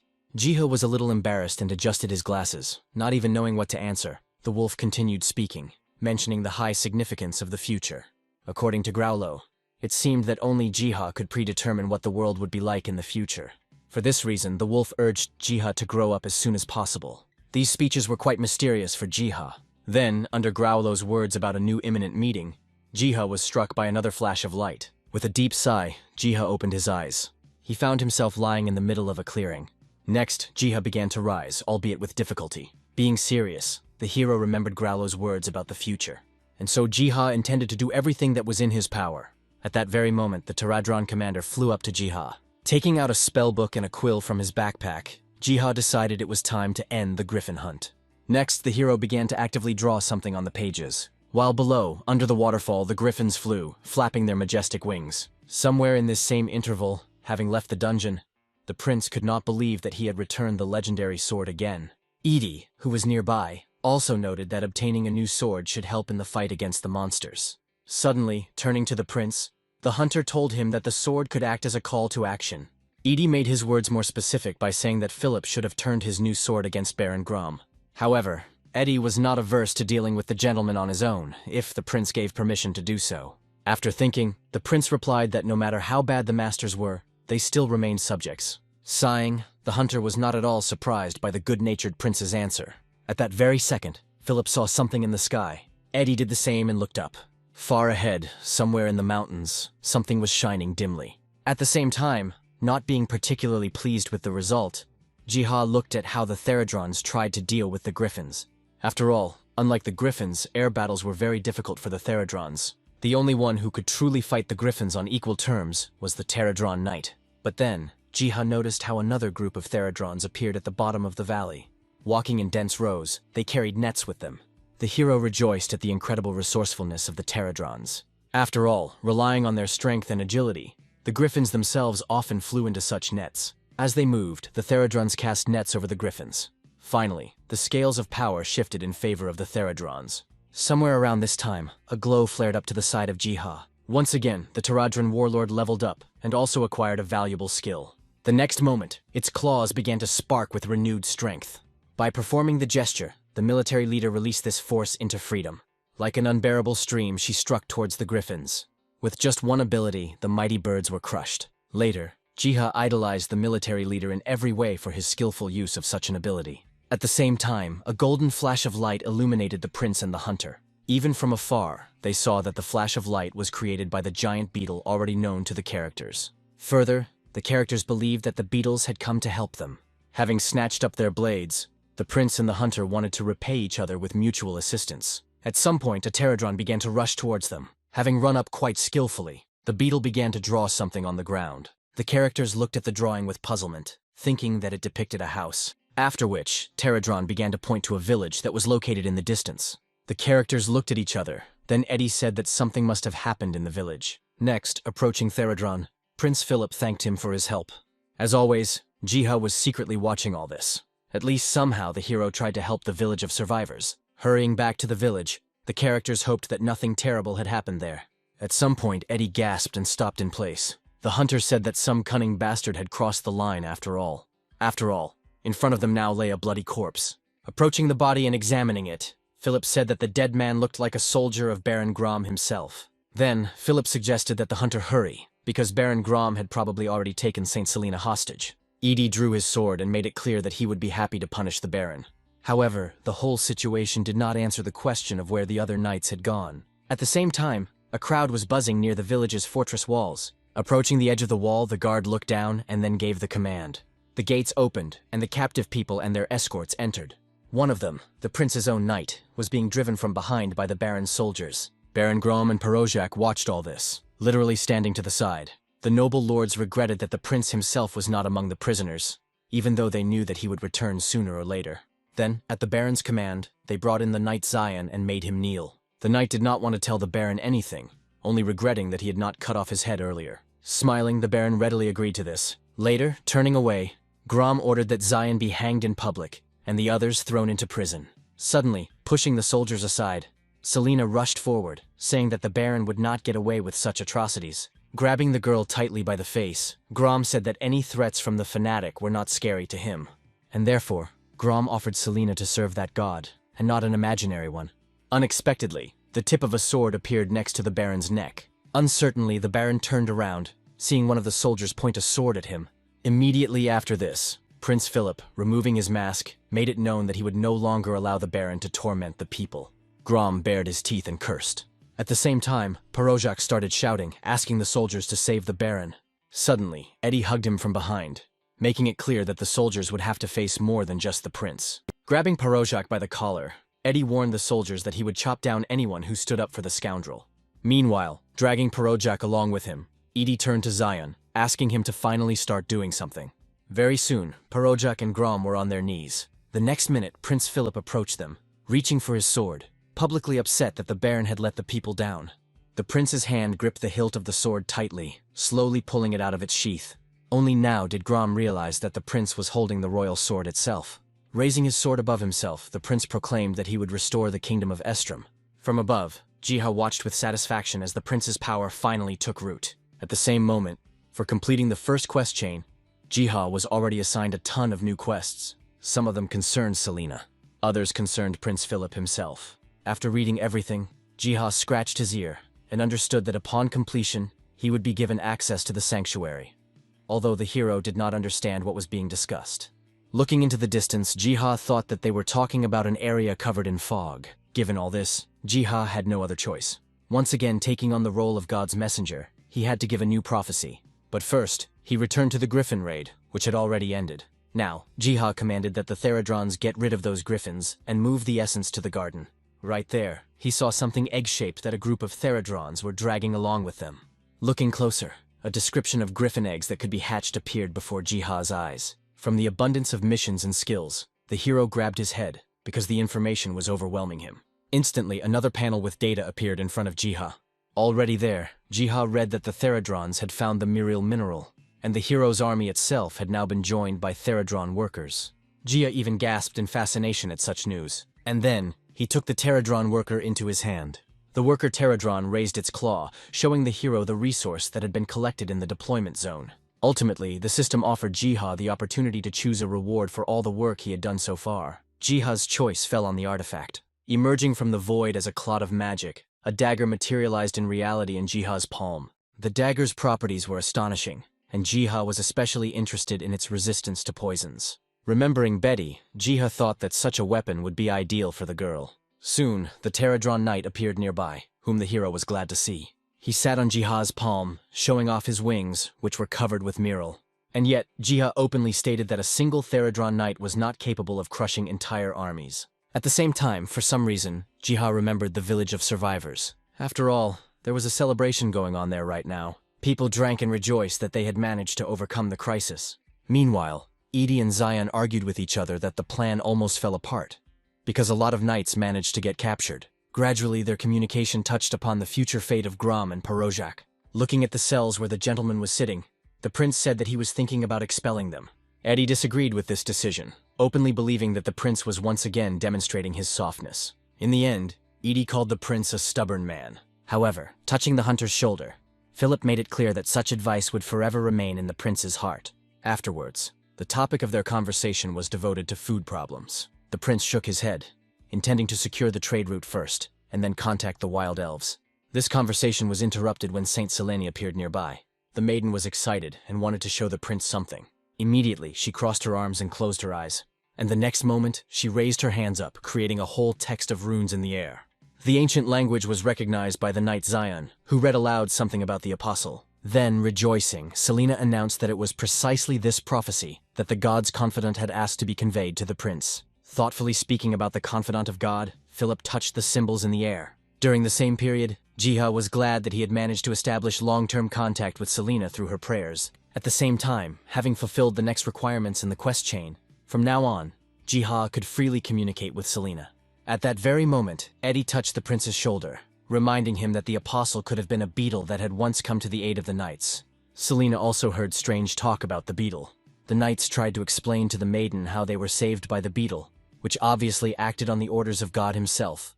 At the same time, Edie asked Selena to talk to God about the hunter's return to his home world. At the same time, Jiha finished his current affairs and everything else, leaving it for tomorrow. Walking along the road, Jiha was confident that even though there was a lot of work to do, it could all be handled. A little later, the hero returned to the garden where he met Bem. However, Denny was nowhere to be found, and Jiha remembered how he parted with him. Suddenly, for some reason, Bem meowed pitifully. Jiha gasped when he looked behind the cat. After all, at the foot of the great tree, a whole mountain of essence crystals was hidden. At the same time, certain events were developing in the dungeon of the Valley of the Griffins.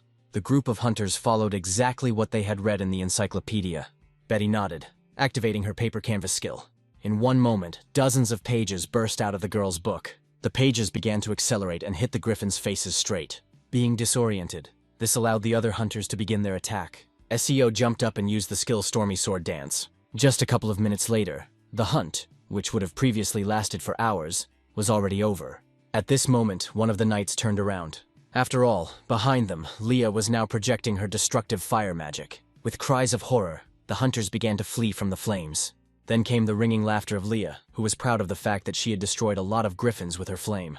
The other hunters decided to express their protest to the girl, because they almost became victims of the red-haired girl. Their squabble didn't last long, because a noise was heard that distracted everyone. Looking up, Leah saw boulders raining down on the hunters from the mountaintops. Trying to protect themselves, the hunters put their hands in front of them. However, none of them were hurt, and in the midst of the suspension of dirt and dust, a puzzled Seo appeared. As it turned out, the collapse opened a passage in the mountain. It goes without saying that the hunters immediately decided to explore the opened path. After walking a little, Seo turned to one of the hunters, asking him to conduct a reconnaissance of the cave. There was a disgruntled whiff from Leah, who said that she could clean everything up with fire magic. Leah backed down when Seo explained that it was necessary to observe safety precautions and, above all, to scout out the situation. Approaching Leah, one of the hunters supported Seo's words.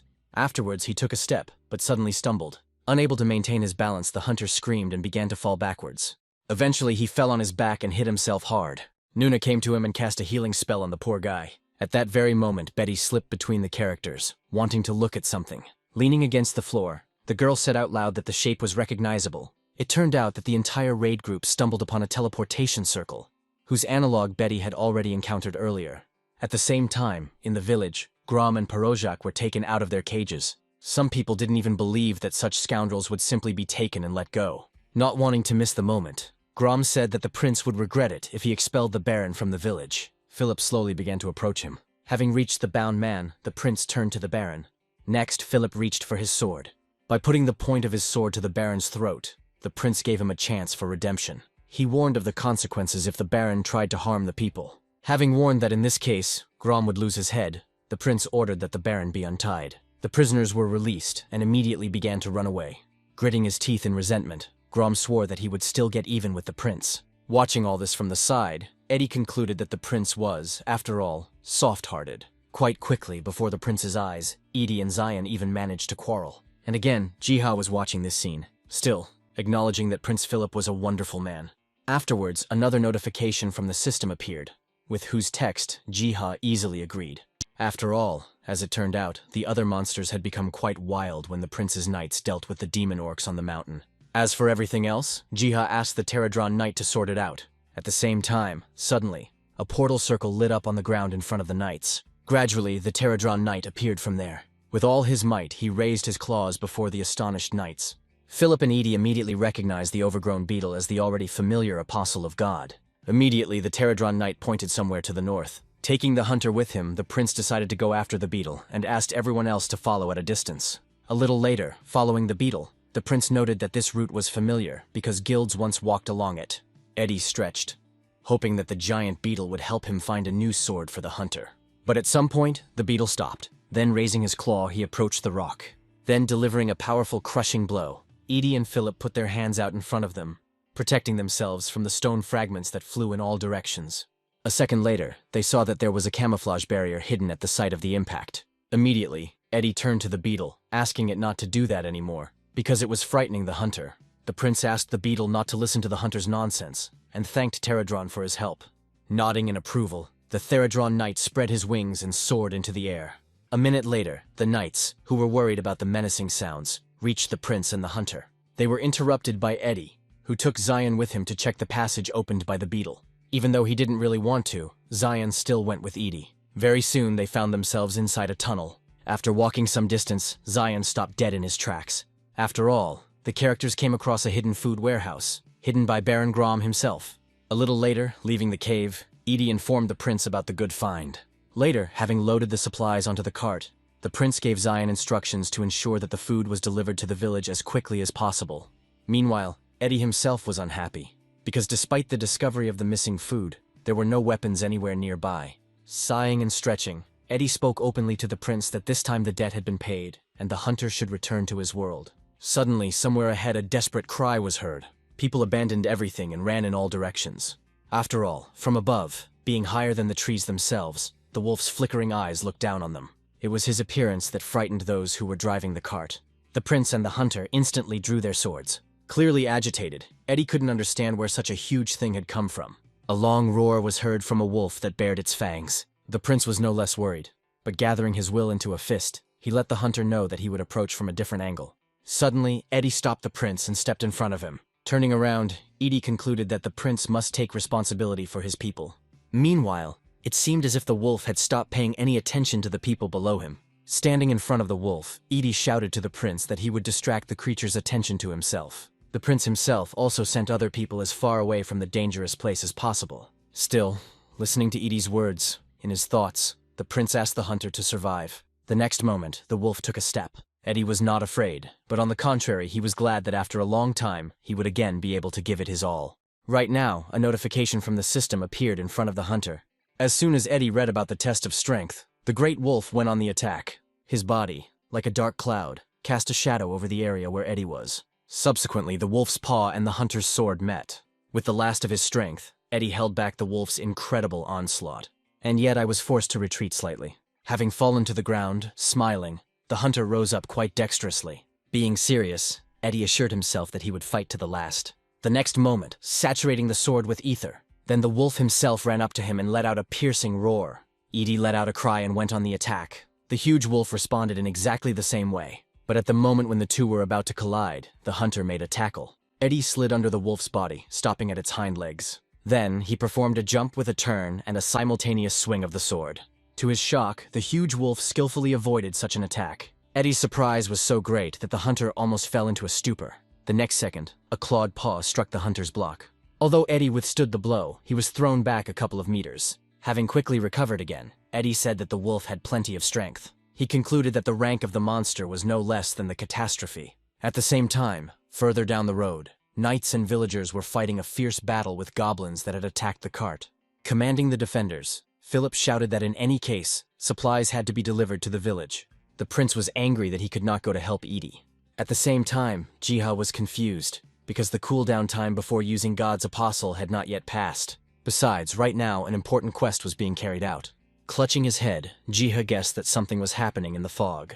At the same time, the battle between the hunters and the wolf demigod continued. Time after time, shaking the ground, the wolf tried to get to and trample Eddie. The hunter himself mostly dodged rather than attacked. Already a little tired, he had no idea where the wolf could have come from. And yet, the desire to defeat the wolf was much stronger than the feeling of fatigue. Once again, Edie used the ether effect on his sword. Then going on the attack. Having come close enough, Eddie raised his sword over the wolf. However, the beast was also not simple, and, turning around, intended to catch the hunter with its mouth. Eddie was quicker and simply jumped up. Incredibly, the hunter escaped the beast's toothy jaws. Now, in flight, grinning slyly, Eddie raised the blade above himself. With a cry, he brought down his sword, however, missing the wolf. The wolf responded with a counterblow and was already bringing his clawed paw towards the hunter. Unfortunately for Eddie, the wolf's paw still reached its target. With a groan, he flew back to the nearest tree. Having been hit hard, the hunter nevertheless fell to the ground unconscious. A second later, the wolf approached Edie, informing him in his own language that the hunter was incredibly weak. The wolf was completely sure that Eddie did not have the right to use the power of a demigod. However, here, having once again gathered his strength, albeit with difficulty, Eddie stood up. Deliberately grinning, Eddie loudly declared that he would not surrender to the dog. In response to this, the wolf raised his paw, intending to teach the man a lesson. Subsequently, pressing Edie to the ground, the pressure increased and the wolf itself began to lower its muzzle towards the hunter. Under the weight of the paw, the hunter began to flutter, trying, if not to free himself, then at least to hit the wolf with his sword. The next moment, the wolf deftly grabbed the sword and simply bit it through. For the first time, Eddie was scared, and his hope of returning to his world was fading away. Suddenly, the wolf recoiled, because after the time had passed, the quest was considered completed. Being scared, Eddie did not understand what was happening now. Suddenly, the wolf was engulfed in a golden glow, and he himself began to call Eddie a man with the fate of a leader. Looking at the hunter, the wolf said that Eddie was given another chance. Raising his muzzle to the sky, a sword suddenly projected above the wolf. Destiny. That's what the wolf called the sword that was now to be given to Edie. The hunter himself was taken aback by such a scene, because Eddie recognized his lost sword. Edie couldn't comprehend how such a weapon from another world could appear here and now. Still, he gripped the hilt of the sword tightly, so that in the next second, victoriously raising it above himself. Finally, Eddie began to believe more and more in the saint's words about God. His thoughts were distracted by the clanging of weapons somewhere nearby. Turning around cheerfully, Eddie rushed to help the prince. At the same time, the system notified Jiha that after the test was completed, the wolf cub Denny would return. There was a flash nearby, and Dennis himself appeared in the air. The hero ran up and took the wolf cub in his arms. Admiring his pet, Jiha lulled him into saying that the cute little wolf had become even smaller. Then Jiha even began to rub against Denny, expressing his sincere loving feelings. Meanwhile, the swords cut down the goblins. With swift strikes, the survivors fought their way through literal hordes of monsters. Now they all ran towards the walls of the village, their only way to survive. Suddenly, Zion called out to the prince about the danger that was behind him. Philip turned around, seeing the knights being pursued by monsters. Soon, very close to the prince, the monsters' club whistled. Fighting back, the prince decided to accept the fight so that the monsters would not be able to attack the village itself. Rushing into battle, the prince began to strike down one goblin after another. At the same time, one of the big goblins, roaring, swung and hit something with his club. His blows fell on the wooden gates, which were now held by the village's defenders. However, the goblin was relentless, and his onslaught eventually led to cracks forming on the gate. The other creatures were happy that they were about to break into the settlement. Gathering the power of dark magic into his weapon, the big goblin prepared for the final blow to the goal. But at that moment, something distracted the big goblin. He even turned his gaze to the source of the approaching sound. Right behind this crushed Eddie, who was riding on a wolf. Although confused, the prince rejoiced at the hunter's return.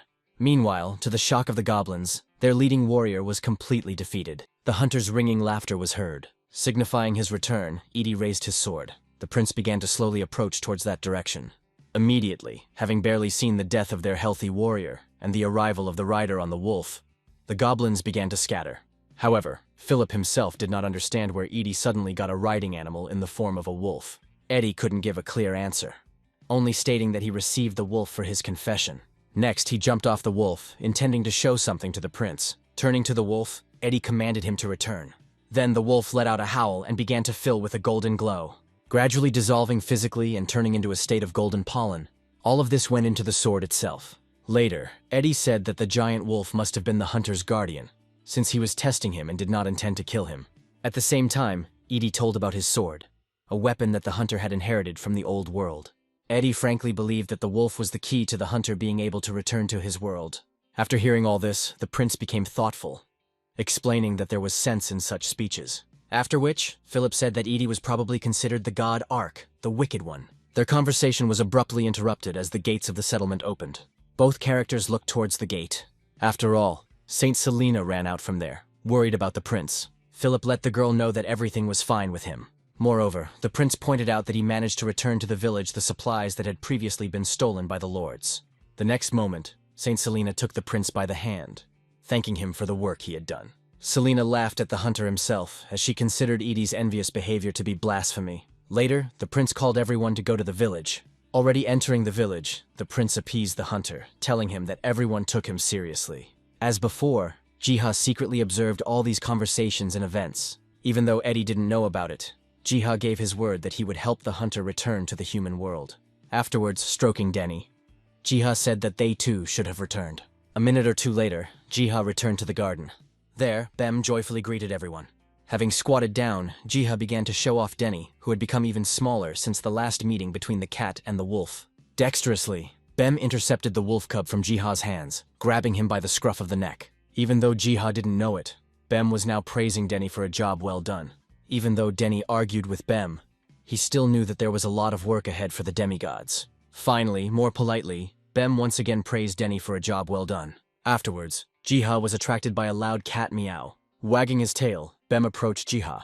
Jumping onto the hero's lap, Bem settled comfortably, while Jiha reflected on the fact that everything that had happened that day was nothing other than the will of the great tree. Jiha was already planning to postpone all other matters until the morning of the next day. At that very moment, the alarm plant began to ring, letting Jiha know that someone had come into the store. As soon as possible, Jiha returned to his world. There, by the window, he saw a group of hunters, which included Betty. Opening the door, Jiha wanted first of all to find out what brought the adventurers to the store at night. But at the same time, Leah and Seo also entered the store. Leah was the first to speak, rightly condemning Jiha for not opening the door for so long. The hero couldn't come up with any excuses, and therefore, he let the whole friendly crowd into the store. A couple of minutes passed since then, and Bem was already dozing. Having seated everyone at the table, Jiha began to inquire what reason had led everyone to this. Then, Betty put the piece of paper with the image of the portal on the table. Taking a closer look, Jiha immediately recognized the drawing as a magic circle. Now Seo spoke up. informing the hero that the portal had been found in the Griffin's dungeon. After what was said, Jiha had no doubt that the hunters had found the Theradron's weapon. Suddenly, Sio's story was interrupted by Leah, who was boasting about her outstanding magical abilities. It was to her person that Leah attributed the discovery of the portal. But then, suddenly, the other hunters started to shout, accusing Leah of lack of foresight, which could have resulted in injuries for the others. Suddenly, Jia stood up from the table, asking everyone to wait. Leah was eagerly awaiting what the hero would return with. Somewhere inside the store, a door creaked loudly as it opened. There, Jiha began to meticulously count something. The very next minute, asking the guests to help him.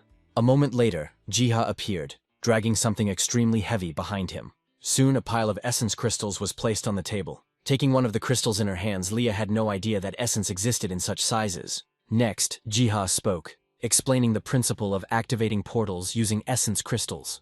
In this way, the hunters could move to another world, where they would save Edie. Additionally, Jiha expected that Sio would take on the role of leader in such an expedition, and she happily agreed. Sometime later, their group set out on a hike. Very soon, determined hunters found the cave where the portal had been found earlier. At the same time, in the secret garden, some events were also developing. Hugging Bem, Jiha shared with him his plans for the resettlement of the surviving people from the kingdom of Estrom. However, Jiha saw the problem that was present on Mount Afedo. After all, the hero could not even imagine that the monsters once expelled from the plains would now settle there. Jiha's thoughts were interrupted when he noticed something. After all, now, for some reason, only Edie and Philip came out of the village in the direction of the monsters. The hunter raised his sword to the sky, urging the prince to keep up. The characters even had the courage to joke that they would abandon anyone who fell behind. The next moment, Edie summoned a fearsome wolf from his sword. As it turned out, the hunter was going to get ahead of the prince with the help of the wolf cub. Hearing all this from the outside, Jiha laughed at Eddie's meager imagination for names. A minute later, the hunter mounted the wolf. Afterwards, he pointed his sword at the village of wild elves. The prince also moved from his place and began to chop down the monsters on the go. Watching all this, Jiha noted how cool the prince really was. With each passing second, Prince Philip became more and more attractive to the hero. Edie also moved through the hordes of monsters. Throwing the monsters aside, the hunter laughed at the fact that the prince was not keeping up. At the same time, a huge ogre was swinging his huge hand at the prince. Taking a defensive stance, Philip intended to repel the attack. In an instant, the ogre's fingers flew in all directions. This is how the prince's parry ended. Afterwards, he stood up and let the hunter know that he would catch up with him. Immediately, new hordes of monsters arrived at the prince. Just as the prince was thinking about fighting his way through the monsters, the sun disappeared overhead. The monsters themselves were taken aback by the unexpectedly looming shadow. As it turned out, the Theradron knight came to the rescue. At the mere sight of him, the monsters fled. After which, Theradron grabbed Prince Philip by the cloak with his claws. Theradron flapped his wings and began to carry the prince away from the hordes of monsters. Eddie watched all this with a chuckle, considering the god of this world to be excessively kind. It goes without saying that Jiha was behind all of this, thus intending to speed up the achievement of the character's goals. At the same time, Eddie put his hand on the wolf, asking him to hurry after the beetle. The indignant roar of the monsters was heard in the area, because the hunter and the prince managed to break through the blockade. A little later, Theradron soared even higher above the ground, allowing the prince to see Mount Afedo, where the village of the wild elves was supposed to be located. Looking around, Philip every now and then noticed how Edie, riding on a wolf, was moving behind him. Further, looking at the beetle itself, the prince said that he would definitely repay such kindness. But immediately after this was said, Philip screamed, as the ground below began to move closer and closer. At this moment, Theradron was diving. A minute or two later, the prince was brought to the ground. Seeing the prince's deplorable state, Eddie made fun of him every now and then. Taking the prince by the arms, the hunter turned to the beetle, asking it to fly more carefully in the future. However, having demonstrated this more than once, Theradron simply took off and flew away. Now, Eddie was returning the wolf to the sword. After waiting for the prince to come to his senses, Edie decided to find out why the prince had brought him to the village of wild elves. Philip said that in addition to negotiations, he wanted to find out whether the elves knew the secrets of moving between worlds. After all, the wild elves were the oldest and most hidden race of all. Edie laughed when he realized that Prince Philip was worried about it after all. The next moment, an arrow whistled right in front of the characters. With a loud echo, it hit the ground. The hunter took a step forward, saying that such a greeting was unnecessarily rude. At that very moment, the voice of an elf was heard, ordering the strangers to remain where they were. The prince spoke up, introducing himself as the leader of the village of survivors. However, the elves were not in the mood for any conversation. After the elves said that they do not mess with people, the prince suddenly grabbed the hilt of his sword. The hunter was taken aback when he saw that the prince suddenly moved on. Walking along, taking out his sword, Philip swung it. It seemed like he was ready to engage in battle with the elves. A detachment of elves with bows at the ready set out to meet the prince. At some point in time, they even managed to surround the people from the village from all sides. Pressing his back to his back, the hunter began to persuade the prince not to chop wood. Then, Philip spoke again, introducing himself as the prince of a kingdom that no longer existed. After hearing this, the elf sitting on the tree jumped to the ground. As proof of his words, Philip showed his sword. Coming closer, the elf began to examine the sword and the prince himself. Afterwards, the elves suddenly became angry, saying that the prince was supposed to be the master of thunder and steam. At the same time, the air was cut by sword blades. Holding swords to each other's throats, the elf called on Philip to surrender. However, Philip openly declared that he had come to establish relations between the peoples that had once been destroyed by villains. However, the elf did not trust his word, informing them of the atrocities that Grom had committed against the elven people. Suddenly, Philip threw the sword to the ground. Edie turned around in shock when he heard the prince asking the hunter to do the same. The prince also stated that he would do whatever they demanded of him. Then, the leader of the elves ordered to take the people with them, but first to close their eyes. It was in this way, tied up, that they began their journey to the village of the wild elves. Hours passed before the not-so-friendly cries of elves began to be heard from all sides. Someone openly scolded people. Others saw them for the first time. However, the road along which the prince and the hunter were walking still continued. Now, sensing something was wrong, Edie turned to the prince, believing that the best option would be to give the elves a fight. Philip disagreed, believing the elves to be a reasonable race capable of dialogue. Their conversations were interrupted when one of the elves pushed Edie in the back. After some time, the captives were brought to the cage. The elf leader ordered that they be locked inside. Very roughly, the prisoners were thrown into the cage one after another. Inside, Edie couldn't contain his indignation at the prince's failed diplomacy. The prince tried to calm the hunter, but he, in words, barely restrained his anger, so as not to destroy the cage from the inside. Eventually, having somehow calmed down, Edie lay down, deciding to sleep. However, the prince was in no mood for sleep. After all, his attention was riveted to the elf who was standing near the cage. At some point in time, their gazes met, but there was no continuation, and the situation with the imprisonment lasted until the night. Already there, the elven children began to gather around the cage, admiring the captives. But besides the elves themselves, the hunter and the prince were no less surprised, since they had never met elven children before. At some point, guards appeared at the cage and drove the children away from the place. Then, the elder of the elven settlement himself came to the room where the cage with the captives was located. Unexpectedly, the elder ordered that the prisoners be released. The elder openly believed that the prisoners, if they had wanted to escape, would have broken down the barred door long ago. Apparently recognizing the prince, the elf elder called him by name. Philip was alarmed because he himself had never seen the elven elder before. The elder chuckled, making it clear that he had known the prince since he was a child, secretly observing him. Now, the elder was ready to listen to Philip himself. However, first of all, the prince wanted to know what Grom and Parojak had done against the elves themselves. The elf who brought the elder grabbed a knife and put it to Philip's throat, not believing that the prince did not know about the crimes of his compatriots. The elder called out to the elf fighter named Croydle, urging him to calm down. Philip insisted that he did not know about the tricks of Grom and Parojak, but was ready to take the blame for them upon himself. It seemed that the elder was beginning to believe the prince's words. The prince also said that he had banished Parojak and Grom for the crimes they had committed against the villagers. The elder became interested when he heard from the prince reminders about Mount Afeto, where Grom and Parojak hid the stolen goods. Suddenly, Eddie responded, saying that the mountain was teeming with monsters, but they were driven out with the help of a giant beetle. The hunter did not forget to mention that now, driven from everywhere, the monsters began to besiege the village itself for the most part. This story somewhat puzzled the elder, because the Baron had taken the soldiers to the north. The prince immediately responded, telling about the Baron's last words before his exile, as if he had somewhere to go. And yet, after all he had heard, Croydle tried to convey to the elder the idea that people should never be trusted. He was interrupted by the prince, who announced his only desire, which was to establish friendly relations with the elves and resume trade. Croydle was interested in the words about trade, and therefore he wanted to get specifics. Then Philip told about the miners and rock salt that were regularly sent to the elves in exchange for food. The hunter gritted his teeth. Now it became clear to him that Grom and Parojak had deceived absolutely everyone. The elder hissed, concluding that everyone had been deceived, but not without outside help. And yet, the elder was in no hurry to trust people in everything. The prince took a deep breath, wanting to know what he needed to do to prove his loyalty. The elder did not delay his answer for long, asking the prince to deliver ore and rock salt to the elves. Then, the elder turned his gaze to the hunter, saying that he could leave this world. Eddie was quite surprised, not understanding how the elder knew the hunter's secrets. Then, the elder said that something similar was read in Eddie's fate. Moreover, he was far from the first guest from other dimensions. Eddie glanced at Philip, remembering that the prince had already mentioned something similar about the elves' omniscience. Ultimately, the hunter agreed to go on the mission.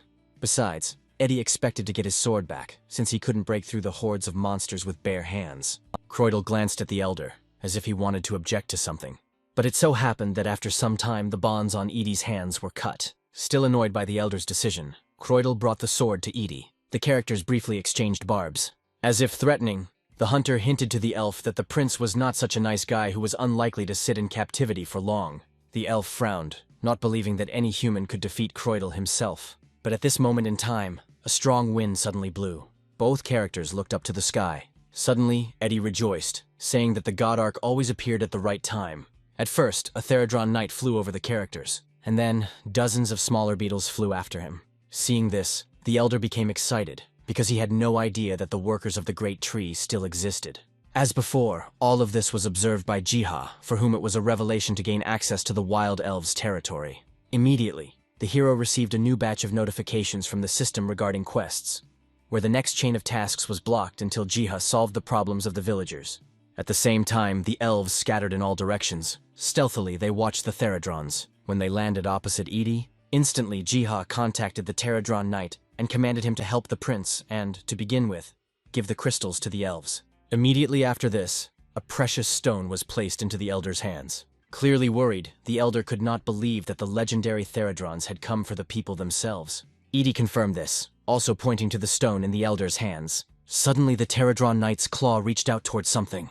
Everyone noticed how interested Theradron was as he looked at the ordinary bush. Theradron nodded to the elven elder when he asked if the beetle wanted herbs. Jiha was happy that one of the problems was successfully resolved. After all, in addition to completing part of the quest, Jiha now also has access to the medicinal herb. A certain amount of time has passed since then. On the elder's orders, Croydle cut the bonds, and yet the elf openly expressed his distrust of people. However, the prince was not interested in the elf's opinion. He was only concerned with strong trade relations. Suddenly the hunter hugged both of them, trying to reconcile the elf and the prince. However, the elf pushed Edie away, informing him that his slimy words were of no use to anyone. Immediately after this, an elder appeared, carrying with him the sword that had once been taken from Philip. Without further ado, he handed the sword to the prince. Having returned his own, now Philip wanted to ask the elder a couple of questions. In that case, Philip decided to talk about Edie, who wanted to return to his world. In response, the elder said that the hunter could always return the same way he came. The prince remembered that Eddie was found at the mouth of the river, where he was washed up. Therefore, the prince thought that the hunter might have fallen from the upper reaches of the river, where the palace was located. The elder scratched his beard and said that he thought differently. From the elf's words, it seemed that the connection came and was maintained from the level of the roots of the world tree. Then, with the help of magic, the elder depicted the world tree in the air. It was the roots of the world tree that the elder called the connecting link between the worlds. Suddenly remembering from the Theradrons, the elder believed that people could turn to them for this help. The elder explained that, as assistance to the world tree, the Theradrons could move freely between worlds. As he began to recall the circumstances of his first meeting with the Theradrons, Eddie suddenly spoke of a circle on the ground. Prince Philip then responded, thanking the elder elf for his advice. Suddenly, the elder changed the topic of conversation to the trade route, on which there were still many monsters. To this, the prince cheerfully stated that he would do everything possible to resolve such a problem. After some thought, the elder said that the elves should also make their contribution, further making it clear that he would send the most reliable representative of the elves with the people. The hunter readily agreed with this decision. Later, with the people, the elder sent Croydle. Philip gave his word that he would take care of Croydle's safety, while Edie, on the contrary, saw a way to get even with him. Beside himself with rage, Croydle growled softly. Then the elder himself approached Croydle, asking him to be worthy. A couple of minutes later, the prince and the hunter were racing across the area on the back of a wolf. An elf ran ahead of them. At some point in time, the prince noticed that Croydle was clearly deviating from the previously assigned route. The elf responded, indicating that there was a cave nearby that led to the elephant, where the griffins lived. Eddie joined the conversation, making it clear that the beetles had already dealt with the griffins some time ago. However, the elf was not in a hurry to believe Edie's words. But, not wanting to argue, The hunter allowed Croydle to see everything with his own eyes, and therefore the character's path continued along a different route. Once in place, the first thing that caught the character's eyes were the vines. Someone's hand carefully parted the vines. Looking at the passage, Croydle said that it was used in ancient times by the workers of the Great Tree before they were exterminated by monsters. The hunter laughed, saying that the elf, in fact, was not so grumpy. Turning around, burning with rage, Croydle reminded that he had only cooperated with the people because of the elder's orders. Afterwards, the elf asked the people to follow him closely, so as not to get lost. Finally, the prince spoke up, who until now had not believed in the World Tree, considering stories about it a myth. The elf hissed in annoyance, not expecting anything else from short-lived people. Their path began as Eddie's sword, for some reason, illuminated the space of the cave with its glow. Almost immediately, the hunter himself noticed this phenomenon. Croydle also turned around. For some reason, the elf felt a desire to look at Edie's sword. He readily agreed. Having pulled the sword from its sheath, he immediately blinded everyone present with its glow. Having gotten used to the glow and taking the sword in his hands, Croydle said that it really wasn't his imagination. He went on to say that, as he believed, the sword was an ancient divine instrument. Eddie exclaimed in surprise, although he had no idea why the sword suddenly began to glow. Then the elf was ready to guess something. Finally, having collected his thoughts, Croydle said that the hunter must have used the sword somewhere in the cave. At the same time, Leah was going wild with her magic. Streams of flame erupting from her staff drowned the undead. However, not all of the dead were so easy to defeat. One of the skeleton warriors, having withstood the onslaught of flames, was preparing to cut down the red-haired girl. Luckily, Sio arrived in time. With the help of a water tornado, the girl ground the bone warrior into tiny pieces. And yet, not everyone in the group found the fight so easy. At a certain point, they became convinced that the undead, although losing fighters, did not lose in numbers. Leah's cry was heard, asking her comrades to be patient, because she was preparing the final magical attack. As she chanted, flames shot into her staff like a tornado. At one point, Leah yelled for everyone to get out of the way, then releasing a lava wave. A terrible flame poured out upon the undead. Seeing this, the party members immediately became inspired. Nuna was a little worried, hearing the screams of the undead. Betty, with bated breath, called what she saw incredible. Under the roar of the flames, laughing madly, Leah asked her party members not to stop and praise her. Pleased with herself, the redhead suggested waiting until the lava cooled. A second later, Sio screamed, trying to warn Leah of the danger behind her. With a puzzled expression on her face, Leah turned around. Now, above her, towered an armored undead, swinging an axe. Leah was dumbfounded, because in front of her stood the Revenant King himself, a disaster class. Finally, a long groan was heard from Leah's lips. But a second before the red-haired girl would have been cut down by the undead axe, Sio managed to block the blow. The girl saved Leah, but due to the inequality in power, she was ultimately thrown aside. Sio let out a cry of pain and hit the wall of the cave. At the same time, the Revenant King was planning to end Leah. One of the hunters rushed forward to save the red-haired girl. At the very last moment, he caught Leah, dodging the undead's blow. The Revenant King let out a displeased growl. Now, a tank hunter was already rushing to the rescue. Betty also did not remain on the sidelines, using a paper curtain. For a time, the great multitude of pages blinded the Revenant King. There was a short period of time, thanks to which Leah was able to be carried away from the undead. Hiding behind the tank hunter, Quan began to examine Leah. With words, he tried to bring Leah to her senses. At the same time, the Revenant King, having sprayed dark magic around himself, got rid of the paper that was floating everywhere. Betty didn't expect the undead to come up with something like this so soon.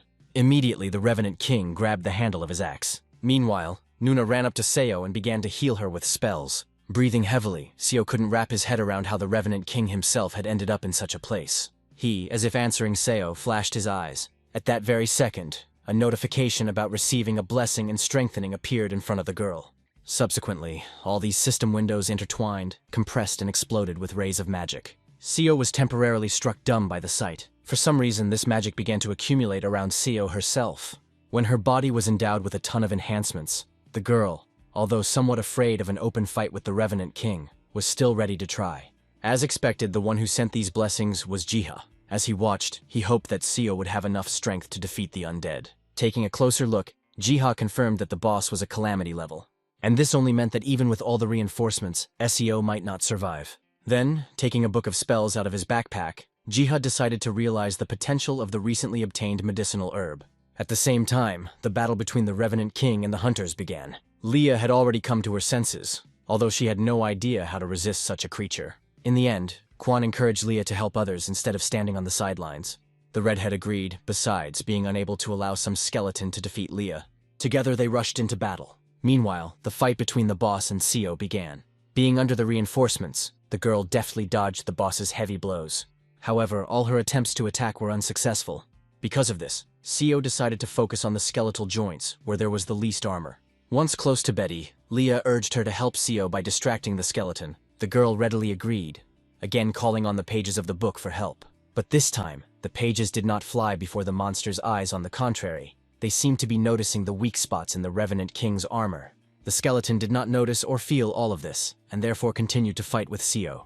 Taking advantage of this situation, Leah summoned her destructive magic. Pointing the staff, the red-haired woman loudly commanded the word explosion.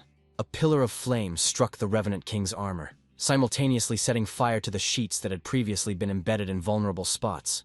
A second later, tongues of fire began to seep out from every corner of the Revenant King's armor. Some of the hunters even thought that at this stage, the undead had been defeated. Only Seo knew the true situation, and even though the Revenant King had been damaged, he still posed a threat to her. And so, intercepting the sword in her other hand, Seo carried out a pounce. The tip of her sword flashed. A line of ether was drawn in the air, running straight along the Revenant King's shoulder. For a second or two, Seo even thought that the attack had achieved its goal. But at that very moment, a massive bony hand was extended towards the girl. Seo had no chance to evade. After all, it was just below the chest that Seo took the blow. Subsequently, Seo dropped the sword from his hands and was thrown back. Seeing this, the team's morale dropped. Realizing that the situation was not in the hunters' favor, Jiha decided to intervene in the situation. Immediately, the hunters were presented with notifications from the system about the accrual of blessings and the receipt of special scrolls. However, even after such a gift, Jiha was not sure that the hunters would be able to hold out for long. Then the hero focused on Leah. It was her that he considered his last hope. Suddenly, from somewhere in the depths of the cave, a beam of energy burst forth. Jiha was naturally distracted by this. The Revenant King also sensed the growing danger. After a moment, a wide-open, toothy mouth appeared nearby. The wolf immediately grabbed the undead by the shoulder. Jiha was overjoyed when he realized what had just happened. Without releasing his grip, the wolf did not allow the Revenant King to move from his place. Until high above, Eddie himself appeared. His face radiated hatred and wild determination. Filled with delight, Jiha shouted out the hunter's name. He, in turn, brought down a massive sword. A second later, the Revenant King's severed hand fell to the ground with a thunderous crash. Many did not understand what had just happened. However, to Lai, the mysterious man seemed familiar. The warrior who controlled the summoned wolf must have been the famous Eddie, although the hunter himself was not delighted with his blow, because the undead was still on its feet. Even with only one arm, the Revenant King had no intention of giving up. Swinging, the undead struck the area of land where Eddie was located. Having naturally avoided the damage, the hunter took a defensive stance. But then, out of the corner of his eye, Eddie noticed something. After all, a couple of meters away, Seo was lying, on whom healing spells were being cast. Soon, Edie was completely glued to Seo, whom he had not seen for so long. Suddenly, the hunter had a strong desire to drop everything and run to the unconscious girl. But these urges were interrupted by Leah, who was already running to Edie, whom she recognized. Eddie also identified the red-haired girl, now having many questions for each other. But all this was left for later, because the Revenant King was not going to wait. With a roar of rage, the undead raised its axe again. Surely at his call, new skeleton warriors would begin to crawl out of the ground. At this point, some people began to fear that without Seo's help, it would not be possible to emerge victorious from the battle. The only way out of the situation, everyone saw, was to hold out long enough to give Seo time to wake up. New streams of fire and lava began to flood the undead. The first to enter the new stage of the battle was Leah. Eddie concentrated on the boss himself. But despite all his stubbornness and curses, the Revenant King was no less stubborn. As best he could, Edie repelled the boss's attacks. But for the most part, it was all in vain, as normal attacks did not deal any damage to the Revenant King. So, having caught his breath, Eddie decided to change his tactics. Cursing, he decided to chop the hell out of the boss. Subsequently, the fury of the living and the non-living clashed. An explosion was heard, followed by a shockwave that spread out in all directions. Eddie, who had taken quite a bit of damage, wiped the blood from his face. The Revenant King wanted to finish off the hunter, and so he raised his axe again. But at that very second, the segment of armor that was on the undead cracked. Somehow standing up, the hunter lamented that even though the boss was of the same rank, he felt that he was clearly much heavier. Immediately, the Revenant King rushed to attack. In contrast, Leah's fiery explosion was displayed. However, this time, the undead would probably completely ignore the damage. The girl was overcome with confusion, because something like this had never happened before. Meanwhile, the Revenant King managed to get closer to Edie. Another clash of great forces has occurred, and at the same time, a new shockwave erupted. She pushed Edie away and pressed her against the wall of the cave. But strangely, nothing happened next. For now, Prince Philip's own sword was thrust into a segment of the Revenant King's split shoulder armor. Eddie looked up at him, stunned. Inspired by the appearance of the prince, the hunter stood up. Suddenly, a voice sounded in the prince's head, telling him that the undead's weak point was in the center of its body. He immediately shared this information with Eddie. As it turned out, these clues were given by Jiha, although he was worried about whether the heroes would be able to break through the shield of the undead. At the same time, a notification from the system appeared that Jiha could bless one more person. But for the last time, Jiha closed his eyes and began to think of something really good. And most importantly, useful. Afterwards, he began to write the text in the spellbook. Having finished this task, Jiha sighed contentedly. Another system window appeared, where Jiha confirmed the transfer of the blessing. At the same time, Hunter Eddie froze. After all, before that, a notification about the blessing of the worker appeared. At the same time, the Revenant King tried to pull the prince off himself. When this failed, the undead let out a piercing roar. A magical energy burst forth, pushing the prince away. She went on, touching on almost all the other characters. The prince stuck his sword into the ground and held on, trying not to give in to the sudden force. When the wave of magic began to subside, Eddie suddenly jumped up. Raising his golden glowing sword, the hunter caught the attention of the Revenant King. With the fury of a demigod himself, with a scream, Eddie rushed at the undead. His special attack cut a deep slit down the Revenant King's very torso. Having broken through the defense, the hunter's sword ended up close to the core of the undead. A small push and the tip of the sword pierced the core. Without delay, ancient magic poured out from within the Revenant King in clots of steam. The undead dissolved before our eyes, indicating final victory. A similar situation happened with the skeleton warriors. From such an important victory, Jiha clenched his fists. Betty and Nuna began to hug, congratulating each other on their victory. Eddie, finally letting go of the sword, simply sank to the ground. The prince appeared behind him, reminding him that he had once again saved the hunter's life. Helping the hunter up, Philip reminded Edie that he should thank the others. Edie readily agreed, and that is exactly what he did. Afterwards, everyone's attention turned to Seo, who still hadn't come to her senses. Just a couple of minutes later, the girl finally opened her eyelids. Tears began to accumulate in her eyes. The next moment, she grabbed Edie tightly. The hunter hugged Seo tenderly, saying that the wait for their meeting had been too long. Further reporting that he was Eddie, he returned. This tearful scene managed to touch even Jiha. But at that very moment, a notification from the system appeared, informing the hero that the hidden path had been cleared. Subsequent notifications demanded that Jiha return to the World Tree, for the energy of it was sensed by Arkfoot himself. And indeed, somewhere in the distance, leaving thunderstorms behind, a unicorn was galloping across the sky. Dennis and Bem noticed something similar, but none of them attached much importance to the phenomenon. The demigods began to discuss among themselves how to catch the unicorn, but Bem was skeptical of Danny's idea to set a trap. And yet they planned to somehow tame the obstinate stallion. After some time, while in his shop, Jiha heard Denny barking. As quickly as possible, he returned to the secret garden, where surely pets would be waiting for this. However, when Jiha wanted to touch Denny, strangely, the place where the pets were located sparked. A horse appeared, engulfed in electrical discharges. In that, Jiha immediately recognized Arkfoot, the god of nature and faithful companion of the god Ark himself. Now Jiha wasn't sure if he should have made contact with him. To his amazement, the unicorn had truly incredible speed of movement. The problem was that Jiha couldn't even really keep track of it. But suddenly, a confident clap of hooves was heard throughout the area. The horse, having stopped now, seemed to be looking at Ji himself, and a second later, he began to jump towards him. Seriously frightened, Jiha screamed. Cowardly, he covered himself with his hands. Right now, the petals of the great tree, as if protecting, began to fall in front of Jiha. The unicorn was overcome with the memory of being back next to his gentle owner, Boko Ark. Having stopped squealing and opened his eyes, Jiha himself now observed that the horse had ceased to be aggressive. Having become a little bolder, Jiha brought his finger to the horse, trying to pet it. To his surprise, the unicorn yielded to his affection. Bem and Denny watched all this from the sidelines, now wondering what kind of ridiculous name the hero would give the horse. A little later, Jiha brought the horse to the secret garden. He galloped forward while Jiha studied and imagined whether the stallion was the most beautiful stallion in the world. After thinking for a while, Jiha concluded that the horse was beautiful in any case. But as soon as Jiha finished his thoughts, the stallion ran up to him. He was squeezing grass in his mouth. The hero immediately remembered the plant he had planned to use as ink, but later changed his mind. Having thanked the horse, Jiha began to suggest out loud that he was probably quite hungry. A couple of minutes later, Jiha presented the steed with a heap of carrots. Bem and Denny were watching from behind the trees. At some point, they came out from behind cover, causing the horse to become enraged. As Jiha had probably expected, a brief verbal altercation occurred between the demigods. Later still, they lay down tiredly around Jiha. The hero reached for the interdimensional bag, taking out the grass he had received from there, still deciding to put it to use. Jiha spontaneously began to imagine reddish ink, and along with this, the image of someone wildly strong.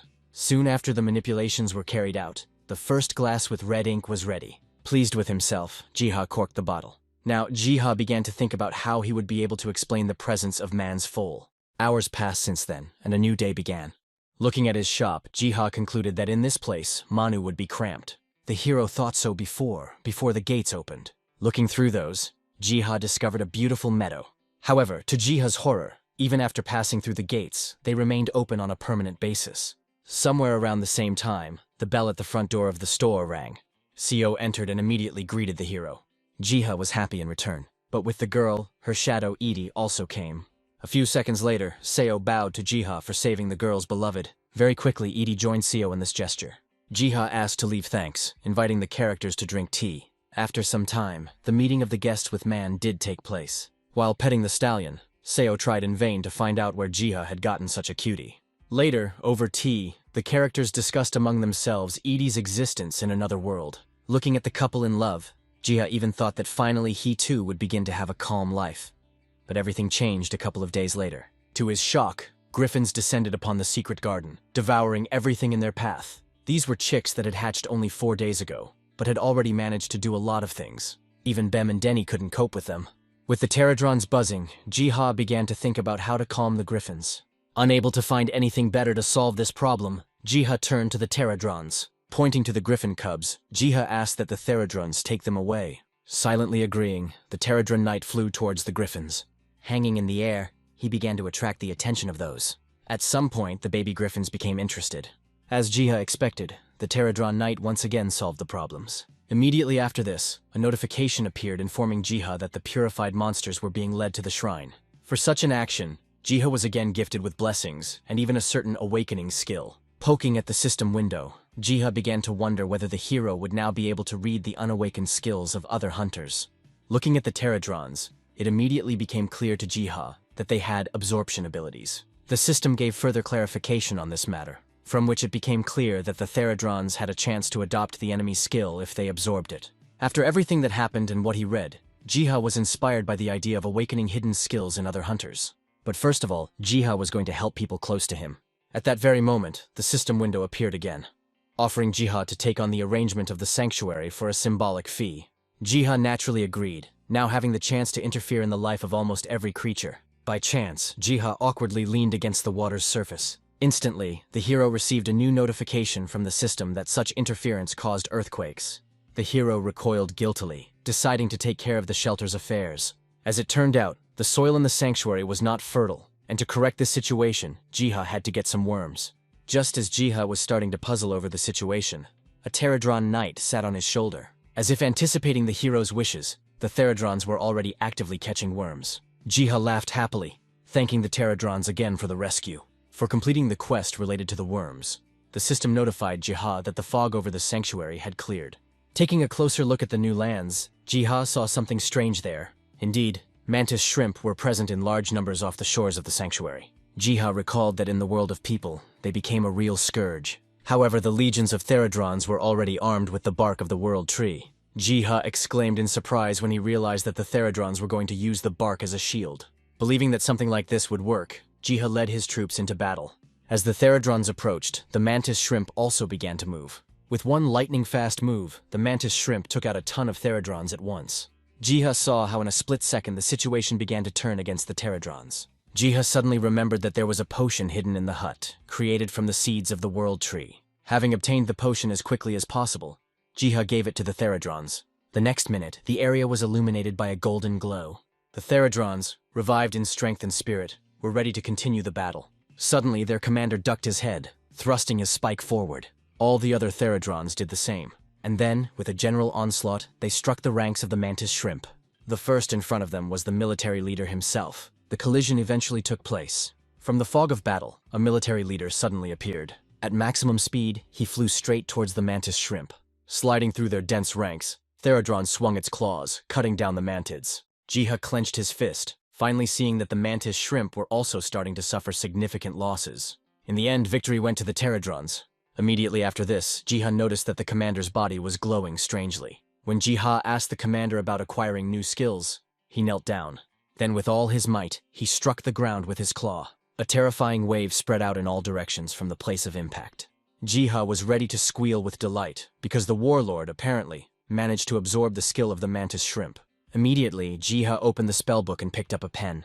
Exactly how the Therodrons defeated the mantis shrimp, Jiha wrote down in the book. A couple of days passed after this event, and now Jiha was invited to the sea. True, during the conversation, the hero was unable to really hear when the trip would take place. Then, in response, car horns blared from the street. Very soon, the car was driving along city roads. Jiha never expected that the offer to visit the sea would turn out to be true, rather than some kind of joke. Still, Jiha found it amazing that horses, people, and other animals managed to fit into the small car. Even Jiha was surprised that so many people agreed to share the trip together. It's true that not all of the animals enjoyed the trip. Suddenly, Betty reached out to the hero and began asking Jiha about the foal. Once again, in order not to arouse suspicion, Jiha had to come up with a story about a dungeon and a chance meeting. Several hours passed since then, and now the hero's foot stepped onto the hot sand. Jiha marveled at the freshness of the sea breeze. A beautiful and, most importantly, calming view opened up in front of him. But Jiha was not allowed to fully enjoy the views, because he had already been called. Having gone with the whole company to the guest house, there, for the first time, Jiha learned what friendly conversations and an atmosphere of comfort were. By the evening, thinking over everything that had happened during the day, Jiha hoped that there would be as many similar things as possible in life. From such thoughts, Jiha was interrupted by the annoying words of the red-haired woman. Wearing a superb swimsuit, Leah referred to the fact that she would have been specifically looking for Jiha. The characters met eyes, after which they began to have casual conversations. To the sound of the sea, their silly conversations at some point turned into mutual laughter. As Leah took a step towards Jiha, a signal sounded from the loudspeaker. The characters were immediately distracted by that. The happiness disappeared from Leah's face as a mantis shrimp approached the shore. The girl said that she would not let anyone ruin her vacation, and then she immediately became scared. But her fear, first of all, was for Jiha's life. A strange and frightening force fell upon the shore, scattering everything there. A column of flame and smoke rose. Arriving in time, Leah was able to cover Jiha. By this time, having mobilized, the other hunters were already rushing to help the hero. Actively calling out Jiha's name, the hunters expected the worst to happen. But to their shock, the guy was perfectly fine and was with Leah. Eventually, it was explained to the arriving hunters that the noise and destruction was caused by a shockwave from a mantis shrimp. Meanwhile, the culprit of such a blow was actively moving through the depths of the sea. Closer and closer, he and his relatives were getting closer to the shore. Imagining this, the hunters decided to meet the monsters. While some were preparing for battle, Leah contacted her deputy, asking him to raise all the guild fighters to their feet. No one paid any attention to Jiha. He was only briefly told to take shelter in a safe place. However, Jiha could be useful. He just needed to run to the hotel. At the same time, under the shockwave, the first mantis shrimp crawled out onto the shore. Under the influence of buffs, the hunter tank took the first blow. He was ready to meet the overgrown shrimp with his own eyes. After this shout, a new shockwave was met by the hunter's shield. Taking advantage of the situation, while Sun was holding the blow, the other hunters went on the attack. Furiously, they began to chop up the mantis shrimp. During this fight, Quan stopped questioningly. Now a shrimp towered over him, much larger than the others. The next moment, the mantis shrimp slammed into the ground, creating a shockwave that covered Quan. Kven was thrown back, and blood immediately poured from his mouth. Betty saw this, and angry, used the paper rocket skill. The mantis shrimp began firing, which could eventually lead to the immobilization of the enemy. However, as expected, it was incredibly difficult to contain a monster of this rank. Still not stopping her attack, Betty was afraid that she would quickly use up her ether and fall first. But then a fireball flew into the mantis shrimp's head. Frightened, Betty retreated. As it turned out, the entire Eternal Flame Guild had arrived on the beach. Subsequently, Leah ordered her fighters to go on the attack. Leah commanded, ordering that the opponents be stripped of their claws to begin with. Under the distraction, the melee fighters went into hand-to-hand combat. Some of them began to feel that the battle had already been clearly won. However, as might have been expected, new circumstances intervened in the matter. From the sky, objects that resembled meteorites began to fall every now and then. The hunters were unprepared for this and suffered losses. However, these stones were not a natural disaster. With its blows, the stone shrimp-preying mantis itself carried out their flight. Everyone present froze at the sight of this monster. The rock shrimp's eyes lit up, indicating hostility. The next second, the stone shrimp bent towards the ground. Using gravity magic, the stone shrimp began to throw more stones. A new rain of stones poured down on the heads of the hunters. As he met the first wave of rocks, Sun shouted out to be given a buff. The next moment, stubbornly, he met the first stone. A blow of such force caused damage to Sun, and then completely discarding it. Bloodied and exhausted, Sun hung his head. Panic began to spread among the hunters, but Leah actively suppressed such moods. Gathering all her fire magic into a single fist, Leah intended to repel the stone shrimp's attack back at the monster itself. And so, a fiery squall collided with a blizzard of stones. There was an explosion, scattering the thrown stones. Even though Leah had repelled the attack, she knew that, due to the lack of an artifact at hand, she would be able to carry out such an action no more than twice. Immediately after this, a new boulder was flying towards Leah. The redhead clenched her teeth. She knew that she still had ether. But suddenly, a giant beetle entered the battle. Frightened, Leah took a couple of steps back. She also noticed that on top of the beetle was none other than Jiha.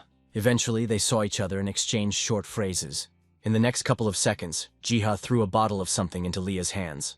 As it turned out, the red-haired girl had a special healing elixir in her hands that was supposed to help Sun. Afterwards, Jiha turned his attention to the shrimp boss, finding him extremely impressive. Jiha had no hope of winning.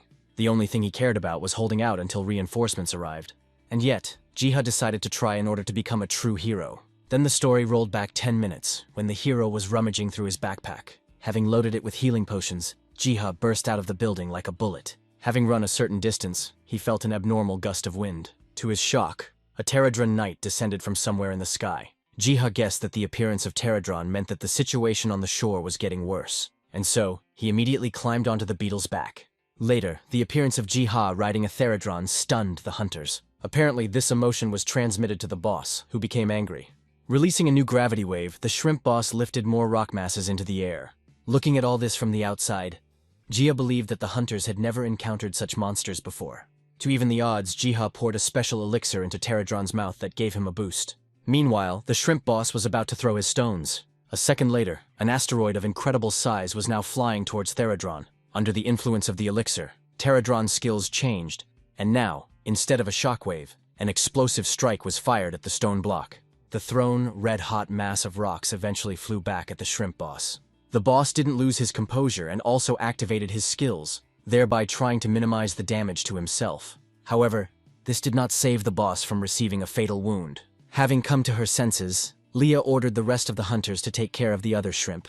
Then, her gaze fell again on the boss, who was swaying from the injury he had received. Just as Leah decided to finish off the boss, she saw that a giant beetle was already rushing towards him. In flight, Jiha looked down, hoping to stall for time so that the entire battle would work out in favor of the hunters. He also assessed the boss, who, due to his injury, had undermined the spirit of the other mantis shrimp. And they, now practically deprived of their leader, became vulnerable. Naturally, the hunters took advantage of this situation and struck. Fire magic followed suit. Leah continued to actively participate in the battle, showering the monsters with flaming tornadoes. Betty played a great support role, saving others from falling rocks. Looking at all this, Jiha became inspired, believing that the battle could still be won. But then, suddenly, from the depths of the ocean, the shining eyes of the Kraken himself appeared. No one could have expected that such a colossus would suddenly appear in this place. Jiha was horrified, because the Kraken's rank was no less than the destruction level. The hero gritted his teeth. He was sure that there was no way the hunters could defeat such an enemy. But suddenly, Jiha heard the familiar sounds of the sea. A funnel appeared and began to suck in masses of water. Very quickly, Jiha identified the World Eater, but even he would have a hard time defeating the Kraken and its suckers. Jiha began to hastily search for a solution. But here, for some reason, Pterodron highlighted the monsters encountered at the seashore in a separate background. Then, mysteriously, Redoron the Knight swung his claws. A system window appeared, indicating that Pterodron intended to use a certain awakened skill. Then, Pterodron drew a diagonal line in the air. Suddenly, the Kraken sensed something was wrong.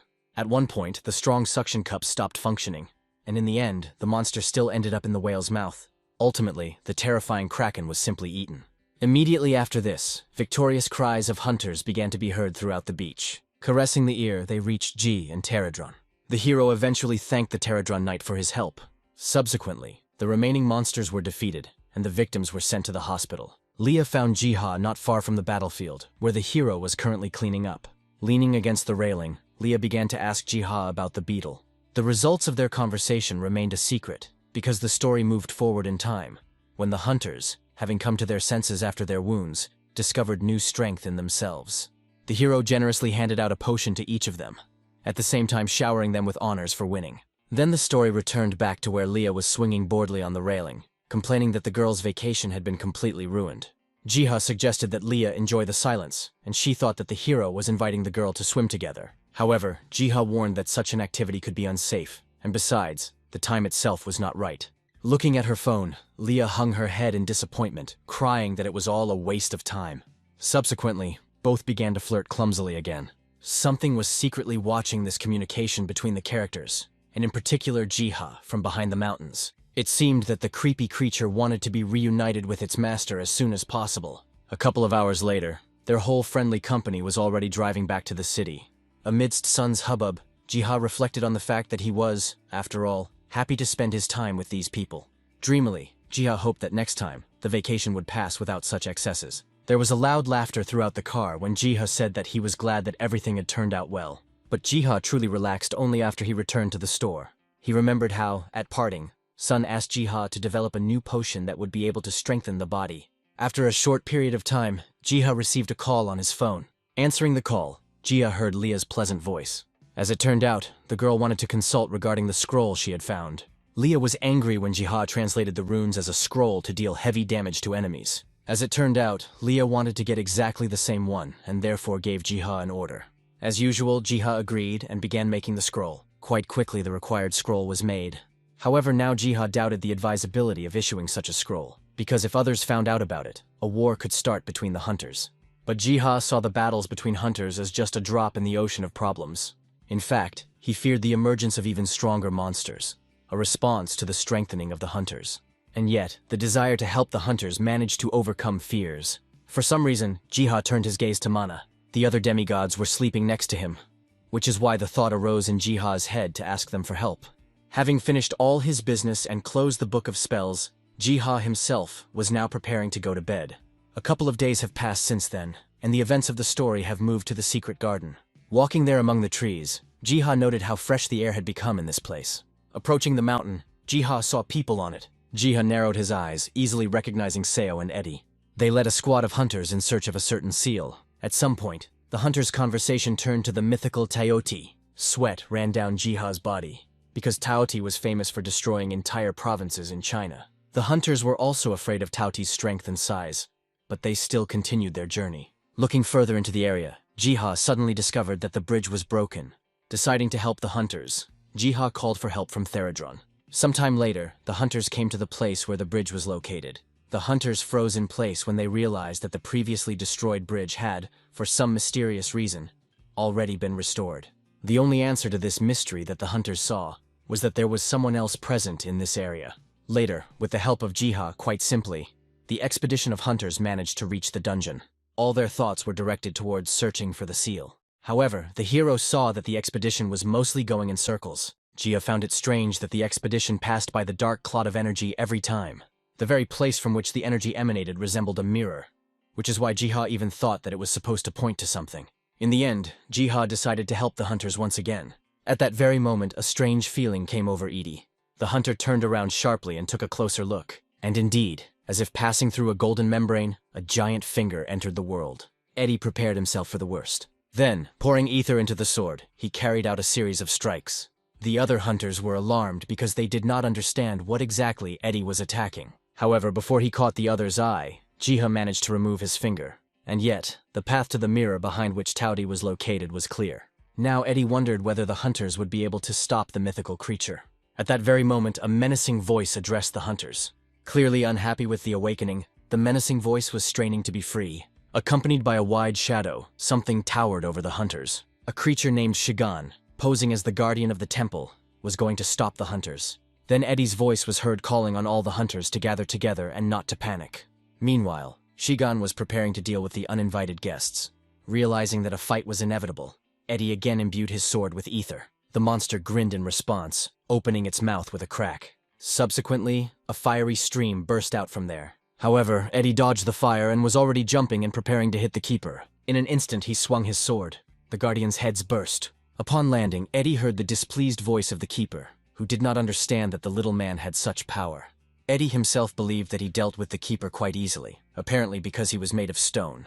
Now, in time, Jiha joyfully shouted, because Eddie's actions influenced the course of the next quest. He didn't even notice how the demigods had disappeared somewhere, who had previously been secretly discussing Taoti's awakening among themselves. Deciding to also do something useful, Jiha opened his book of spells. Luckily for Jiha, a place where new ink could be collected had already been found. And yet, the hero was left with the question of how best to collect the ingredients, because they belonged to the wild elves. And then, Jiha's gaze fell on the human settlement, seeping through the roofs of the buildings. Soon the gaze fell upon the bent figure of Saint Selena. The fanatic continued to pray tirelessly to her god. Gradually, a voice arose in the maiden's mind, calling the name of Selena. Selena immediately realized that the god's deputy had made contact. After a short conversation, Selena was told that she would be given one task. After some time, there were vials of green ink next to Jiha. Having finished creating, Jiha put his pen aside. After all, right now, next to that, there were quite a few manufactured scrolls. However, Jiha had no intention of breaking off his relationship with Selena. The hero asked the holy maiden to visit the village of the wild elves. But Jiha made it clear that the elves would hardly allow Selena to take the grass there so easily. And therefore, in order to gain an advantage in negotiations, Jiha advised using salt, which the wild elves sorely lacked. After receiving the instructions, Selena willingly agreed to fulfill the will of the god's deputy. Everyone agreed on everything, and then Jiha sent Selena salt for exchange. Later, Jiha watched as the prince and the saint went to the elf village.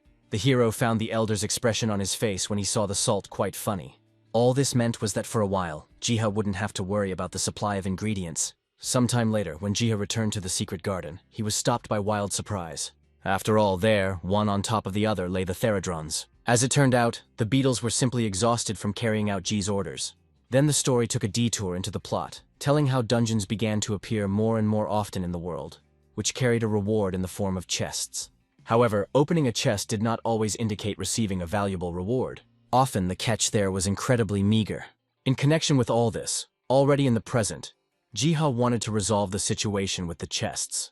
As soon as they recovered, the Pterodrons made it clear to the hero that they were ready to continue to carry out any orders. After which, as expected, the work continued. Jiha watched with bated breath as the Theradrons skillfully managed without tools, especially, even managing to melt metal in their mouths. Subsequently, their work resulted in the creation of chests. With curiosity, Jiha looked to see what would happen next. Before his eyes, the Theradrons carried clay bowls filled with various precious items. Jiha never expected that the Pterodrons would be able to figure out on their own about adding rewards to the chests. In the end, Jiha praised the Pterodrons for the work they had done. Still, Jiha believed that hunters might be dissatisfied with such rewards. At some point, the hero realized what needed to be done. With that, the story moved to a random dungeon. The action took place in the middle of the forests. The local hunters walked forward cheerfully, exchanging jokes. Often their wit was directed towards the armored giant Doc. Suddenly, one of the hunters stopped, seeing something suspicious. And indeed, in front of the entrance to the cave, there was a sign that informed about the chance of an item dropping. Not considering the sign to be a trap, the hunters entered the cave. Already there, among the bodies of the defeated monsters, the hunters again ridiculed Doc for again failing to kill anyone. At that very second, one of the monsters became worn out, apparently coming to life. Doc stepped back in fear. However, the monster itself was obviously aiming at him. Then, another hunter rushed to help the tank. Finally, the dungeon was cleared. Having dealt with the monsters, the hunters could now look at the contents of the chest.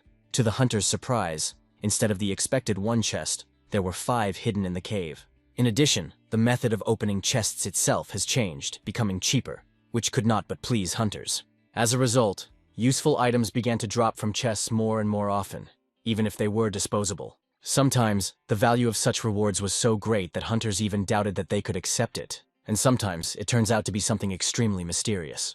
Now, after receiving incredible rewards, the whole group was in a hurry to get an appointment with the Catmaster. Already in the present, Jiha almost idolized the little Theradrons for another successful completion. Then, having moved to the world of people, Jiha waited for the guests. It later turned out that the shield was the only item that really needed to be assessed. However, as for the scroll, it had unexpected contents in the form of the awakening skill. Of course, Jiha told all this to the cowardly Doc. As best he could, Jiha explained about the scrolls, the skills, and especially those that awaken. In this case, Jiha made it clear that Doc's skill could completely repel an attack from almost any enemy. Doc burst into tears even more. because this could mean that he could simply not engage in combat, only endlessly blocking damage. The other hunters began to congratulate Doc on such an extremely useful acquisition. However, the only condition for activating such a skill could be the capture of a giant warthog. To the shock of many, Doc was willing to try it. Subsequently, the group of hunters left the appraiser's office. Before leaving, they even tried to thank Jiha with a lot of gold, but the hero refused by force. Then already at night, the action took place in Doc's house. Following the advice, Doc lit a candle before going to bed in order to learn more about his abilities. And then, Doc really found himself inside a tangible dream. Before him, in jagged strokes, a story emerged in which someone alone fights the undead. Doc found it strange that the hunter there fought desperately, not even thinking of retreating. At one point, Doc felt like the hunter was looking straight at him. Suddenly, Doc was illuminated by an unprecedented light. After receiving the first rank of Pureblood Knight, Doc woke up. Coming out of sleep, Doc slowly got out of bed. Rubbing his eyes, he saw that he had indeed been given the skill from the dream. The problem was that being a shield user, Doc had acquired the sword skill. He sighed heavily and had no choice but to resign himself. After some time, the news began to broadcast about a new discovered skill, which was called Awakening. From the presenter's lips, it seemed that the skill was rare, and in fact, the first hunter to encounter it was now undergoing a test. In this regard, all the attention of the Hunters Association was directed to this person. Next, the cameras zoomed in to show Doc standing in front of the giant warthog. Everyone supported the crybaby and hoped for his victory. Immediately, the warthog struck its hooves, tearing up the ground beneath it. And the next second, he completely jumped up from his spot. Doc tensed up. Beads of sweat began to roll down her face. At the right moment, he put up a shield and held back the monster's blow. Unexpectedly, their eyes met, and it was now, under the pressure of the warthog, that Doc's skill was activated. The heat began to build up, eventually touching the warthog. Ultimately, it all culminated in a devastating and blinding explosion. The shockwave even touched the spectators, but they still managed to stay on their feet.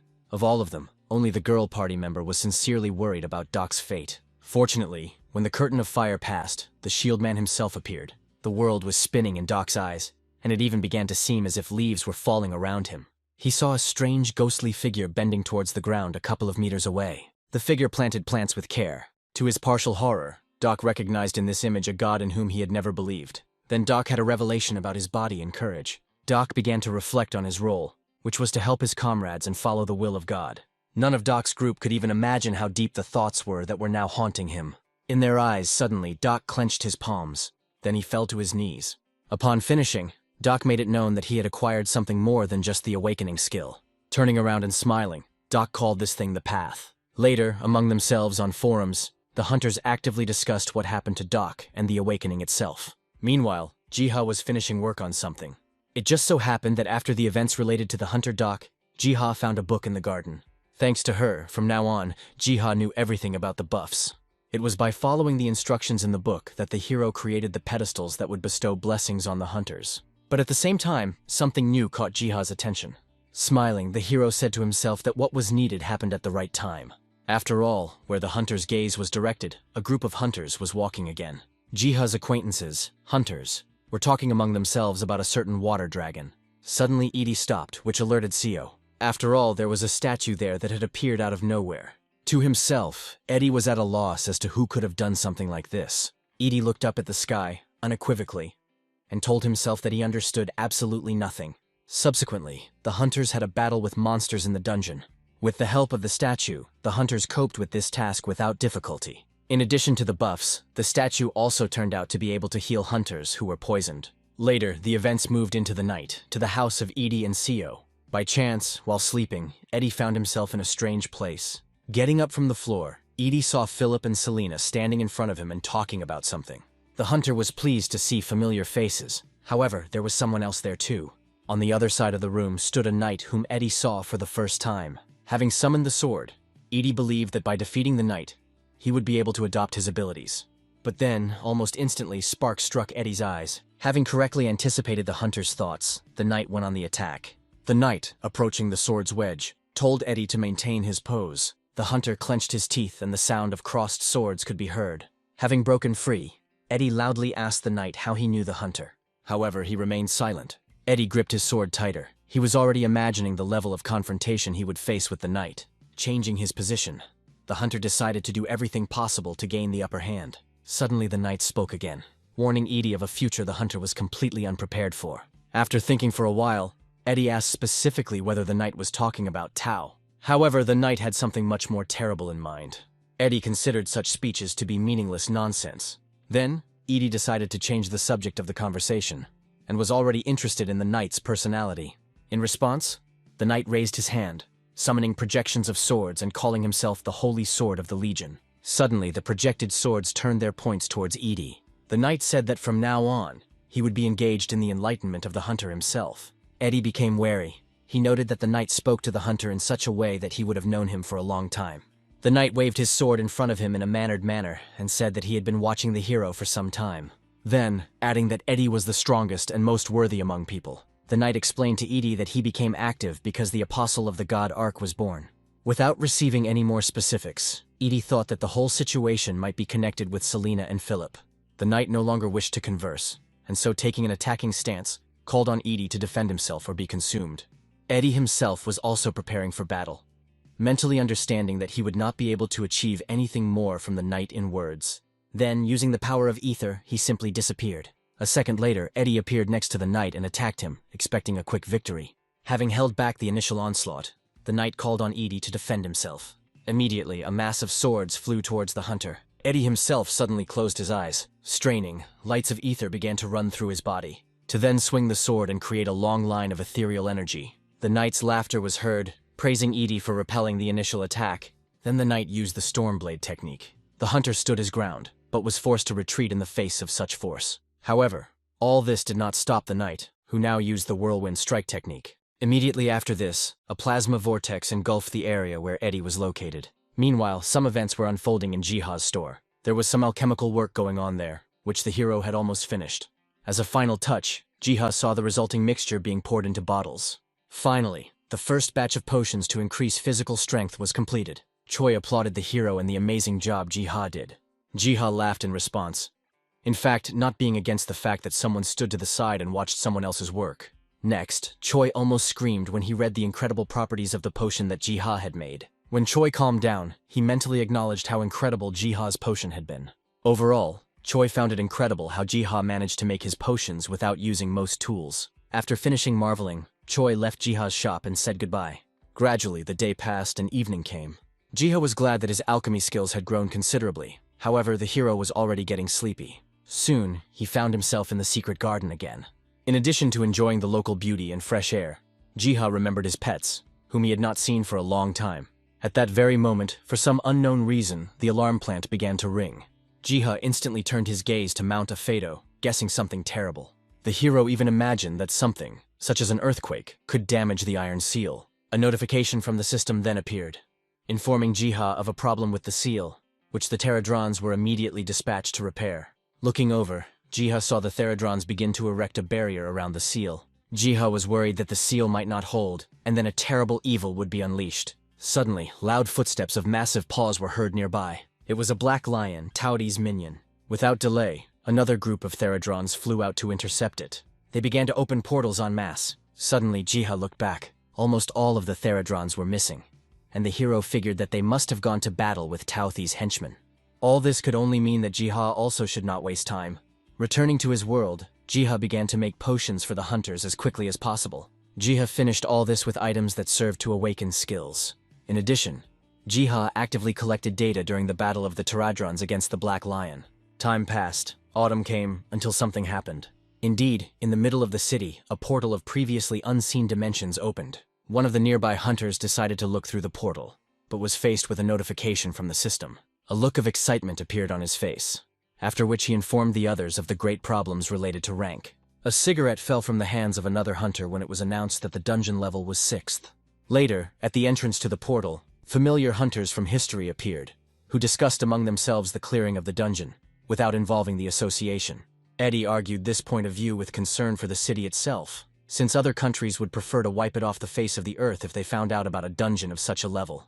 Eddie's behavior was so defiant and self-confident that the other hunters even thought that perhaps something had changed with him. However, Eddie's idea was supported by other hunters who had awakened their skills thanks to Jiha's efforts. Right there, Seo mentioned that she received something unusual from Jiha. Eddie looked closely at the elixir, receiving a message from the system, which told about its wild, compared to other potions, beneficial properties. Eddie hid such a treasure for later, promising that in time he would thank Jiha. Later, Eddie called all the other hunters to follow him. Later, as usual, spying on everything, Jiha exclaimed in surprise. After all, the hunters he knew well finally appeared in the dungeon.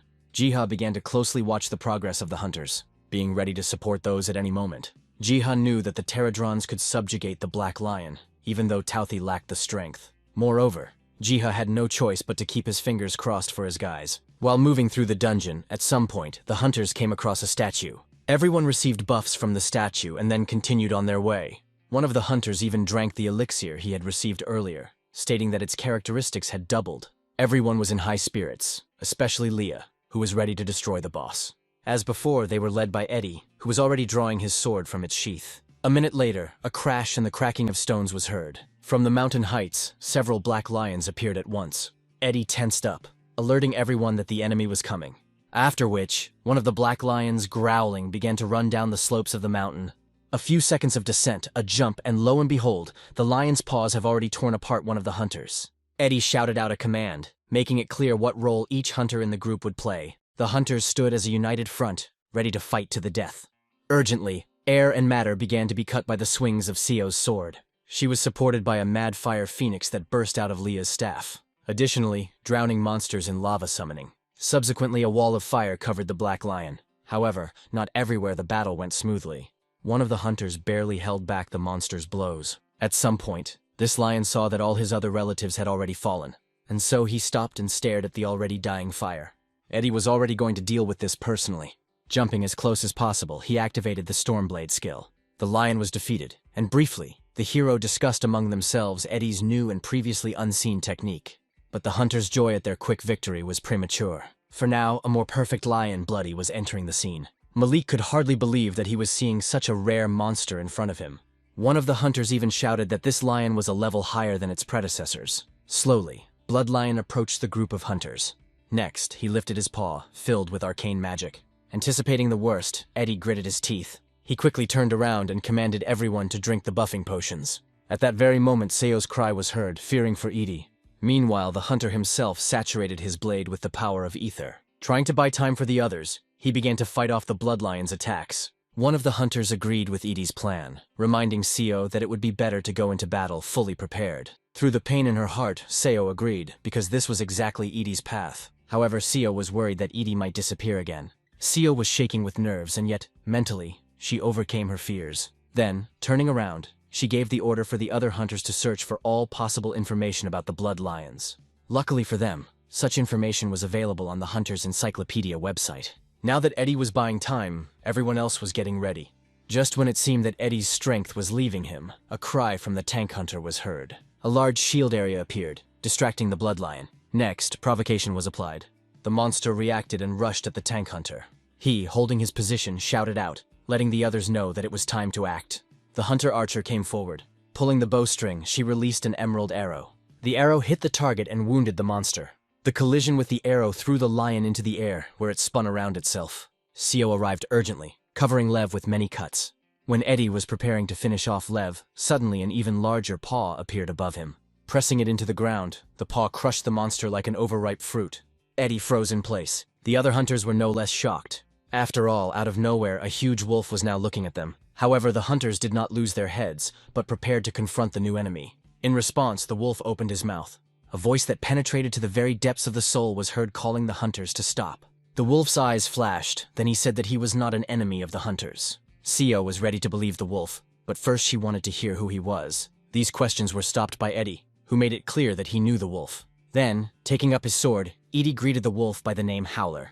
After this was said, the wolf began to approach Edie. While the hunters, looking at each other, tried to comprehend the name of Howler, Eddie briefly explained to the others that the wolf was the god of nature, and that there was a contract with the hunter. This information was extremely incomprehensible to most hunters. Eddie ignored them and walked up to Howler. The wolf growled. In Edie's head, the sound translated as a warning that Tauti had awakened. But, since the hunters would first have to face Tauti's guards, the wolf wanted to help Eddie by giving him his ether. As for Tauti himself, the wolf mysteriously told Edie that the others would take care of it. The hunter had no choice but to touch the wolf and accept its ether. When the transmission was complete, Eddie felt a new force flowing inside the other's body. Then came the voice of the wolf, who was counting on Eddie's survival. The fog rose and the wolf melted into it. Given the circumstances, Edie had no choice but to challenge Touty's guards.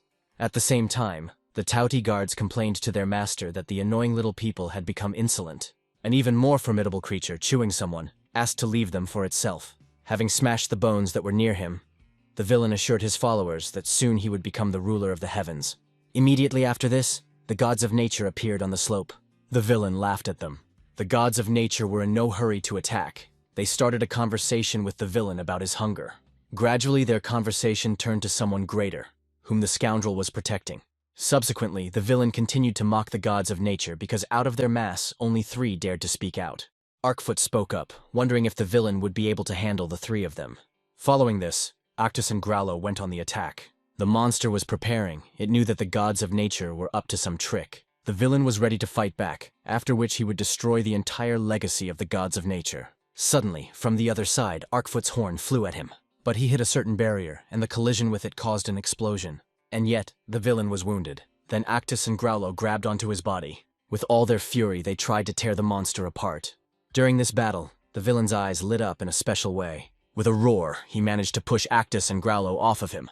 After which, the sky above their heads cracked like glass, which apparently was the result of this battle of the powers that be. Seeing this, Arkfoot said that the dimensional wall had cracked. Octus immediately called on the gods to retreat. In fact, they were no longer able to change the situation that had happened. Subsequently, the currents of the rift pulled them all into themselves. A new breach opened up, throwing them all into the human world. Having barely landed, the villain hit the ground with his paws, causing a destructive wave. He accompanied his actions with a cry that the gods of nature should not stand in his way. Despite all this, having escaped the villain's attack, Octus cut him with his clawed paw. The villain howled in pain.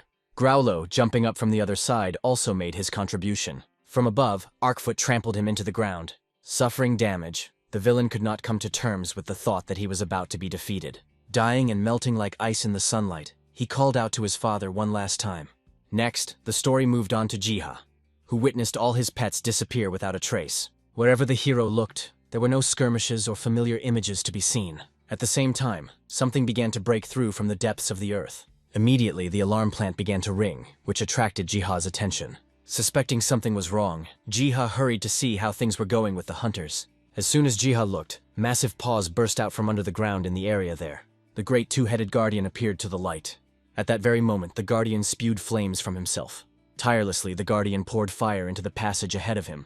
Jiha frowned, realizing that the guardian would protect Touty at any cost. And therefore, the hero hoped that Eddie would be extremely careful. At the same time, Edie also saw the silhouette of the guardian from afar. Urgently, the next bottles of potions were drunk. The shield-bearer Khan came to the fore. A couple of seconds later, a fiery mass was approaching in that direction. Having stood his ground, Khan began to contain the restless flame. Now, before Khan's strength left him, Eddie had to manage to do everything. Eddie immediately broke into a run, activating the mana blade. Accelerating with every step, the hunter left behind a trail of ether. Having reached the guardian there, Edie instantly changed the technique to Storm Blade Strike. Apparently, having hit the guardian, an explosive dome was formed, which pushed Edie away. But then, from behind the fire and the riot of colors, the voice of the guardian was heard, who was surprised not only by Edie's strength, but also by the meeting with a sword that was familiar to him. The guard looked closely at Edie. Then, he said what relation the hunter had to the knight Naburan.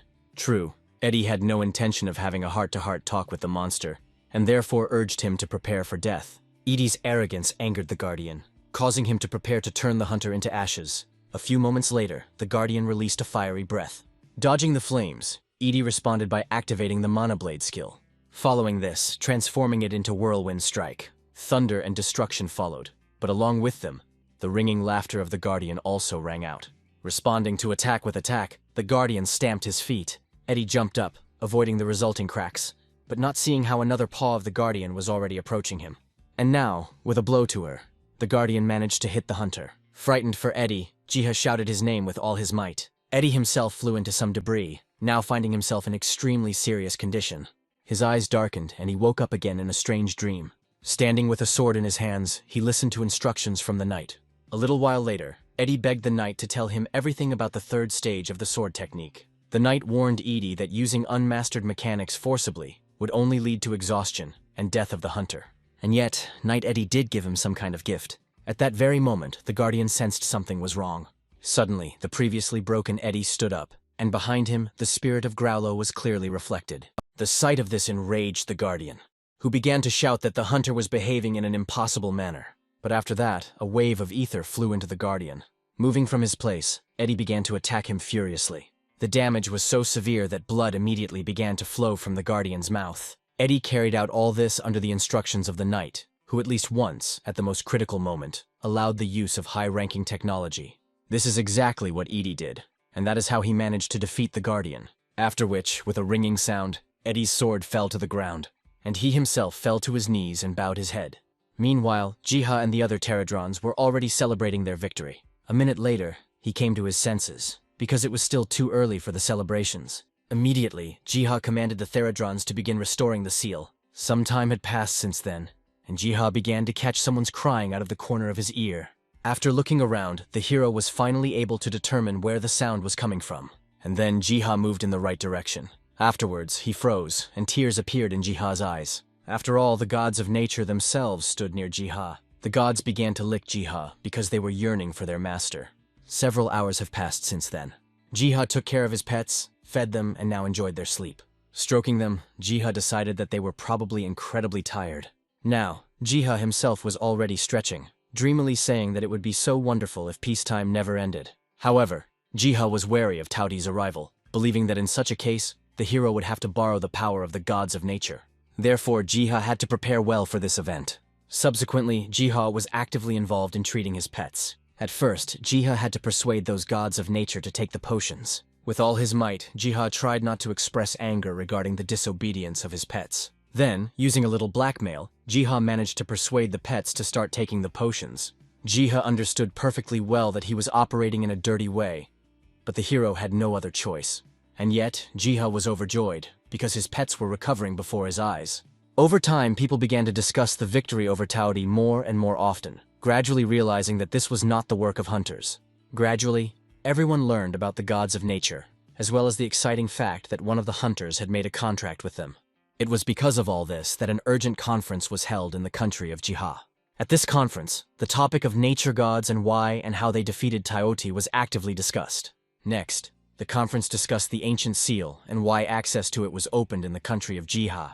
Then the president came forward with questions about the dungeon and the traces of the battle there. The speaker confirmed the president's theory by showing slides of traces of a battle that had once taken place between Tauti and the gods of nature.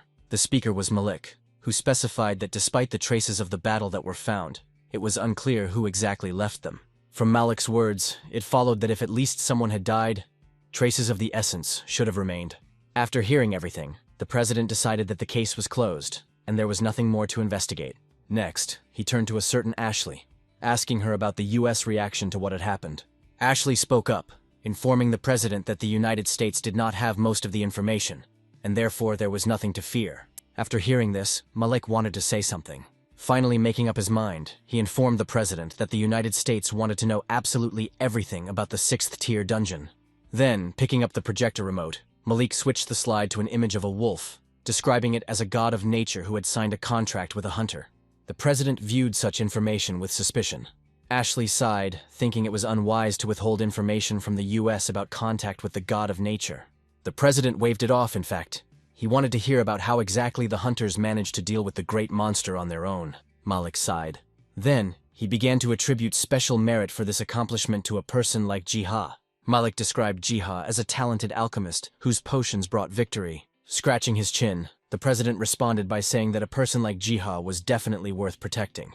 One of those present feared that Jiha could be kidnapped by evil forces in order to use the hero's talent for their own purposes. Then, the president loudly declared that he would take care of something like this. Malik was pleased with the president's response, which would mean state-level protection for Jiha. Next, he started talking about preparing for the arrival of the next destruction rank monster. Ashley expressed different thoughts, believing that she should meet Jiha at any cost. At the same time, Jiha was clutching a ball of essence in his hands. Looking at it from all sides, he admitted that he had never seen anything like it before.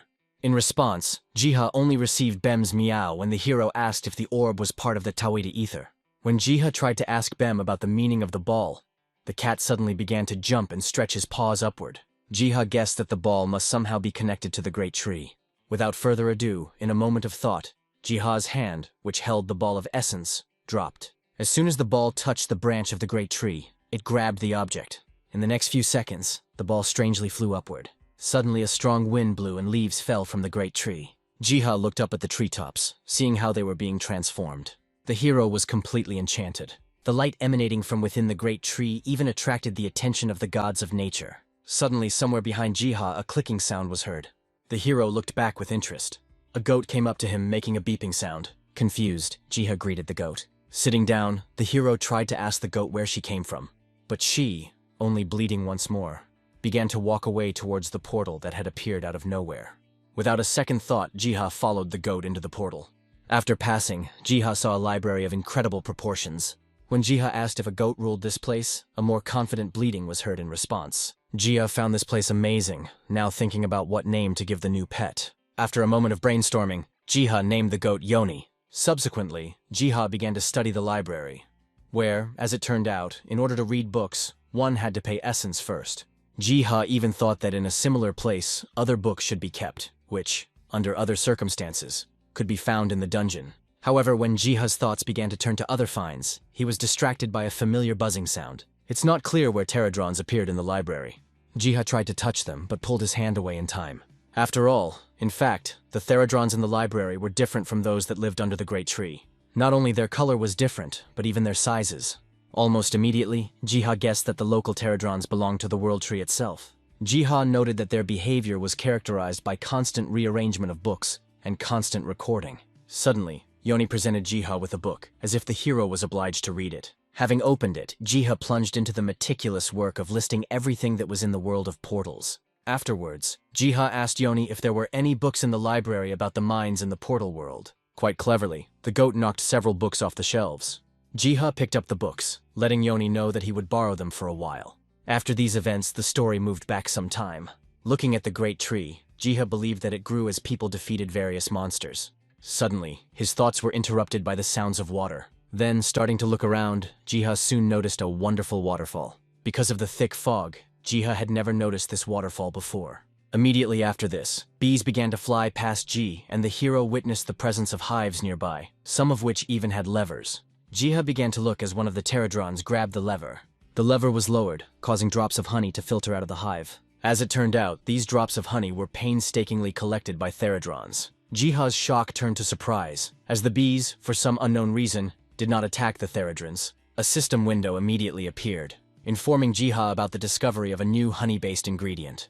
Jiha read the description with bated breath, which promised a permanent increase in strength. Later, Pterodron obligingly allowed Jiha to try the collected honey. Over time, Jiha created potions from honey, but he did not intend to sell them, but to use them as one of the types of rewards in chests. So some time passed. It was time to get to work, and Jiha decided first of all to release more worms near the lake. Thus, with his care and attention, Jiha improved the ecosystem time after time. Such manipulations always required Jiha to spend a lot of essence. But the hero, content with the constant opening of the gates and the demand for potions from the hunters, did not need anything. Meanwhile, Jiha had one major problem, in the form of a lack of salt. Initially, Jiha believed that only wild elves could suffer from such a deficiency. As it turned out, the residents of the village of survivors also needed it. Prince Philip was angry that there was not a single salt mine in the entire kingdom. Philip's pleas were heard, and Jiha, in the guise of God's intermediary, promised to do something about it. Subsequently, the hero opened the book. After reading the text, Jiha came to the conclusion that the salt mines did exist, but their location was indicated incorrectly. Studying the text further, Jiha managed to find a mention of the location of the mines, but the language there was little familiar to the hero. In order to investigate the guesses, Jiha sent out pterodron scouts on important missions. Having received a precise description of what needed to be looked for, the pterodron scout took to the skies. Flying over forests and lush meadows, suddenly Jiha stopped his gaze, focusing on the herd of cows grazing in the meadow. It was unclear who the cows belonged to, and in order not to lose them, Jiha decided to send the cattle to the village of survivors. Jiha then turned his gaze to his pets, deciding which of them would be best suited to handle such a mission. In the end, Dennis was called. Jiha was counting on the wolf cub. Afterwards, having prepared carefully, Jiha watched the show, where, led by Denny, Jiha's pets were driving a herd of cows. At the same time, the pterodron scouts managed to find an abandoned grain storage facility, where the grain was simply abandoned to its fate. Using diplomacy, Jiha managed to persuade the pterodrons to collect all the grain there in a matter of hours. Next, Jiha contacted Selena, informing her that the wheat beetles would soon arrive. Immediately, Jiha made it clear that a herd of cows was heading towards the village.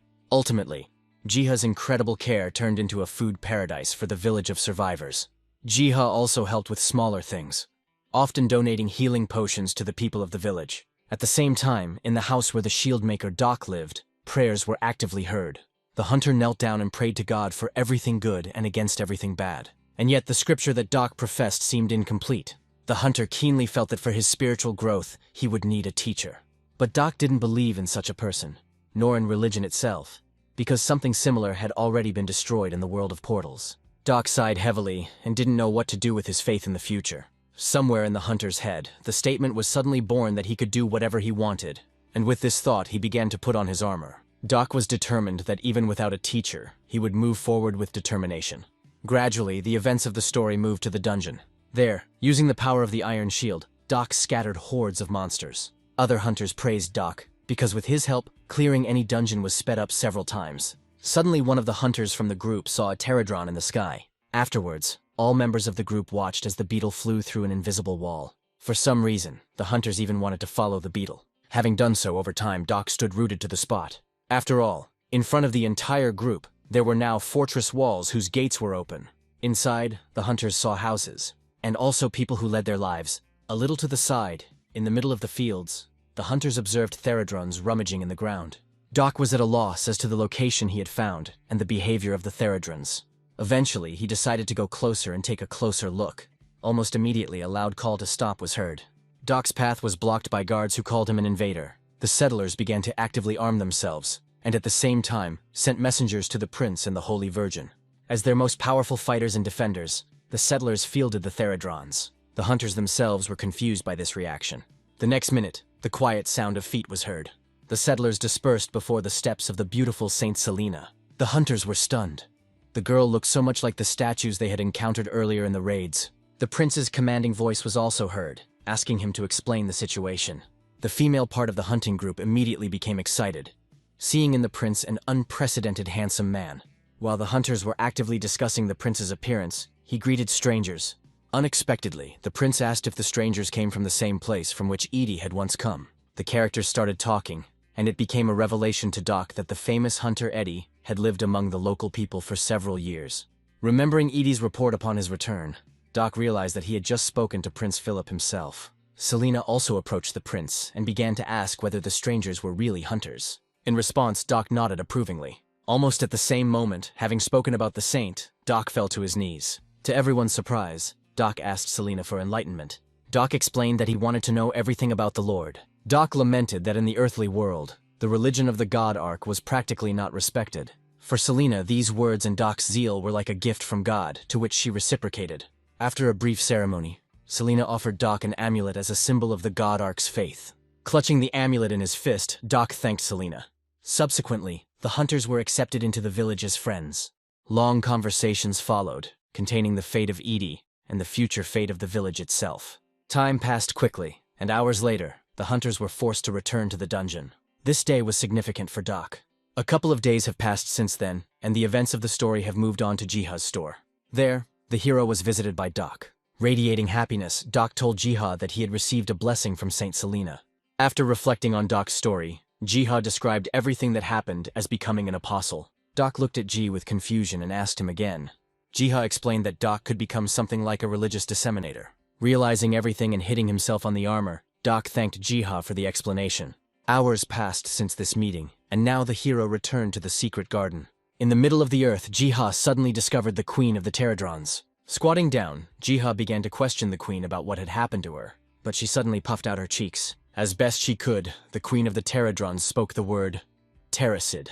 As expected, a window from the system appeared, informing that Terracid was the seed that made the land fertile. True, Jiha himself found it strange how this seed sounded from the lips of the queen. Then, as soon as Jiha took a step, he was immediately whipped on the shoe. Looking down, Jiha saw a series of drawings on the ground that the Pterodron Knight had referred to. Very soon, Jiha figured out the essence of the drawings, which meant that first, the seed had to be soaked in the elixir. The hero had no choice but to do just that. Exhaling and wiping sweat from his forehead, Jiha admired the resulting potion. Right there, especially for the common cause, the Pterodron Knight brought a flower pot for Ji. Having thanked him, Jiha began to place the seed and essence stones into the ground. Next, Jiha uncorked the bottle with the potion. Then, pouring the mixture there onto the seed, some time passed and the seed actually sprouted. Jiha was delighted with the results and noted that in this way, the fertile seed could be spread everywhere. Following this, the events of the story moved to one dungeon. There, the hunters looked warily at the previously unseen chest. Of all those present, Nuna stood out for her particular courage in deciding to look into the chest. To the laughter of the hunters, she pulled a small seed out of the chest. The dream responded that while reading the notification from the system, he was pronouncing the beneficial properties of the seed. Betty spoke out with concerns, believing that a terrible monster could sprout from the seed. The dream calmed Betty down, and soon all government channels were broadcasting about the purchase of a new variety of seeds. While the host was telling stories about increasing soil fertility, Jiha treated Leah to his own cooking. A little apprehensive, Liu decided to find out if the dish would be too spicy. Having made a brave decision, Leah nevertheless put one piece of the dish into her mouth. To the redhead's delight, the dish was indescribably delicious. During the feast, Leah accidentally started a conversation with Jiha about a new variety of seeds. Jiha chuckled nervously, saying that the seeds would be extremely useful to human society. Subsequently, their conversation touched upon the Eternal Flame Guild, whose members were offered citizenship in Japan. Leah shared with Jiha a story about Japan as a place that not long ago was drowning in an invasion of monsters and other cataclysms. Then, when Jiha asked about Leah's response to the Japanese government's proposal, for some reason the redhead poked the hero in the cheek with her finger. While picking a booger off Jiha's cheek, Leah said that she would not have come to the hero if she had made a positive decision. Only a minute later, the hint in the red-haired girl's words reached Jiha. Beaming with happiness, Jiha expressed his joy at Leah's decision. Hearing this, Leah felt embarrassed for the first time. Taking advantage of the moment while Jiha was distracted by the pets, Leah was hysterical in her thoughts regarding the hero's idiotic reaction. At the same time, a strange bird flew into the secret garden. The bird let out a cry that Jiha somehow managed to hear in another dimension. Jiha even thought that among the nature gods, there was a place for someone with a similar voice. The natural gods themselves were already discussing among themselves the owner of the voice, whom Bem promised to eat. Seeing that Jiha stood rooted to the spot, Leah even became worried about him, but the hero attributed everything to his natural sluggishness. As a result, Jiha's slowness even led to the food that was being cooked on the fire burning in the house. Later, Jiha entered the secret garden to deal with the owner of the scream there. At some point, the hero stopped, because a new scream was heard and very close. Looking up, Jiha saw a bird sitting on the branches of a great tree. While Jiha was pondering the parrot's strange voice, he didn't even notice how Bem rushed past. Hissing and baring his fangs, Bem climbed the tree towards the bird extremely quickly. For a second or two, Jiha even began to think that Bem and the strange bird had probably known each other before. Climbing the tree, Bem himself threw threats of being eaten at the bird. However, one awkward movement and the cat's paw slipped. With a loud, disappointed meow, Bem fell down. Jiha chuckled, because as it turned out, Bem was quite bad at climbing trees. In fact, Jiha had no idea that Bem and the bird were simply having fun in this way. At some point, the name Hong was born in Jiha's head, and he decided to call the bird by that name. The bird turned its attention to the man, who was now calling it by that name. The next second, several feathers flew from the tree branches. After flapping its wings a couple of times, the parrot had already settled on Ji's shoulder. At the same time, Jiha noticed that as soon as the parrot was given a name, Bem strangely stopped pursuing him in every way. Later, Jiha found out that Hong was able to distinguish seeds, and also carefully stored them in a warehouse. Entering the portal, Jiha was taken aback, because the parrot's warehouse turned out to be far from small. In fact, it was a real grain storage facility. Later, after all these events, several days passed.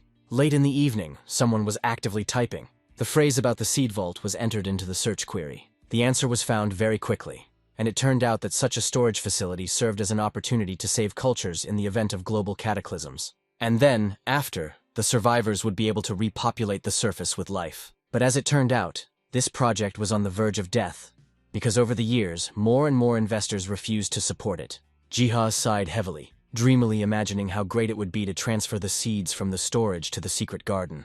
However, the hero knew that even getting to such a storage facility would be quite a problem. In the end, Jiha stretched tiredly, deciding to find another place later.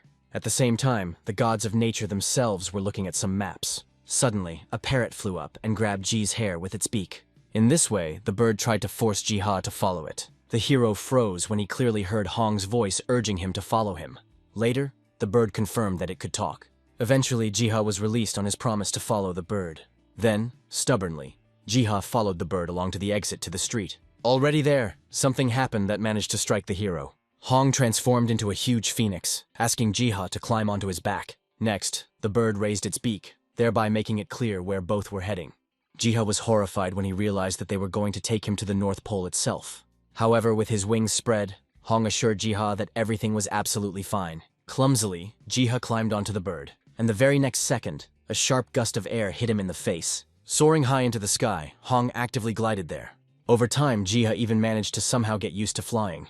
Jiha didn't even have time to come to his senses. How quickly the icy spires of the North Pole appeared on the horizon. In preparation for the unbearable cold, Jiha took out a suitable resistance potion from his backpack.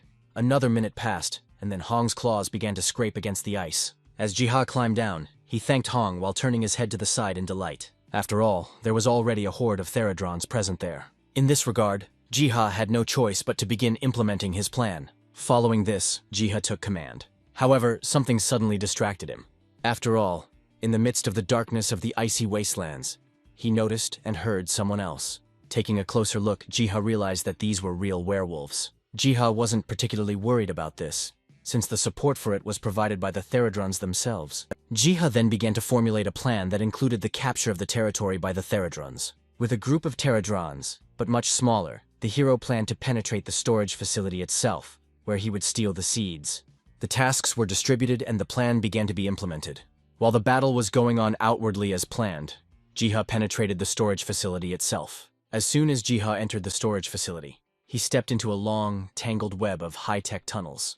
Even though Jiha didn't feel the cold, he still noted that the atmosphere in this place was quite eerie. As Jiha walked through the tunnels, he wondered if there were any undamaged seeds left in this place. At that moment, a rustling sound came from the ceiling. The werewolf, lurking near the ceiling, jumped onto Ji's head, but right in flight, he collided with Theradron's hammer. The hero turned around when he heard the characteristic noise of the impact. Jiha chuckled nervously, thinking that the werewolf would have survived if he hadn't attacked. Afterwards, their journey through the creepy storage facility continued. Seeing that the monsters had managed to get into the storage facility itself, Jiha became increasingly worried about the safety of the seeds. Afterwards, Jiha's hand touched the sliding door. Afterwards, he entered a room where high conditions for seed preservation were observed. Seeing the true seed storage, Jiha even caught his breath. Meanwhile, Hong was already moving some of the seed capsules across the floor. Leaving Jiha to oversee the work, Hong and the Theradrons began to carry out their seed storage. Jiha had no intention of entering into the already established work process, believing that he would only be able to ruin everything. A little later, Jiha for some reason suggested to Hong that they leave the work to the Theradrons, and that the characters themselves go outside. A couple of minutes later, Jiha's sneakers stepped into the snow. Looking around, Jiha concluded that there was nothing visible around. Afterwards, Jiha remembered Hong himself, thinking that he should be hidden somehow. Because in fact, the parrot was a real phoenix bird. Suddenly, somewhere ahead, a werewolf fell onto the icy edge. As it turns out, the Theradrons just finished off the last of the werewolves in the area. Subsequently, having stolen all the seeds from the storage, with the help of the Theradrons, Jiha distributed them to the inhabitants of the village of Estrom. The hero even passed on some of them to Malik.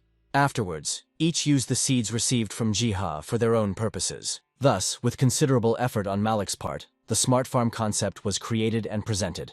Several days have passed since then, and the events of the story have moved to Jiha's store. There, inside, a certain trading platform for hunters was being actively discussed, which was rapidly gaining popularity. In fact, the platform was an entire trading system. Once upon a time, things were going well at the site. Subsequently, after a minor financial collapse, the site was bought and reformed. But then, as soon as the conversation turned to shopping on the playground, Betty came to her senses, letting Jiha know that the girl was late. Very quickly, the characters said goodbye. Now Jiha chuckled thoughtfully. The hero hoped that through the book, he would be able to find some clues about the popular site. Meanwhile, Jiha had another book in stock, which he borrowed from the goat's library. It was difficult for Jiha to decipher the book, but it contained a lot of information about the hunters, their powers, and even the system itself. The story rolled back some time, when the hero had just gotten hold of an ancient book from the library. Later, through the book, Jiha planned to create a joint stock house where the currency would be essence. With this thought in mind, Jiha set to work. Having finished, Jiha closed the book, believing that if necessary, he would be able to turn to the Theradrons for help. Over time, with this idea of an auction house, Jiha came to the Theradron Knight. After hearing all this, the Theradron Knight suddenly drew an image of a crossed-out chest on the ground. Jiha perceived this gesture as a refusal to further place the reward in the chests. Following the gaze of the Pterodron Knight, Jiha noticed an anvil, behind which one of the beetles was already working. Next, drawing an image again, but this time of a bottle with a potion, the Pterodron Knight pointed at himself. Considering that the potion should facilitate the work of the Pterodrons, Jiha willingly agreed to this deal. Thus, Jiha made a deal with the Pterodrons to create artifacts that would then be randomly scattered throughout the territory. Over time, in the secret garden, with each subsequent arrival of Jiha, the number of artifacts grew and grew. While examining the artifacts, Jiha noted items that were simply incredible in their quality. Their price and characteristics were completely out of line with the slave labor that the Pterodrons were subjected to. And yet, Jiha decided to study one of these artifacts closer. He concluded that the artifact was of incredibly high quality. At that very moment, somewhere behind Jiha, a column of dust began to rise. As it turned out, it was left by the gods of nature, who came from somewhere in a crowd. Immediately, Jiha noticed something strange. After all, behind the pets already familiar to the hero, someone else was dragging along. Taking a closer look, Jiha realized that it was a bear cub. Horror pierced the hero's body. However, to his surprise, the bear cub did not pose a danger, but was simply playing. However, Jiha had no idea where it could have come from. Suddenly, Jiha's heart skipped a beat. The teddy bear was really cute. Unable to bear it any longer, Jiha, admiring it, lifted the bear cub above himself. As a result, Jiha named his new favorite Komi. But before Jiha could ask the beast about his food preferences, he received a hefty blow to the face. At the same time, Bem was comfortably located on the branches of the great tree. Having heard something, the cat lazily opened one eye. And not in vain, because a bear was flying in that direction. Bem was really scared by this unexpectedness. Jiha tried to catch up with the bear cub, still not understanding why Comrade Komi had attacked the cat. However, he, avoiding the hands, was already rushing towards the foal. Quite expectedly, he ended up getting kicked in the hooves. Seeing such a reaction, Jiha even thought that Komi was the main specialist in fights. Later, taking Komi in his arms, Jiha decided to show him his garden. It was from this time that Jiha began to lead his tour. Lush trees, bushes, and sown fields. That's what came into Comrade Komi's field of vision. At some point in time, the bear sitting in Jiha's arms suddenly began to sense unusual smells. His eyes lit up when a beehive came into Komi's field of vision. Having understood the situation without further ado, Jiha began to explain to the bear that he would feed him honey only on special occasions. And in order to appease him, Jiha was already making his first donation in the form of honey. Then for some reason, Komi pointed out something else. As it turned out, the bear could open portals. Jiha boldly stepped into the portal, first of all, opening up the weapon racks. Next, armor came into view. Jiha looked at all this with bated breath. To Jiha's amazement, Comrade Komi was not just a bully, but the keeper of an entire warehouse. Separately, Jiha noted the artifacts of this place, which often had an extremely high rank. Jiha knew that the reaction would be uncontrollable if such items were allowed to go up for auction. And so, to begin with, Jiha asked Komi for permission to borrow something. Attention Jiha, the sword of the demon destroyer himself, shining faintly as if from hatred. Looking at the bear's reaction, Jiha was sure that taking such a thing from the warehouse would definitely cost a pretty penny. Standing on his hind legs with an open gesture, Komi demanded payment of 10 essences from Jiha.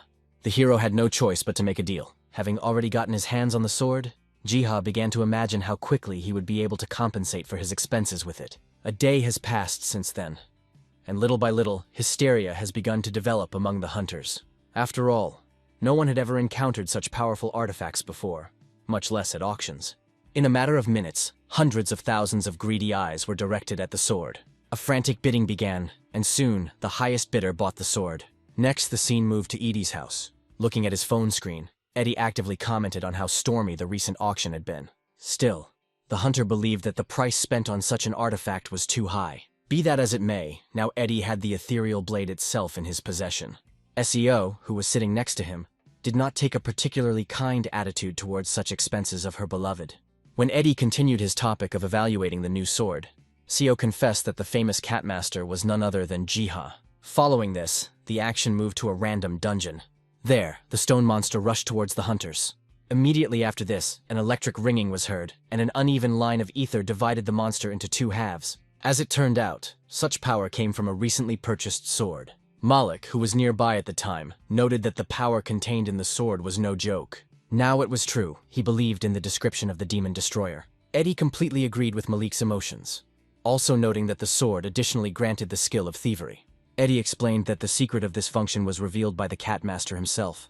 Eddie did not share the exact method by which he achieved an audience with the master. In his thoughts, he gave his word that he would definitely repay Jiha for his help. Time passed again. Now the events moved to Jiha's store, near which he tried to plant the world tree. Having planted it, Jiha hoped that the seedling would take root in different soil, in another world. Afterwards, on other business, he went to the secret garden. Suddenly, one thing caught Jiha's attention. Jiha clearly felt a cold snap, and the number of pterodrons visually decreased. Jiha figured the beetles must have been quite busy processing orders at the auction house. Jiha was well aware that due to the varied work process, the pterodron's fatigue was almost at the limit. In connection with all this, Jiha even thought about increasing the reward of the pterodrons. At some point, a pterodron knight appeared next to the hero. Jiha began to inquire about the possibility of transferring some of the bees to Estrum and raising them there. What he heard definitely shocked Pterodron.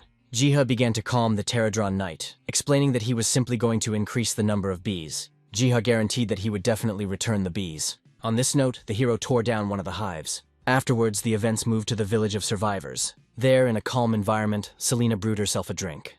As soon as the Holy Virgin began to raise the cup to her lips, a voice was heard in her head. Selena immediately recognized the owner of the voice. Jiha, performing his old role, greeted her. And besides that, also with Prince Philip. After finishing the greetings, Selena decided to find out if anything had happened. Luckily for her, the gardener wanted to give her some honeycomb. As usual, Jiha gave up one resource in order to receive another in return. To the surprise of the prince and the saint, Jiha immediately translated one sample. Opening the bag, there was sugar inside, which the prince immediately began to taste. Having tasted it, the prince was absolutely sure that they had sent him sugar, and, moreover, of the highest quality. While Selena was also sampling, the prince told Jiha that in the world of portals, sugar was valued much more than honey. Ultimately, both important members of the survivor village agreed to Jiha's deal to produce honey in exchange for sugar. Next, the story moved on to the headquarters of the American Hunters Association. At the moment, there was a lot of discussion about Korean hunters. The conversation participants discussed among themselves the various methods they used to try to lure Korean hunters over to the side of the American Association. For example, Eddie said that he was almost dragged by force to such a meeting. However, Eddie was not interested in intrigues and political games. He saw himself only as a very skilled hack. But Malik, who was walking next to him, believed that the topic of discussion could be Jiha, who should be saved at any cost. Eddie chuckled, not averse to watching how they tried to win people's hearts. Already approaching the door, Malik expressed that he shared Edie's position. Behind that, the hunters were met by the well-known Ashley. Eddie bowed to the girl, dreamily saying that Ashley would certainly take the right side in the discussion. Ashley's previous smile disappeared and she stated that as a representative of the United States, she does not take sides. In response, Eddie hoped that at least this time, Korean hunters would not be discriminated against. Ashley then opened the meeting. Malik listened to the speech, wondering how long the friendly atmosphere would last. Soon, a hand was placed on one of the tables with a bang. One of those present began to actively ask about the identity of the Catmaster, as well as the fact of whether the dungeons themselves had really been upgraded. Questions also concerned the auction house and why all this was happening only in Korea. Unexpectedly, the guesses from the questioners were confirmed by Malik. Tapping the table, Malik assured that he would not hide anything or lie. However, Malik noted that, like the United States, Korea also does not disclose certain types of information. As it turned out, Malik had learned about the secret ether reactor, which the US had been actively hiding until now. A scandal began to escalate, with mutual accusations of concealing strategic information. As an example, Malik cited China, which hid the existence of a high-level dungeon until Leah's guild accidentally stumbled upon it. Malik concluded that for the preservation of peace, not everything and not everyone should know. In response, there was another knock on the table, followed by the assertion that everyone present in the room were hunters. At some point, both sides agreed that everyone had secrets that they were hiding in one way or another. Next, the speech of those gathered turned to the issue for which everyone had gathered, the quota system. Suddenly, Eddie flared up, declaring that he had not come to the meeting for interrogation. A little later, in raised tones, the meeting was concluded. Malik couldn't believe that Edie's defiant behavior had managed to play a good service, which resulted in obtaining a prototype of the ether reactor. In return, Edie and Malik agreed to send their hunters to other countries. Still, Malik was a little sorry that at the end of the meeting, not everyone had benefited. Wanting to somehow repay Jiha, Eddie decided to please him with some goodies for Bem. Suddenly, Malik had a brilliant idea that was connected with Jiha's store. Free reagents and passive income for that. Eddie considered the proposed plan ideal. Sometime later, the events moved to the entrance of the village of Estrum. After all, there, accompanied by mounted knights, appeared Margaret, who was the commander of the order from the Gaymark Empire. Finding herself in this place again after a long time, Margaret found the changes that had taken place unexpected. The head of the order remembered very well that the village of survivors was experiencing terrible problems with food. Margaret still couldn't figure out who had gotten involved in the usual course of things. The head of the order was distracted by the voices of Philip and Selina, who were approaching her. Margaret discovered that Baron Grom had apparently abandoned the village with his soldiers. Philip said that they were driven out because they were hostile to the villagers. In general terms, the prince described the conflict as a difference of opinion. Margaret sighed, incredulously saying that the gentlemen were not the kind of people who would leave of their own free will. Philip thought about his answer, because he wasn't going to reveal the whole story of what happened. Then the prince whistled loudly. A loud buzzing sound was immediately heard, causing Margaret to look up to the sky. Very quickly, Theradrons flocked to the scene of events. Philip described the beetles as soldiers that were sent by God himself. To Margaret's shock, the prince explained that there were also beetles that simply helped around the house. Margaret was unable to find words for her shock, and therefore, she recalled that once upon a time, the prince did not believe in the gods at all. Philip sighed heavily, saying that he had previously deceived Margaret. Afterwards, the prince made it clear to the head of the order that he had signed a contract with the god Ark himself to protect the village. Margaret's gaze sharpened, and she decided to find out whether these changes meant hostility with the Empire. Philip never confirmed this, only letting it be known that he wanted everyone to live their own lives. And he was absolutely not against it if the Empire could also find its own meaning in life and purpose. In general, Philip was drawing a situation in which he refused to be a protectorate of the Empire. Margaret's reaction to this statement was silent. Suddenly, looking at Selina, Margaret said that Selina had turned away from her own people, but the Holy Virgin herself thought otherwise. In response, Margaret chuckled, calling the maiden's beliefs ridiculous. However, the fact that the villagers were served by beetles did not even serve as an argument for the head of the order. Then, Selina declared that she would be able to prove the existence of the god Ark. Margaret laughed as she asked the god Selina to make it rain. And then, in accordance with Selina's request, it scattered throughout the surrounding forests. At that very moment, one of the Theradrons grabbed Ji's clothes with its claws. It seemed as if the beetle was trying to show something to the hero. Taking a closer look, Jiha finally saw that people previously unknown to the hero had arrived in the settlement of survivors. Even though Jiha was watching them, he didn't know what exactly they were talking about. Finally, through Selina, words began to reach Jiha demanding proof of the existence of God. Jiha began to look around, thinking about how exactly to fulfill such a request. In the end, he grabbed the first object he came across, which was a watering can. Just as Margaret was giving her ultimatum to Selina, water began to fall from the sky. Similarly, large drops fell on everything that was below. During the widespread panic, only Margaret kept her cool, now convinced that God really does exist.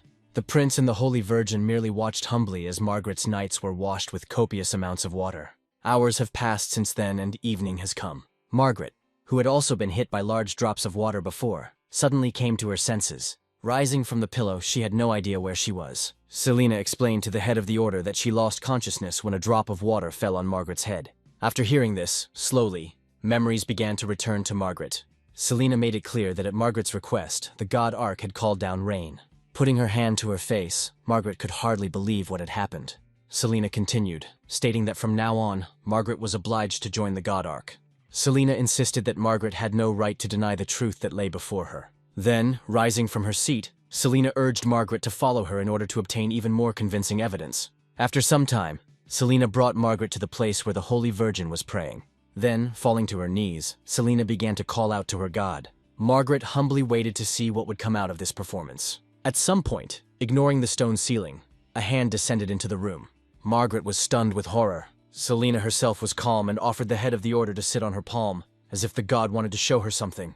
Long hours have passed since those events. A new day has arrived, and the events have moved to the Gaymark Empire. There, Margaret reported on the inspection carried out in the village, which in fact had become a very developed settlement. Knight Commander Brendo slammed his fist on the table, for he was forced to believe the nonsense that Margaret had conveyed. The Knight Commander insisted that Margaret had seen nothing, including the manifestation of God. Brando was afraid of the unrest that might arise from the dissemination of Margaret's information.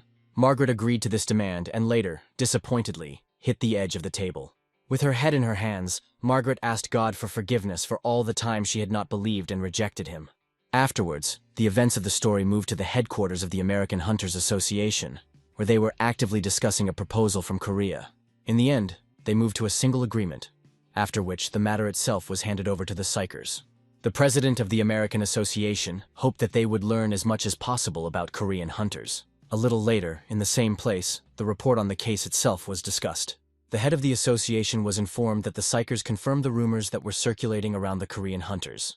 The head of the association chuckled approvingly, beginning to link various interesting and unexpected events with Jiha's personality. The man who came with the report merely confirmed the connection voiced by his boss. Further, the head of the association said that from now on, his desire to get Jiha became even stronger. The person who brought the report was shocked because the wishes of the head of the association clearly diverged from the implementation plan. However, the head of the association, first of all, asked to think about the United States and the prospects that would be available to the country if Jiha appeared there. Tapping his finger on the table, the head of the association claimed that Jiha was an outstanding person to whom many Korean hunters were indebted.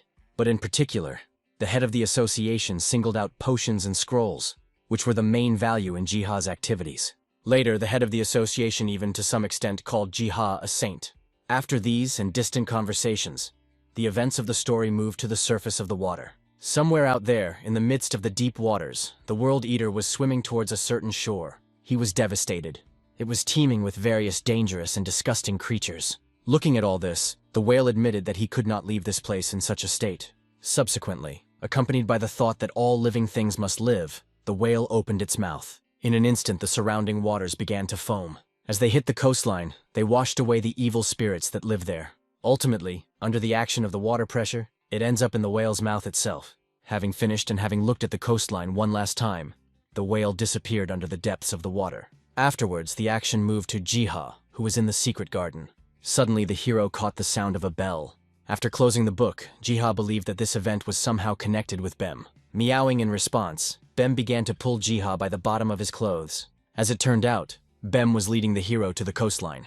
Once there, Jiha enjoyed the refreshing breeze. Suddenly, somewhere in the distance, the World Eater appeared. A system notification immediately popped up, informing Jiha that the whale was moving untainted islands. Then another system notification popped up, letting Jiha know that the whale cared about many lives, as his status suggested. Finally, Jiha realized that the World Eater did not destroy the worlds, but only mixed them up, thereby saving them. At this moment, Jiha hoped that his fishing would not anger the whale. After all that he had seen, it was now Jiha's additional responsibility to take charge of the new island. To his surprise, the whale was already leaving the shore. Masha followed that up with Jiha promising to take care of the island in every possible way. This is how the day ended when Jiha got a new job. Afterwards, the events moved to some unknown place, filled with a lot of books. There, the owner of a small mustache condemned the excessive faith with which Margaret had recently become imbued. Now, the man waited for an explanation from the head of the order. Suddenly, the story rolled back a few hours, taking place in the Gamark Empire. There, on the training ground, someone was hitting targets incredibly quickly. As it turned out, it was Margaret, rushing like a hurricane wind.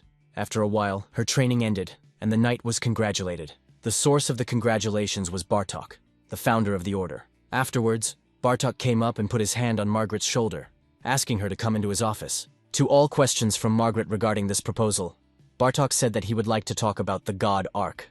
Already there, in his office, Bartok asked Margaret about her obsession with a strange faith. In response, the knight tried to present everything as if she really didn't know what Bartok was talking about. Then, Bartok said that he had found a round decoration in Margaret's closet, which clearly indicated her belief in the God Ark. Margaret was silent, but mentally she was worried, because somehow her secret was discovered. Suddenly, it dawned on the girl that the founder of the order had been watching her all this time. Following these thoughts, Margaret clenched her fist tightly. Bartok continued, saying that he had not yet informed the other knights about Margaret's preferences. At this point, the girl realized that she was hooked, and this meant that perhaps they wanted to make her into an obedient doll. Afterwards, Bartok let Margaret go, making it clear that he would call her if some business arose. Several days have passed since then. Sighing heavily, Margaret resigned herself to the idea that she would have to be extremely careful for a while. Already being close to her house, she suddenly noticed that for some reason the light was on inside. Hurrying, Margaret burst into her own home. However, there the girl was met by a familiar, impudent voice. Margaret was stunned, not expecting to meet him in her house. The owner of the voice was Bartok, who immediately began to ask the reasons why Margaret returned home so late. Margaret immediately replied that her training had simply dragged on. Then, the girl's face showed an expression of acute incomprehension. After all, Bartok raised the book in his hand, loudly proclaiming that in it were proofs of Margaret's faith in the God Ark. Bartok deliberately shook the book, as if teasing the knight. Bartok couldn't believe that Margaret liked a dissolute god who created tribes and actively mated with the women there. Excitedly, Margaret rejected these words, as Bartok noticed an obvious bookmark in the book. Opening the pages, Bartok began to read aloud, literally drowning in the piquant details between the god Ark and his beloved.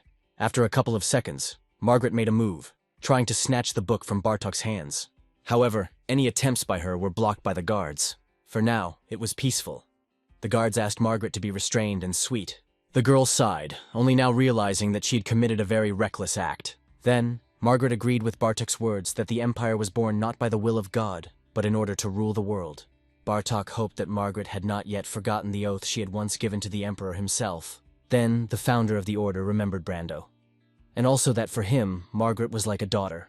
Eventually, the conversation devolved into a subtle insult to Margaret as someone who had not lived up to Brando's expectations. Having calmed her anger, Margaret decided to find out what Bartok wanted. To this question, Bartok gave an answer in the form of regular meetings at night, during which he would change Margaret's views. The very next day, Margaret reported the whole situation to Brando. Still, Brando wasn't going to give Margaret to some fat guy, so he urged her to pack her things. Stroking Margaret in a fatherly way, Brando regretted that his adopted daughter had found herself in such a situation. Brando called escape the best outcome for Margaret. Besides, Brando couldn't imagine his daughter as a concubine of the fat Bartok. Margaret didn't answer. She just frowned and pressed her lips together in resentment. Brando prepared Margaret for her escape, telling her how best to leave the city. Shedding tears mentally, Margaret promised that one day she would return, and also to personally deal with Bartok himself. That's exactly how the former knight's escape began.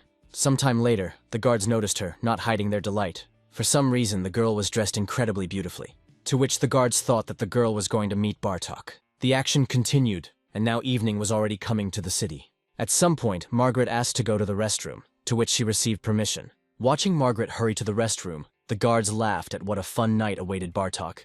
At least 20 minutes had passed since then, but Margaret still had not come out to the guards. Check that one out, one of them went. However, inside, he came across a specially made hole in the fence. Almost immediately, the alarm bell was rung, calling everyone to search for Margaret. Very quickly, a cry was heard from the side of the fortress wall, because the sentry noticed a horseman riding south. Bartok also ran out into the street, and as he mounted his horse, he promised to reward anyone who would bring Margaret to him. Galloping at full speed, Bartok sternly instructed that Margaret must be taken alive. Hearing the distinct sounds of pursuit, at some point, Margaret looked back, and indeed the cavalry followed behind. While there was still time, Margaret began to think about how she could break away from the chase and still stay alive. A few seconds later, nearby, Bartok's annoying cry was heard, trying to grab the girl by her long curls. But his attempts failed, as lightning struck the ground between Margaret and the pursuing cavalry. All this allowed the former knight to break away. Having been thrown from his horse, Bartok could not understand where the lightning suddenly came from in the clear sky.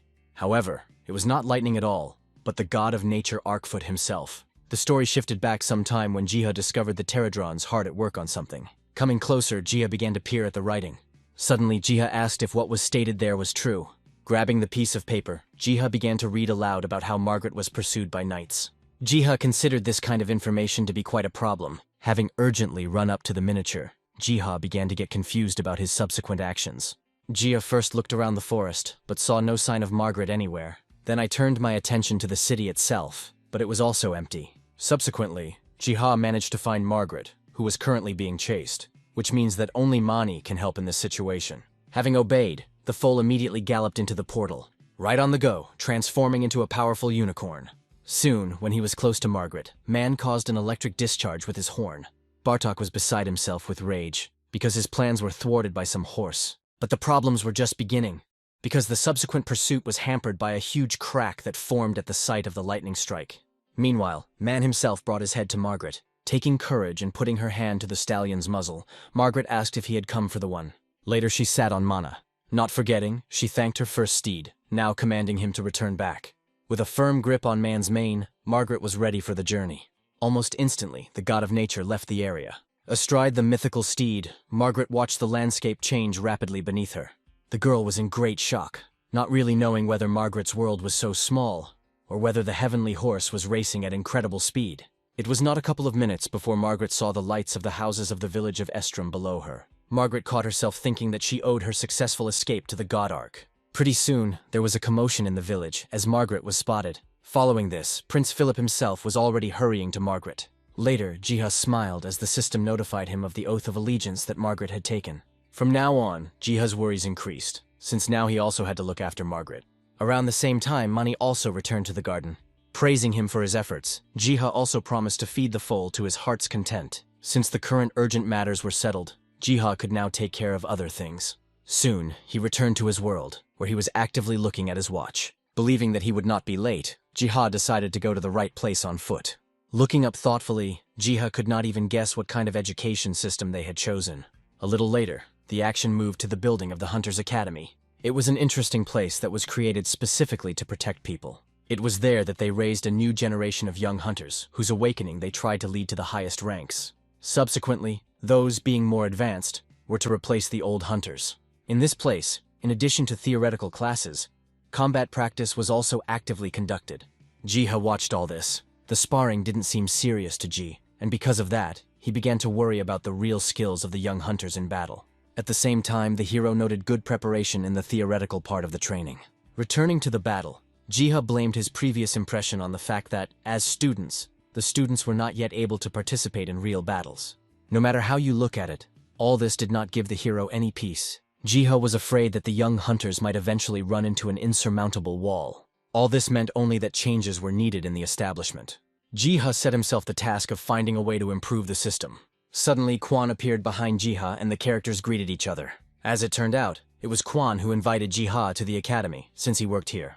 Meanwhile, some events were developing in the secret garden, which Jiha had temporarily left. The assembled gods of nature discussed among themselves the past day, which had been quite tense. Since the gods of nature were left without supervision, they now decided to go about their own business. Some of them were eating grass in the garden. Others were having fun with each other. Others were engaged in training wrestling. Eventually, they all took an afternoon nap. But while some slept, others stayed awake. The pterodrons worked tirelessly and continuously. We managed to clean the lakes. They took active care of the trees in the garden. And also other but more hidden things. Somewhere there, in the depths of the pterodron hive, where weapons were endlessly forged, the metal was melted to the desired shape, to create a truly magnificent weapon. The roots of the tree soon reached out to its brilliance and perfection, thus creating the first unique weapon for his kingdom. After such a success, the joy of the pterodrons knew no bounds. Their attention ensured control and management of all dungeons. After such hard work, the pterodrons, as always, expected a reward in the form of honey, and Jiha always returned to those, each time keeping his word. Greedily, almost maniacally, the pterodrons pounced on the honey. Jiha himself, having sat down, began to look for ways to increase the effectiveness of student learning. At some point, among a ton of other information, Jiha suddenly came across something unique. After all, on one of the random pages of the book, there was information on how to create your own miniature world. Reading the text, Jiha became increasingly convinced that the information allowed him to create not a real world, but only a simulation. There, Jiha also read about the peculiarity of such a world, which involves interaction with an avatar. Thus, by putting his soul into the body of a miniature world, there, the hero could gain experience. For some reason, Jiha wasn't sure that such an experiment could work. So, to begin with, Jiha started with the simplest thing, creating a body. After some manipulation, the hero really did see a little man made of mud in his hands. Jiha even decided to show his unique creation to his pets. After all, by that time, the hero had already prepared a whole series of characters for the miniature world. However, the pets did not share Jiha's enthusiasm with their entire appearance. In any case, returning to the book, Jiha began to read about how to set the miniature world in motion. The book was about the soul, and then Jiha remembered the pterodrons. Shaking a jar of honey, Jiha wanted to sign the beetles up for the experiment. Chuckling, Jiha explained what exactly he expected from pterodron. After some time, a portal opened, and Jiha reassured the pterodrons that they were not in any danger. Finally, timidly, one of them touched the portal with its claw. Under Jiha's cry, their souls moved into pre-prepared forms. Sometime later, outside, Jiha was reassuring the other bugs that their comrades were not dead. Soon, movement appeared in the miniature world. Watching, Jiha noted that the experiment was a success. Now, however, there was another question. Would the soul, while in an avatar, be able to gain experience? And then Jiha commanded the souls of the pterodrons to attack. Together the clay men went into battle. Afterwards, Jiha carefully studied the progress of the battle. Even though one couldn't use skills in such a miniature state, Jiha saw that this was a good way for general training. And yet, Jiha understood perfectly well that the costs of installing such a miniature would be simply horrific. Meanwhile, the winning team was soon determined. Later, having gathered everyone around him, Jiha praised them for a job well done. Jiha hoped that the pterodrons weren't in too much pain after the experiment. At the same time, the miniature world restored itself. Unexpectedly, the system even assigned a skill to one of the pterodrons. He in turn extended a modified claw, then demonstrating his new strike. However, Jiha himself had acquired some skill, but that was not particularly important at the moment. After all, the usefulness of a miniature world has been proven. In the future, by training with its help, young hunters were able to replace the first team over time. Following these thoughts, a notification window from the system appeared in front of Jiha. The world tree rewarded the hero with a whole bunch of new skills, and especially the understanding skill. So time passed, the next day came, during which Jiha studied his new skills. As it turned out, from now on, Jiha could move into any objects and even remain invulnerable while in such a state. And this meant that now Jiha could calmly travel around the miniature world. Jiha left all this for the next time because he had one more skill up his sleeve: the ability to create the world itself. With its help, Jiha could create absolutely everything, customizing it down to the smallest detail. However, such manipulations required a lot of essence, which Jiha had to get from somewhere. Jiha's eyes froze when he found one interesting line in the book. As it turns out, Jiha could offset his costs by putting a price tag on entry into such a world. Afterwards, having slammed the book shut, Jiha regretted making everything free. Subsequently, a familiar pen appeared in his hands. Making broad strokes of the text the hero began to create. The action then moved on to the Hunter's Academy. The teachers there were preparing to present a new type of teaching. Pointing to the side, the teacher introduced the Hunter Mage. She was preparing to share her combat experience and also answer important questions from her students. The Hunter Mage guaranteed that the proposed story would definitely interest the students. Suddenly, one of the academy staff burst into the classroom, asking the teacher to come with him immediately. As it turned out, all this rush was caused by the fact that the gates at the academy had opened. Panic quickly set in, as no one knew how to behave. Soon, Sun appeared nearby, whom the Hunter Mage was glad to see. Deciding to explore the gates himself, Sun carefully touched them. The next moment, he fell backwards. At first, Sun was enveloped in darkness, but then he urgently woke up in a new place and in a new body. Even the weapon Sonya had was not the same as what he usually used. Soon, several notifications from the system appeared in front of Sun, informing him that he had entered the training program and now had a task. Somehow, Sun immediately realized that a training program could be the ideal way to train young hunters. Additionally, there was always a map with the exact location of the monsters. Then Sun walked on. Still, Sun didn't think that what happened was a simple coincidence. Sun did not know and could not know the answer to who was behind the opening of such gates. At some point, he encountered monsters ahead of him. Immediately, Sun reached for his sword. Just a couple of swings and the creatures were defeated. After a quick victory, 2 notification windows from the system appeared in front of Sun, in which the hunter either learned or failed to learn the skill, because Sun already had it from the beginning. It became clear to Sun that the dungeon played a strategic role in the training of young hunters, as it rewarded successful clearing. Delighted, Sun was happy to move on to the next round.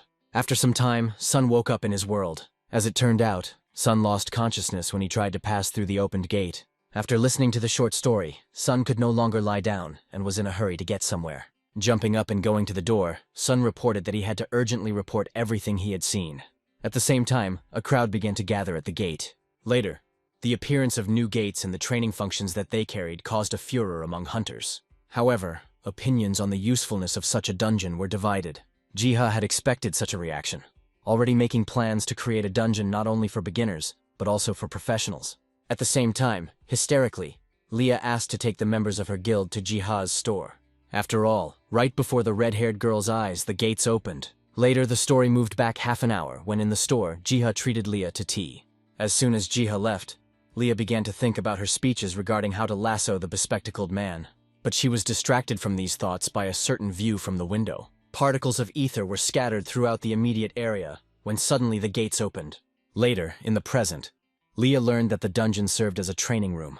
Next, Leah ordered her subordinates to prepare places for those who would enter the dungeon but would lose consciousness. When all the preparations were completed, Leah gave the command to enter the dungeon. Darkness fell, and behind it, a new world opened up before the hunters. Being in a new image and looking around the area, Leah noted that the local dungeon, in appearance, was no different from the others. Besides the new bodies and new weapons, the really important difference Leah found was the disproportionately increased consumption of ether. Right away, it was an unpleasant shock for Leah that in order to gain experience in the training dungeon, she would have to pay a considerable amount of essence. As it turned out, the price was individual for everyone, but for Leah, for some reason, it was the highest. Leah tried her best to hide her bitterness about this injustice. Now, there was nothing left to do but pay what was demanded. At the same second, the group's general quest was updated. Immediately, a frightening roar was heard in the distance. The bearer of this roar turned out to be none other than the Black Lion himself. Under the mass questions of her subordinates, Leah froze, because their common enemy was incredibly strong. Somehow, Leah managed to stop her hands from shaking, because in a normal situation they would have run away. However, since there was no threat to Leah in the training dungeon, the girl gave the command and went on the attack herself. Fiery lines and swirls rushed in all directions and corners. Amidst all the chaos and heat, how the battle ultimately ended remains a mystery. Over time, Leah gave a press conference in which she described the benefits of participating in the training dungeons. Jiha followed this performance via TV. Finally, after just a little tweaking, Jiha's idea was to everyone's taste. In addition, for the battles themselves, Jiha used the monsters that settled around the village of Estrom, even though the testing phase that the Pterodrons had to go through was not easy. Meanwhile, occasionally glancing, Jiha noted that things were going well for the fugitive Margaret. Putting down his phone, Jiha wondered if he should have increased the permeability of the Academy's dungeon. With this option, Jiha believed the experience of young hunters would be more unique. Having played enough with Bem, Jiha decided that this is exactly what he would do. After some time, new gates opened at the Hunter Academy. Some of the students were still worried about their lives. Others were more optimistic, expecting not only to complete the dungeon, but even to set a record. Suddenly, in the direction of the speaking cadets, another voice was heard. A girl named Yumi believed that no one would be able to get past the cadet from the third group. San countered this statement, believing that all he needed to do was get it done a little faster. Be that as it may, a group of young hunters entered the training dungeon. Their bodies were transformed, and new weapons appeared in their hands. All of them were ready to fight. Soon, they found a target, the role of which was played by Pterodron.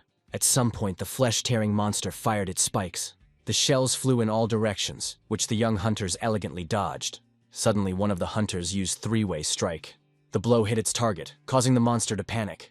The moment had come when the archer could make his contribution. The taut bowstring whistled, and the monster received a noticeable wound. And yet, the monster snapped back. The attack cracked the armor of one of the hunters, but he claimed he felt no pain. The fight continued, amidst comments about the need to learn from one's mistakes. After a couple more minutes, the disgusting creature was finally defeated by the young hunters. After taking a short rest, they prepared for the next training stage. Immediately after this was said, the heavy steps of a huge troll were heard. Coming closer, the monster let out a deafening roar. Then, without giving the young hunters time to come to their senses, he punched one of them. He flew away, leaving behind the magician who was casting the spell. The next moment, a fireball flew at the troll. However, such an attack was not enough. In this case, the young hunters decided to change their tactics. Just as the mage was about to use her ability, the system clarified this decision. However, no one understood why the magician was so shocked. As it turned out, Jiha managed to interfere in the process with his crooked hands. As quickly as possible, he began to try to find a way out. Almost immediately, the system window entry changed to a hint. At the same time, the young hunter remembered that trolls were famous for their regeneration, which meant that it was necessary to reduce it. It was precisely about continuous magic for such situations that the hint was talking about. Then, the young hunters agreed among themselves to hamper the enemy's movements and prevent him from escaping. Then the air began to fill with spells that called upon fire.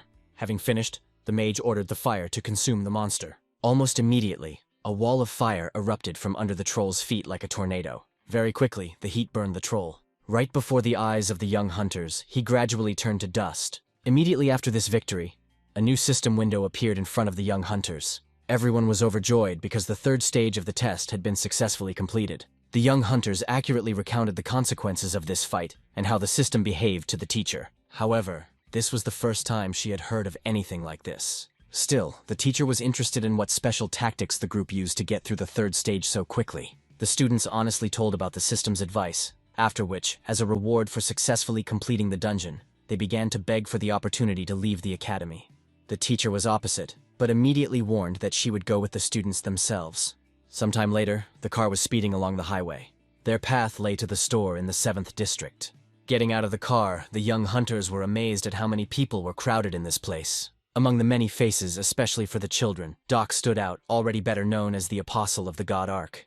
And if initially the hunters were skeptical about Doc's beliefs, then after a while they began to actively listen to him. Now even the students would like to at least take a quick look at the god that Doc believed in.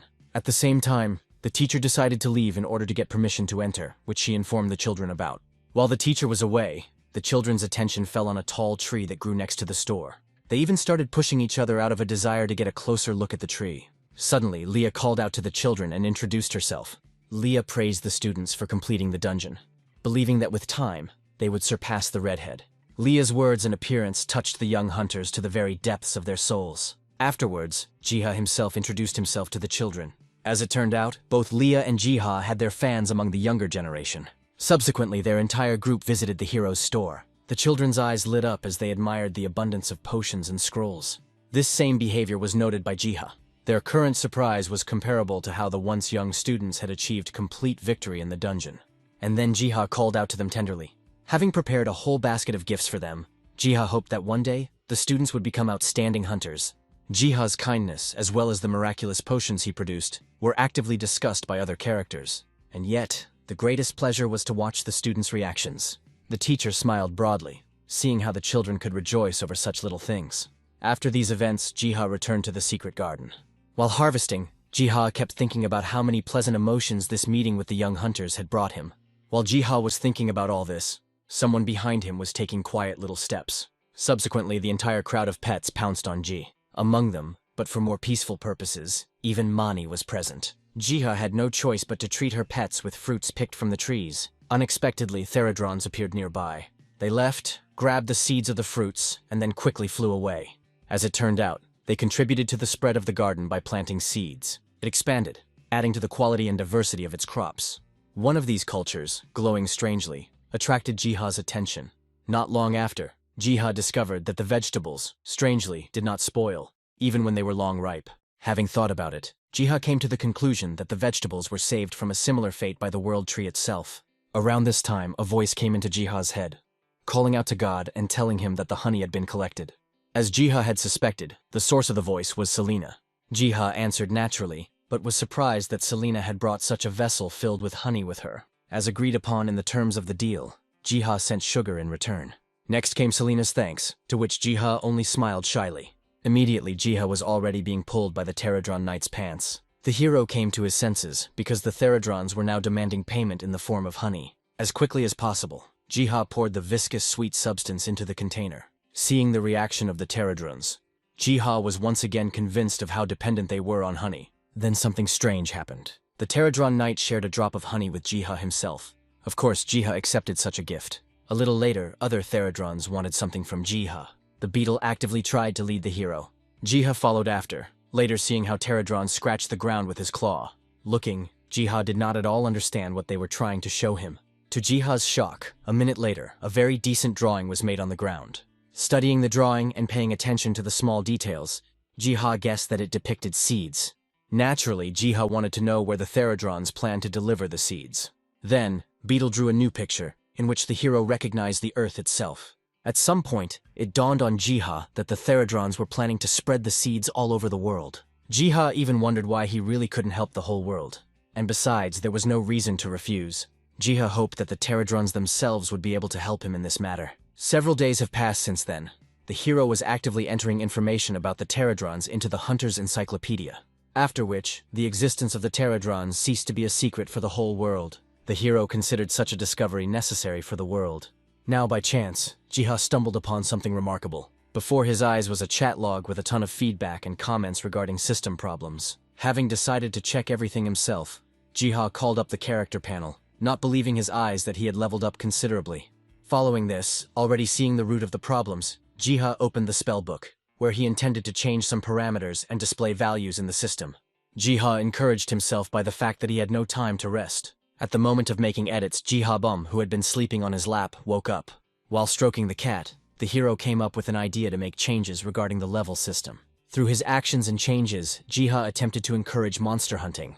But even in such a case, Jiha saw a problem in the form of a lack of bonus characteristics for hunters, so that everyone's strength would be equal. Reading the lines of the book, Jiha came to an option regarding choice without choice. Suddenly slamming the book shut, Jiha decided that this decision was not just like that.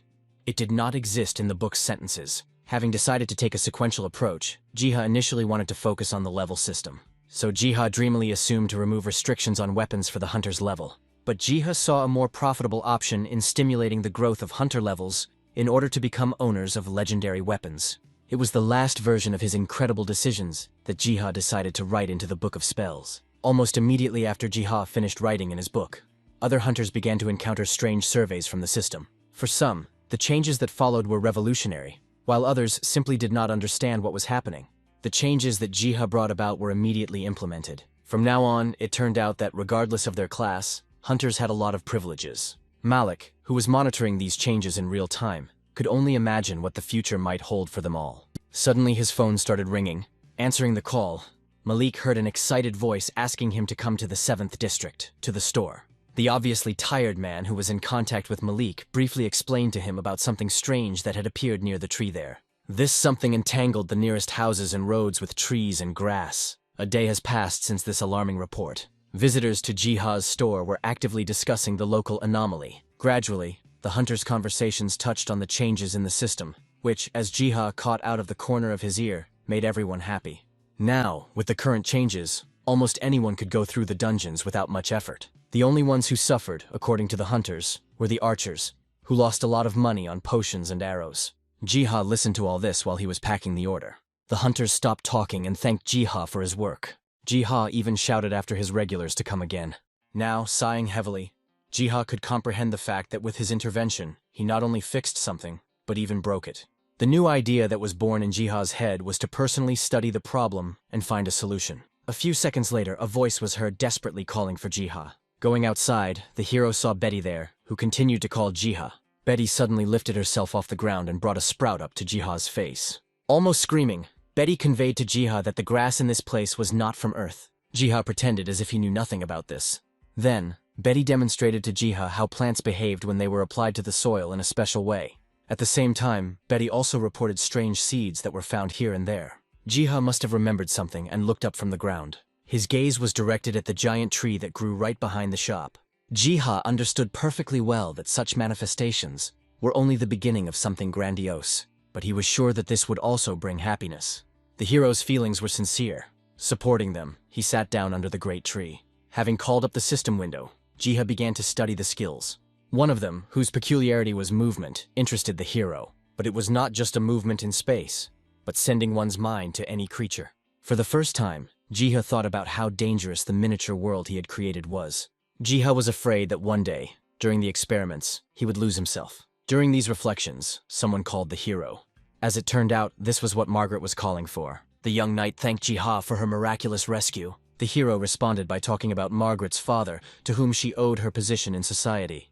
Embarrassed by this fact, Margaret confirmed Jiha's words. Meanwhile, Margaret also recalled Bartok, who witnessed divine power. Margaret feared that Bartok might turn his anger on the knight's adoptive father. Margaret described Bartok as extremely powerful and capable of many things. At some point she fell silent and clenched her teeth tightly. Standing up, she declared that she wished to save the knight commander. Margaret's gaze was filled with sincerity as she stared at the ceiling. Suddenly, light poured from the ceiling, and a divine voice promised Margaret that he would find out everything. Margaret was happy to hear this, not daring to rush the god's helper. After ending the communication session, Jiha noted that Margaret was a very serious aunt. After which, he turned his gaze to the Gimark Empire. At some point, his gaze caught something. After all, there, right now, Bartok was scolding one of the workers. Jiha listened and watched Bartok's cruel speeches. With each passing second, the hero became more and more convinced that Bartok was a real bastard. More and more, hatred for Bartok grew in Jiha's soul. After some time, the hero no longer wanted to watch, now perfectly understanding who Bartok was. Unexpectedly, Bomb gently touched Jiha's leg. The hero was surprised by the cat's behavior. Thinking that Bomb was simply worried about his master, Jiha thanked him. Still, Jiha needed a plan to make contact, but then his eyes stopped on something.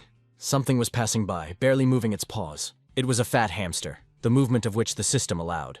Naturally, having confirmed the choice, Jiha began the transfer of consciousness. Gradually, the scene moved to Brendo's office. He sighed heavily as he signed the absurd order papers. By chance, she noticed a hamster climbing onto the desk.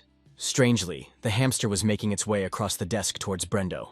The hamster stopped and suddenly spoke. Brendo screamed hysterically, thinking that a servant of the devil had come to see him. In a funny voice, the hamster explained that he was protecting Margaret. The hamster asked Brendo to simply listen to him. A couple of minutes later, in a condensed form, Brendo learned Margaret's fate. The hamster also noted that he was the god's confidant in growing the holy tree. Along the way, he reported that Margaret was planning to take Brando himself out of the Empire. The hamster was ready to help in this matter, literally immediately. After listening, Brendo slammed his fist on the table, as he had a hard time believing the whole story. Moreover, knowing about Margaret's happy outcome, Brendo no longer regretted anything. Instead of explaining, the knight was ready to show the hamster what he meant. After which, the action moved to the city streets. Sitting on the knight commander's shoulder, Jiha glanced at the people. Now, the general situation was felt somewhat differently by the hero. A feeling of tenderness filled Jiha's heart. But there was also a sad side: the disenfranchised farm laborers who served the vile Batroc. By chance, a sound came from the side, which attracted Jiha's attention. Brando pointed out to the hero a terrible scene where children were gnawing human bones in order to survive. Brendo made it clear that the food supply problems were catastrophic, while the elites were eating to their heart's content. Brando portrayed Bartok as almost the main culprit of such events, explaining that Bartok's greed knew no bounds. Next, take the hamster to the main demonstration site. Ahead, like mighty walls, stretched the stronghold of Bartok's greed. Guards scurried around, carefully protecting the valuables of the fat usurper. Brando showed that Bartok didn't give a damn about the needs of everyone else. Finally, Jiha managed to show the true state of affairs in the city. Jiha thought about it, because the situation was much worse than expected. The hero understood perfectly well that the critical stage of the disaster was just around the corner. Then, deciding to talk to Brando about how to separate Bartok and the residents. Brando had not yet seen it this way, since people were very dependent on Bartok. After hearing this, Jiha was ready to conclude something, ultimately offering to demonstrate God's power to the people. After all, one good idea has already come to Jiha's mind. While Man was calmly chewing grass, Jiha was ready to tell his plan along the way. For a while, Brendo was forced to leave Jiha alone. Left alone, Jiha began to think about how to demonstrate the stallion.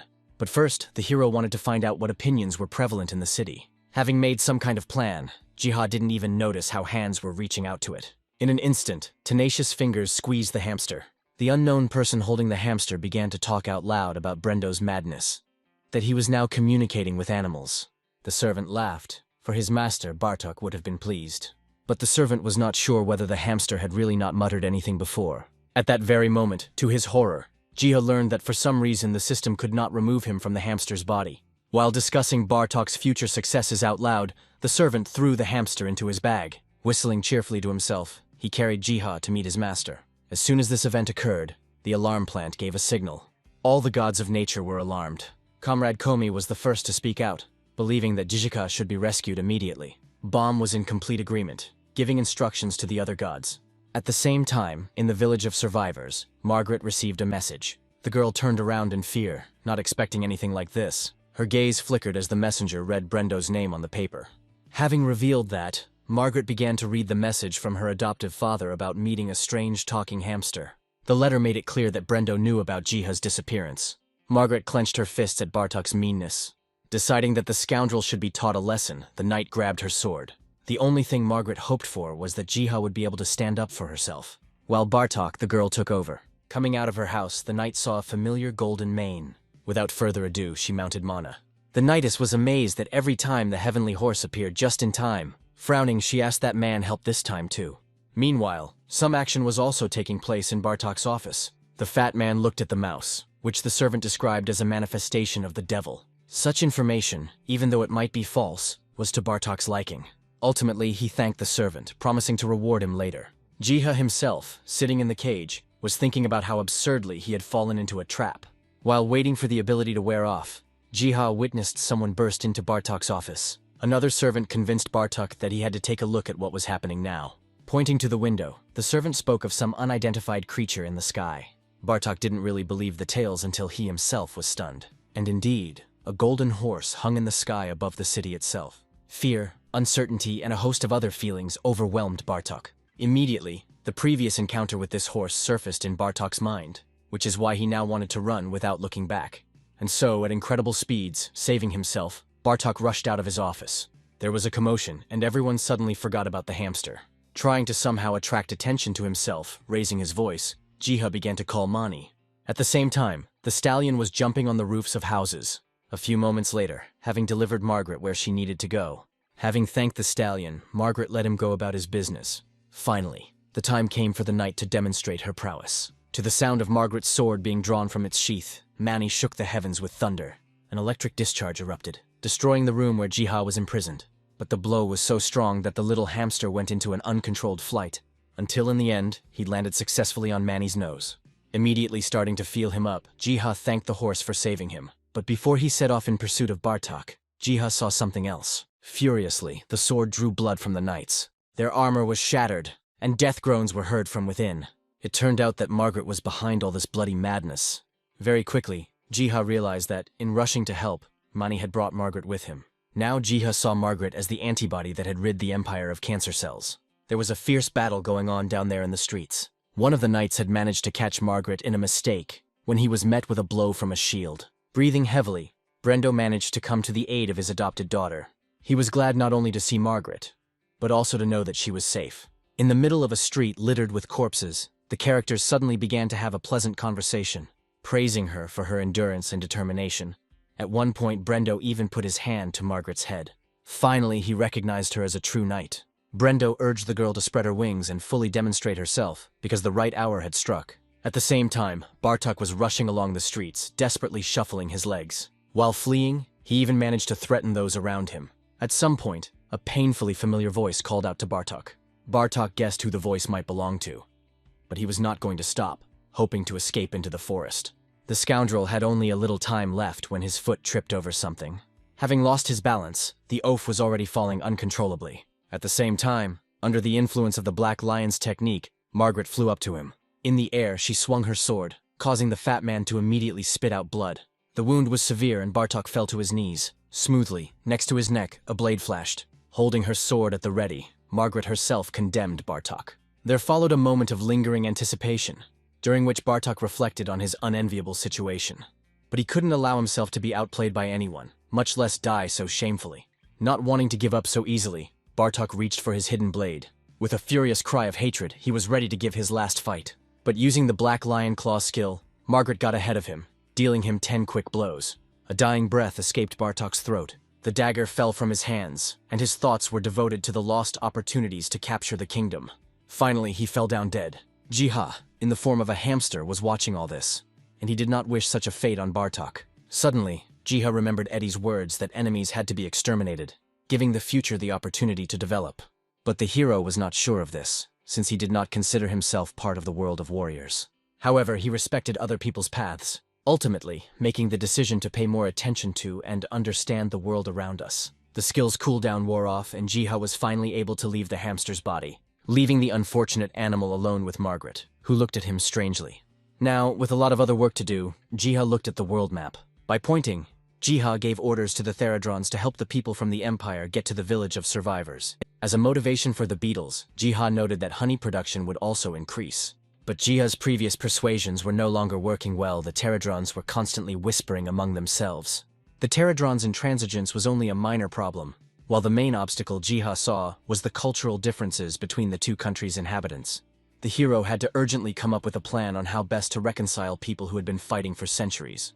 On this issue, Jiha decided to turn to the only possible specialist, the maiden Selena. Communicating with her, Jiha obtained a promise of good neighborliness with the people of the Empire. Somewhat embarrassing to Jiha, Selena stated that most considered the gardener to be the god to be worshipped. The only condition and hope, Selena said, was the people's acceptance of the Empire and faith in the god Ark. Having understood and clarified everything, Jiha thanked Selena for the consultation. Then a new day dawned, passing to the area where, at the behest of Prince Philip, the common people were busy with construction. The work itself was carried out jointly, with Theradrons flying over people's heads every now and then.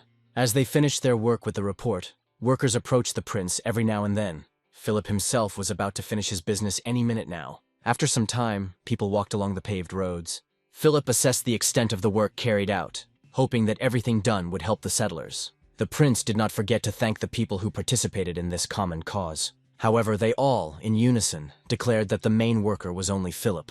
The buzzing above the prince's head also died down, as tired Theradrons moved there, barely flapping their wings.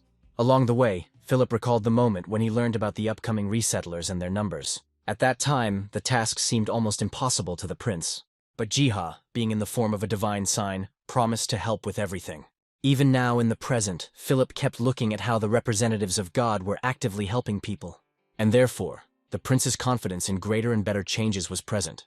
In connection with this, after resting for some time, the prince called on his people to take up their tools again and continue the common cause. The instruments began to ring en masse and the hard work began. At the same time, unnoticed, a telescope emerged from the dense thicket of trees. The elves observed this noise from a safe distance. Croydel did not understand. because the people of the village had no reason to start any construction.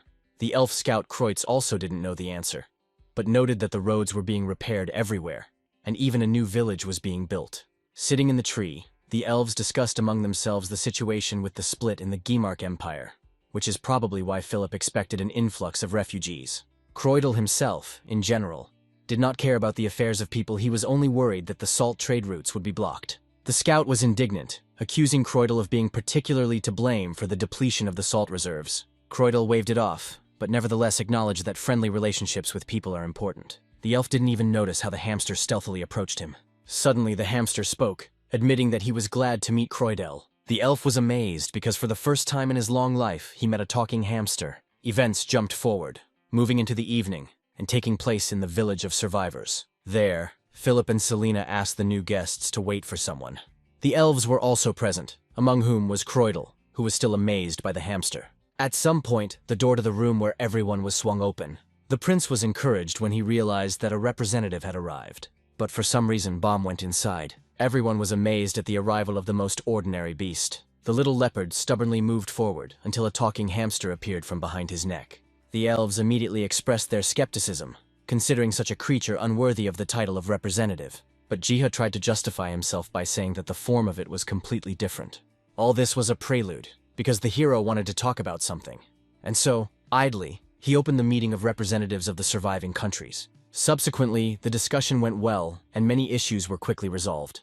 Such productivity gave Jiha the idea that it was possible to achieve respectful coexistence of all peoples in Gehenna. The hero had already planned how he would help everyone and resolve possible conflicts. With this idea in mind, Jiha was ready to discuss other things. A lot of time passed and Selina finally ended the meeting. Smiling sweetly, she thanked everyone, hoping for similar productive meetings in the future. Everyone was pleased with the meeting, except for the tightwad Kreudel, who was sulking because during all the conversations, the question of the world tree had never been raised. Philip ignored the elf's words, believing that initially, cooperation and survival came first. On this note, he primarily praised Jiha for his enormous contribution. Afterwards, the hamster awkwardly walked towards the Holy Virgin, saying that he had prepared something for her as well. Selina had no idea what kind of gift she could expect, but when she finally saw it, her eyes froze. After all, the hero handed over to the Holy Virgin the very branch of the world tree. Later, in a specially designated place, a fence was erected literally before our eyes. A sign literally appeared out of thin air, saying, "Do not approach." Even Jiha himself was shocked by the speed of such construction. The Pterodrons did their job by fencing off a branch of the world tree that was stuck into the ground. The elves also watched all this, somewhat doubting the veracity of the nature of the branch. A couple of hours had passed since the branch was stuck in, and almost reaching to the sky, a huge tree was already rising into the sky. Below, on the ground, all the participants in this spectacle looked like bugs. The elves were especially impressed when they finally recognized the branch. Selina did not hide her happiness either, secretly praising the god Ark endlessly. The elf thanked Jiha for the first time, because the people of that one believed that the world tree had already perished. In tears, Kreudel swore that he would protect the world tree at any cost. In the miniature world, the world tree stood out especially against the background of other objects. The gods of nature discussed this event among themselves, believing that the time for the call had come. But first, he decided that it was not worth involving the Pterodrons in such work, since they were all busy. So 2 hours passed and somewhere where a huge wolf paw stepped. The area was famous for its monsters, which swarmed literally everywhere. Seeing all this, Komi said that in order to be called up, one would have to work hard. Pushing aside, Baum came forward, who condemned the other gods for their excessive chatter. Next, Baum released his claws from his soft pads, and then he let out a deafening roar. This roar turned into a destructive wave, crushing mountains and rocks in its path. Many monsters died as soon as this wave touched them. Following this, the gods of nature went on the attack. From the terrible blows of the gods of nature, blood flowed. Every now and then, the gods of nature overheated among themselves, so that the monsters looked more like animals than monsters. Continuing the fight, Baum even suggested that they might not have been hostile to humans. Meanwhile, in the real world, at home, Jiha found out where his other pets had gone. Something else was happening in the house of hunters Eddie and Seo. Looking at his phone, Eddie happily said Growlo's name. Having quickly gotten ready, Eddie informed Seo that he needed to go somewhere immediately. Having apologized for interrupting breakfast, Eddie quickly left the house. Soon his car was speeding down the road. Turning on the radio, he listened to a report about beast-like creatures that suddenly began to clear out one of the areas occupied by monsters. The reporter actively commented on how subtly the animals defeated the monsters. At some point, having reached the right place, Eddie slammed on the brakes. Getting out of the car, he met other hunters, from whom he now asked about the situation. Malik was nearby, and Edie explained to him that he had a connection with the wolf. Having weighed the pros and cons, Malik gave the go-ahead. At that moment, the ground beneath their feet began to shake. Nobody could really understand what was going on. By chance, their gaze rose to the sky, seeing as if the universe itself had cracked.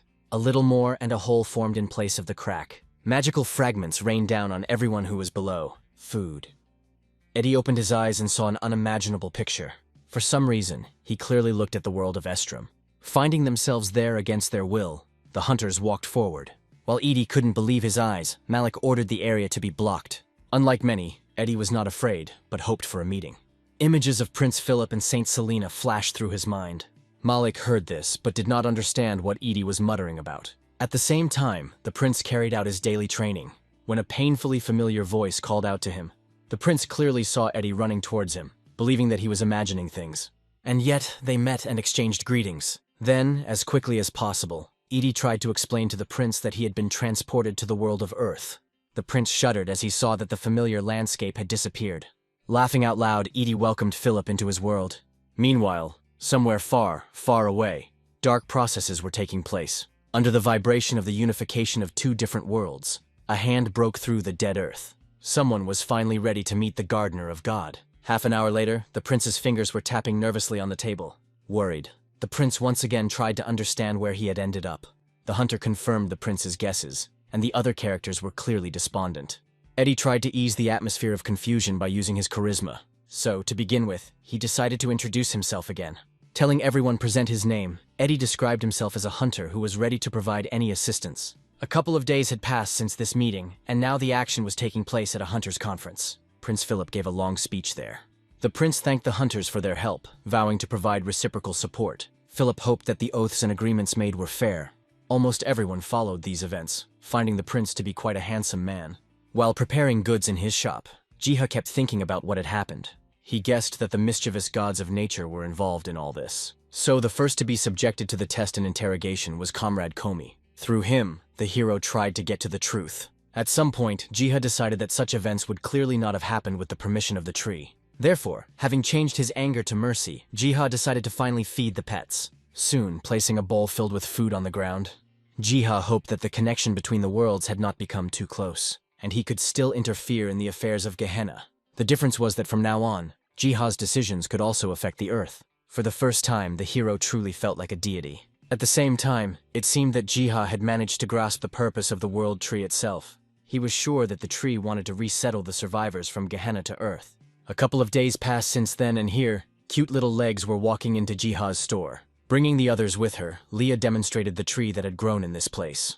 One of the redhead's companions even put his hand to the tree. Kreutz was absolutely sure that the tree that had grown was part of the world tree from Gehenna. Saint Selena was amazed by this event, at the same time, remembering the words of the representative of God and the tree in his garden. Next, Leah took the guests to Jiha's store itself. As Selena walked inside with everyone else, she suddenly felt numb. In her eyes, the image of a handsome hero was frozen. Moreover, the Holy Virgin clearly recognized his voice. However, another detail caught Selena's attention. While the others chatted cheerfully, she turned her gaze to the bag filled with salt. The girl quickly realized that the salt was most likely the very one sent by God. More and more doubts Selena had about Jiha. But for now, I decided to play the fool and play my role. At the moment, Margaret was actively talking about G's work with potions. Everyone kept praising the hero, which made him feel embarrassed. This reaction only made the knight smile, suggesting that one day she too would turn to Jiha. After all, Margaret had already planned to make her knights hunters, just like the Earthlings. Hoping that Margaret would succeed, Jiha handed over the present. With all sincerity, the knightess thanked the hero. But then, even Margaret herself was hit in the nose by a familiar smell. The moment when Selena introduced the knight to the god's intermediary came to her mind. Without an ounce of doubt, Margaret realized who she was talking to. After a short conversation, the visitors left the store. Strange feelings were now visiting Jiha, meanwhile, noticing a sheet of paper folded by someone on the table. Of course, Jiha opened it. He began to read the lines there attentively. After reading, the hero immediately went to Gehenna. After all, it was the meeting with him that the Holy Virgin was looking for. Jiha was worried, believing that something had happened that could not be said openly. Finally, after a long journey, he reached the village of survivors. Then, gathering his courage, he knocked loudly. Soon the door was opened by two familiar, seductive women. After a short greeting, Jiha was seated at the table. Jiha didn't waste time and quickly started talking about the meaning of the letter. Selena honestly said that there were no problems and that she only wanted to talk to Jiha personally. The hero became worried. After a short pause, Selena decided to find out if Jiha believed in God. Without waiting for an answer, Selena began to tell a story about a god who once disappeared. After all, it was at that very moment in Gehenna that everything went according to plan. Selena wanted to make sure that Jiha was indeed the god's agent, but the hero did not find anything to answer. Right there, Selena announced that she had no suspicions, since Jiha had given himself away with a lot of evidence. The hero remained silent, although he understood that there was no point in denying it. Seeing the favorable glances of the two girls, Jiha was ready to reveal the truth. Finally, taking a breath, he confessed, proudly proclaiming that he is indeed a representative. Later, Jiha told about many things. His story was detailed, practically not missing a single detail. Such frankness even turned out to be pleasant for Jiha. It would surely have lifted a heavy burden from her heart. At some point, the Holy Virgin sighed languidly and fell to her knees. Suddenly, Selena began to beg for forgiveness. Only now did the hero realize that his words had been taken completely wrong. Jiha tried to explain everything, referring to the will of the world tree. Margaret was shocked by Jiha's honesty, although she feared for his life from now on. Meanwhile, having taken a sip of the drink, Ji now had some requests for the ladies. Both expressed their willingness to act with great zeal. Jiha asked him to simply keep his secret and to address him in an ordinary manner. Besides, Jiha hoped to help the girl in the future. Margaret was the first to speak out, pledging her allegiance to Jiha. In an instant, a system panel appeared, notifying the hero that he had acquired an ally. Additionally, the system offered to register Margaret as a personal warrior, thereby leveling her up. Upon learning of this, tears began to flow from Selena's eyes, because the knight had the honor of becoming the protector of the deity, to gain the most honorable title in all of Gehenna. Such defenders, in ancient times, protected the inhabitants of Gehenna from evil. According to Selena's story, such warriors served exclusively to God. Jiha decided to have a discussion, because everyone had their own lives and goals. Then Margaret jumped up, loudly announcing that the purpose of her life had already been predetermined. The hero thought about it, because the knight had a unique ability to persuade. Ultimately, Jiha refused such an opportunity. His decision cut Margaret's heart sorely that she did not understand the refusal. Then, the hero explained that people should be connected by trusting feelings, not obligations. In part, the knightess agreed with this conclusion, but since the decision had already been made, Margaret could do nothing about it. At the same time, the Holy Virgin gave the hero an ancient book. Selena hoped that after reading it, Jiha would learn a lot about the ancient history of Gehenna. At the same time, Margaret remembered one event with a drop. The hero confirmed that it was he who brought down the flood on the unbelieving knights. Several days had passed since that conversation, and the action again began to unfold in Jiha's store. As Selena expected, the hero was studying the ancient tome, but he didn't understand why stories about dragons and warriors of God could be so important. With a sigh, Jiha turned over a ton of pages in one fell swoop. He began to read into the events of the romantic time, when all creatures coexisted. At that time, dragons played the role of mediators, eliminating interspecies conflicts. But after some time, thoughts of a different kind appeared among the dragons. One of the most powerful dragons declared himself a god and ruler. However, the divine warriors managed to defeat the rebellious dragon, whose remains were placed in the sanctuary. Jiha even suggested that divine warriors probably fought side by side with the gods of nature. Jiha liked the story so much that an idea came to his mind. He quickly realized that based on what he had learned, it would be possible to create a thematic dungeon. Returning to the secret garden, he began to think about how best to furnish the dungeon so that it would be beneficial to everyone. In addition to leveling up, Jiha hoped to surprise the participants of the dungeon with the plot. A wonderful story about a terrible dragon was already maturing in his head. In connection with this, the hero immediately began to create.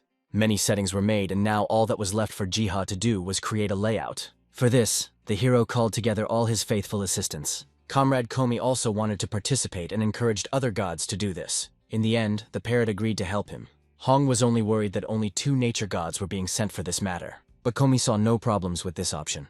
After all, the portal he opened led to the goat's library, opening just as another book perished in his teeth.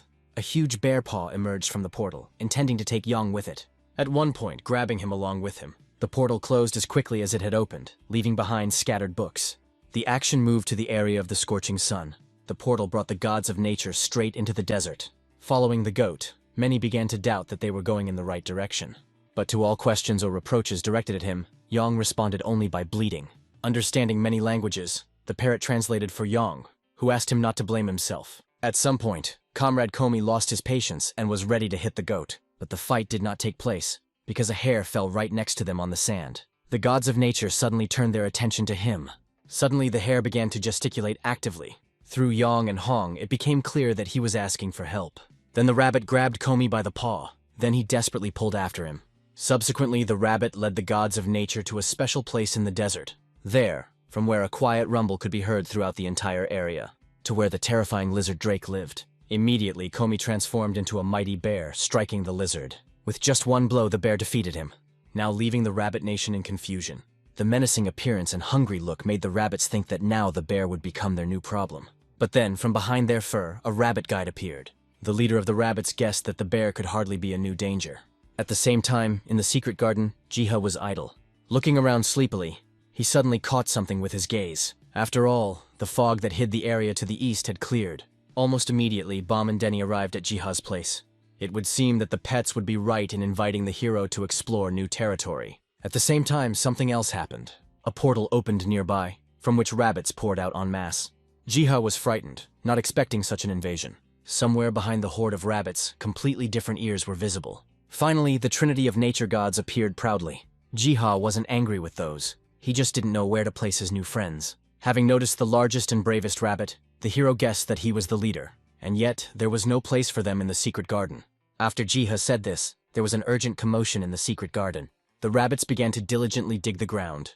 Here and there, holes appeared where the long-eared ones hid. Just a couple of minutes, and the rabbits had already found shelter themselves. The hero had no choice but to greet the new inhabitants of the secret garden. As a result, Jiha gave the leader of the rabbits a special name, which sounded like Dal. Accepting the naming, the rabbit began to briskly stamp its paws in response. Meanwhile, Jiha had certain questions regarding the rabbit for Comrade Komi himself. A couple of minutes later, Jiha already knew the general story of the meeting with the rabbits. But the hero found it strange to meet the lizard drake in the desert, where they had never lived. Hearing this and stepping aside, Dal opened a portal. Very soon, through that, strong scales appeared. The remains of the dragon fell halfway into the garden. Jiha was horrified to realize that the lizard was hunting not so much for rabbits as for dragon bones. But all this did not explain where Dal himself got his bones from. At the moment of these thoughts, a stick poked Jiha in the hand. As it turned out, Dal had already drawn a whole diagram. The drawing Jiha quickly recognized as the images that were in Selena's book. At the same time, Dal pointed out something else to the hero. Jiha guessed that using bones, it would be possible to create a dragon for the dungeon. For this permission, Jiha turned to Dal. Once permission was granted, the system rewarded Jiha with the skill to create life. But in the process, Jiha was faced with a dead end, because he needed to breathe in the soul. Almost immediately after this, his ears caught an unusual sound. The Pterodrons have already performed some manipulations with the bones. It is unclear how, but the beetles managed to reproduce the soul of an ancient dragon. Jiha thanked them, because the Pterodrons understood the hero without unnecessary words. Now Jiha had no choice but to start the process itself. The recreated soul swarmed, hovering near the dragon's bones.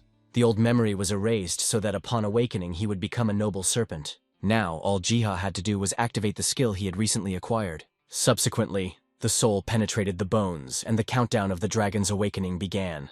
Jiha exhaled, believing that the hardest part was behind him. Hours have passed since then, and now, after thousands of years, the dragon has opened his eyes again. But he didn't know where and why he found himself. As the dragon quickly soared into the sky, he felt as if something foreign was inside his body. As he looked around the area, he kept not recognizing the species. After all, what once was now did not exist. Continuing its flight, the dragon's attention was drawn to one phenomenon. Having flown up, he found himself right at the breach in the universe. But the great serpent did not know what he saw and what he encountered. Instantly, the gap sucked in the dragon. Without expecting it, the dragon was thrown into a completely different world.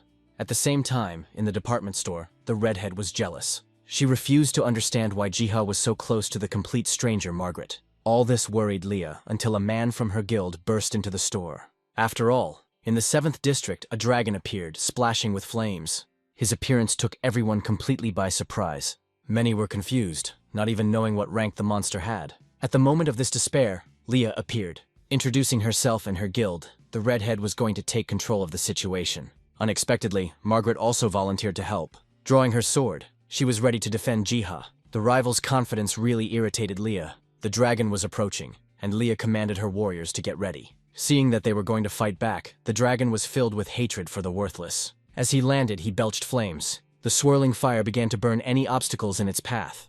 Leah was not afraid of the display of power, preparing her staff. Margaret was also not afraid, already rushing straight towards the dragon.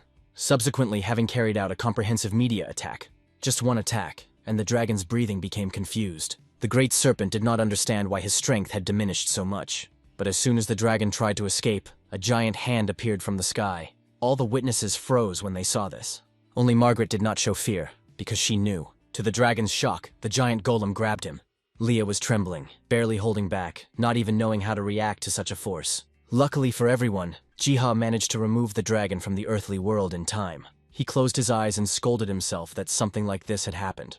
And yet the hero was extremely lucky that at the right time, everyone left his store. Therefore, barely in time, Jik managed to catch the dragon. Now, he breathed a sigh of relief, because the crisis was resolved. However, wanting to know who was behind the dragon's escape, the hero understood perfectly well that without someone else's help, nothing like this would have happened.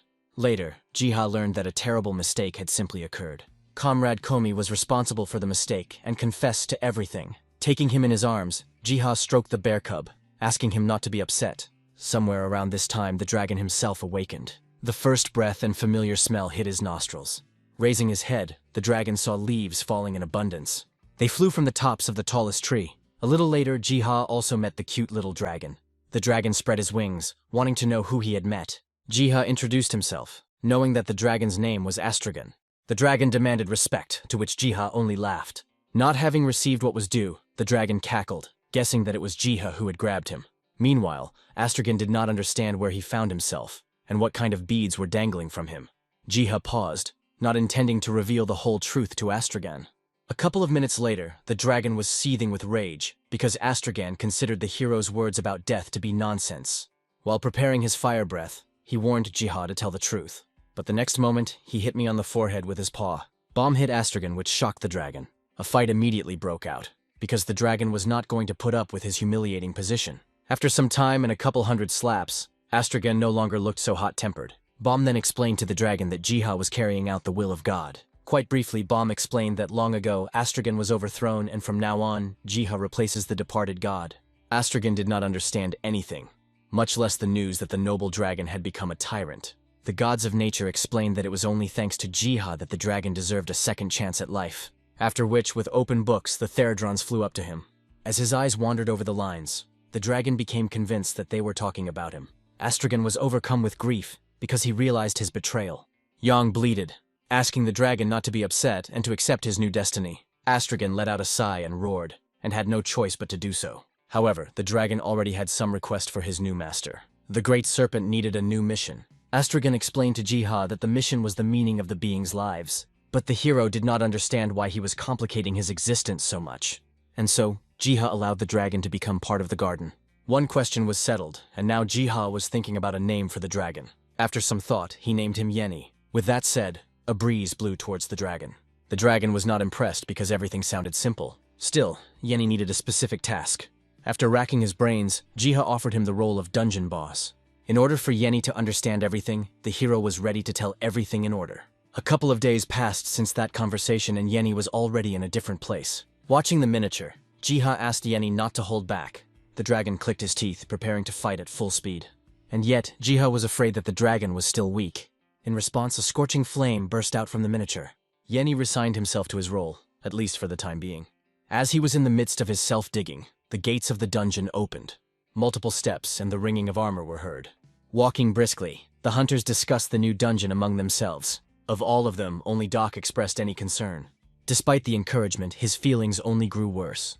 Only Leah expressed boredom, expecting something more. At some point, the hunters noticed very tall wings. Yeni stood up, bared his teeth, preparing to greet the guests. The hunter's words that the dragon had once escaped enraged him. With all his hatred, the dragon was ready to take revenge for such an insult. Immediately, he released his fiery breath towards the hunters. Soon, news of the new dungeon and the dragon within it spread throughout the world. Having lost the first time, Leah was planning to visit the dungeon again for revenge. Meanwhile, Malik himself was invited to appear on television as an expert. The host actively asked him about the new dungeon and its features. Malik just shrugged, urging everyone not to view the dragon as an ordinary monster. And yet, assuming that the dungeon was of a training nature, since it imposed special buffs on the participants. Malik was sure of one thing when passing through the dungeon: a high reward would definitely await the lucky ones.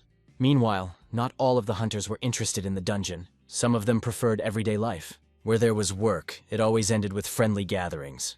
Like now, when old friends managed to get together. Quan and Betty were shocked by the delicious food they were brought. The food was laid out, and now everyone was just waiting for G to arrive. Having collected his menagerie, the hero hurried as much as he could. Later, the characters exchanged pleasant phrases. Everyone was ready to have a pleasant leisure time. Silence reigned, broken only by the sound of smacking. At some point, Quan noticed a change in Jiha. He was embarrassed by the hero's sharply increased musculature. Quan couldn't stop as he was amazed by Jiha's form. At the moment of these advances, a clicking sound was heard from the side. In the end, the hero was saved from a terrible attempt at harassment. Jiha thanked Mani, and at the same time condemned him for his aggression. But now, even another hunter noted obvious changes in the hero's body. Jiha brushed off such questions directed at him. Meanwhile, television was broadcasting alarming news about the natural disaster. Hearing this half asleep, Dennis became interested. Later, such news stunned the wolf. Immediately, a barking sound was heard, attracting Jiha's attention. Of course, the hero hurried to visit him. But now I see a terrible picture on TV myself. First of all, I assumed that they were showing the world tree, but he quickly calculated in his head that the tree was clearly something alien. That same evening, in the garden, the goat wanted something from Ji. Stubbornly, he dragged the hero into the portal, having passed through which, Jiha did not recognize the views. Next, a long descent down a spiral staircase began, until finally Jiha hit rock bottom. There, he was amazed by what he saw. In the middle of the huge hall, something was hovering. Jiha looked closer, seeing the book. Naturally, he took it in his hands. The terrible pages of scripture were revealed. Prophecies of the tree of the apocalypse and the ruler of hell. Having studied the scripture, Jiha guessed what kind of tree was shown on the news. This meant that the hero had to somehow stop this. Jiha made a call, wanting to go to the epicenter of the disaster, to the United States itself. The hero turned to Malik for permission to travel and support. But Jiha did not reveal the true motives for the trip. However, Malik was not a fool, he guessed something.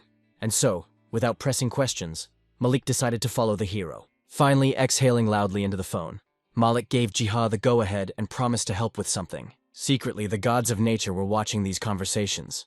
They were actually happy that Jiha was heading to the disaster site. Comrade Komi joined the conversation, believing that even the gods of nature should prepare themselves. But Bomb had already foreseen everything, even the influence of the Pterodrons. In that case, Komi did not understand who would be looking after Jiha himself.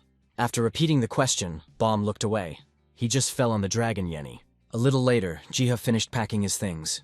Eventually, the hero was going to leave the house. A couple of hours later, getting to the airport. There, with all due politeness, Jiha met Ashley from the US Embassy. Jiha was pleased with this meeting and the girl's manners. Very briefly to herself, Ashley assessed Jiha. At some point, Ashley decided to introduce himself to Doc. Because of Doc's manner, the situation became awkward and Jiha laughed. Ashley smiled back, asking the hero not to worry about anything. Along the way, I learned from her that everyone already knew about the hero's schedule. Malik appeared nearby, calling this his own achievement. Malik believed that in this way he was paying off certain debts to Jiha. A couple of minutes later, the hero was already on the plane. He was a little nervous, because this was his first flight in his life. And yet Jiha managed to relax. At that very moment, Yeni appeared from the bag, almost suffocating in it. The dragon did not understand such difficulties, because it was always possible to fly there on that. Jiha just laughed and began to stroke Yeni. Meanwhile, the plane was gaining altitude and a long flight lay ahead. Every now and then, the dragon looked out the porthole. He was amazed by the flight with unspread wings. At some point, even recognizing this method as not bad, after several hours, the hero felt the ground again. Upon arrival, Jiha was already met. Chris, the leader of the American hunters, smiled and extended his hand. One by one, different people introduced themselves as Jiha. Hands reached out en masse, wanting Jiha's attention. At some point, things reached the point of an outright brawl. This kind of attention completely squeezed all the energy out of the hero. Ashley praised the hero, believing that he did an excellent job. Jiha accepted the compliment and noted something. After all, the place where everyone was going was extremely deserted. The town, which had previously been a regional center, now had a population of only a couple thousand people. Ashley explained that from now on, the town was used as a transit base for hunters. Unnoticed, Jiha put the translator's ring on his finger. He also had at his disposal special scrolls that had once been given to him by Malik. Taking a deep breath, the hero was about to do everything as usual. Then, asking everyone to stand in a row. That day, Jiha prepared a sea of buff scrolls. After all, Jiha was famous for the quality of his scrolls. Overall, the work lasted about 4 hours. Quite tired, the hero began to warm up. Taking pity on Jiha, someone gave him a drink. Taking advantage of Jiha's kind-heartedness, the charming man asked him to come with him. Naturally, the hero agreed and packed his things. The journey was long, which made the hero ask questions. Suddenly, the man stopped. There was a sound that distracted Jiha. At this moment, the man tried to steal the scrolls. The hero noticed the reaching hands in time, but he was no longer able to do anything. Dozens of arms grabbed him. Jiha was eventually captured. They dragged him away and threw him into a van. Now the hero could only guess about his fate, but at least the dragon was always with him. At some point, Jiha decided to find out about his fate. One of the kidnappers asked the hero to wait. He answered any other questions in the same way. This answer made Jiha worry. Needing help, the hero pulled the zipper on the bag. Suddenly, the car shook violently. Everyone was alarmed. It felt as if the van's wheels had hit something. Then, one of the kidnappers decided to go outside, having previously ordered to keep an eye on Jiha. But then, a terrible mouth appeared in the area of the windshield. The climbing vines broke the glass and reached out to the passengers, swiftly pulling out the kidnappers. Taking advantage of the moment, the van left Jiha. There was another movement from within the zipped bag. Yene managed to free himself and start breathing again. At some point, the plant monster turned its attention to the hero. Jiha quickly explained to the dragon that the monster was the problem. Snorting, the dragon urged the hero to stand up for himself. Meanwhile, the plant sent out its vines. Stubbornly, they reached out to Jiha and Yeni. Just now, the dragon was preparing its breath. At some point, emitting fire. A split second, and the plant monster was fried. From such a victory, Jiha pressed Yeni to himself. But the joy quickly faded, because the hero had to return. Right after I thought about it, a pterodron appeared in the sky. Having saddled it, the hero now headed to the scene of the disaster. Jiha understood that all sorts of things were still awaiting him ahead. Gradually, fiery fields appeared on the horizon. These were places of endless battles.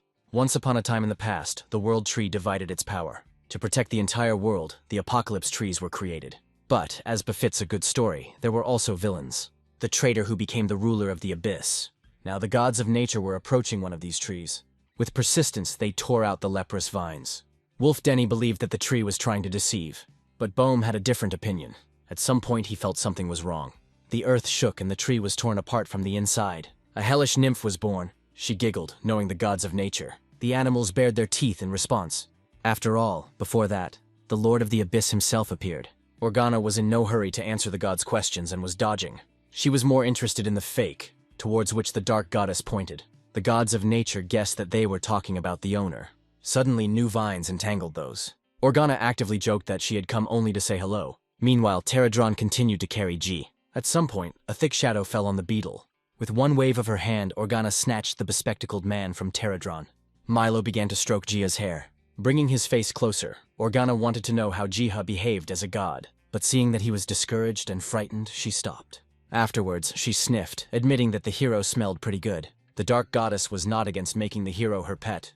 Jiha flatly refused, even though he couldn't move. Organa saw no problems in this agreement, especially considering herself a much better ruler. But Jiha refused, complaining about the views of the already destroyed lands. Then, more angrily, Organa hissed that Jiha himself would want this. Her touches on the hero became more and more intrusive. So far, she hasn't felt anything. A long-lost moment came to light in her memory. Warmth, affection, and an intoxicating aroma. These feelings reminded Organa very strongly of someone. The one who once taught and protected the Dark Goddess. In a flashback, Organa finally remembered what her duty was. But for some reason, this thought slipped out of her head. It disappeared, as if it had been deliberately erased. Without answers to the questions of life and all that, her strength was rapidly weakening. Because of which, a second later, Jiha went into free flight. Luckily, Therodron was already flying towards him. He deftly caught Jiha with his claws. The gods of nature were also freed, and their turn to act had come. Their common magical aspiration was sent towards the cursed world tree. There were claps, followed by flashes, and then the tree was burned. Having torn off the rest and put it in his bag, Jiha thanked the beetle for saving him. He didn't forget about his faithful assistants either. In return, on the scattered land, Jiha planted a healthy world tree. At the same time, the gods of nature discussed among themselves how risky this undertaking was. Luckily for the nature gods and Jiha, everything turned out fine. Suddenly, the hero began calling his pets to look at something.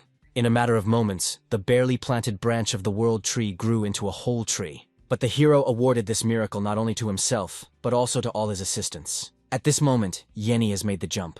With all his strength, hugging, he flew into Jiha, which caused the hero to have some serious attacks of pain in his back. After some time, the action returned to the secret garden. At the general meeting, Pterodron presented the hero with his picture of what had happened. And yet, the thought of the powerful Organa did not give Jiha peace. Here, the hero also remembered Yenny's words, that he complained about the lack of a higher goal. There were so many thoughts and assumptions that, to begin with, Jiha decided to rest. And so soon he was already at home. Lying down, he looked at the dragon snoring nearby. Jiha's look was strange. Surely he wouldn't recognize Yenny. After which, the hero's piercing cry was heard throughout the entire house. Jumping out of bed, Jiha looked around. The other hunters who ran into Jiha's room saw the dragon for the first time.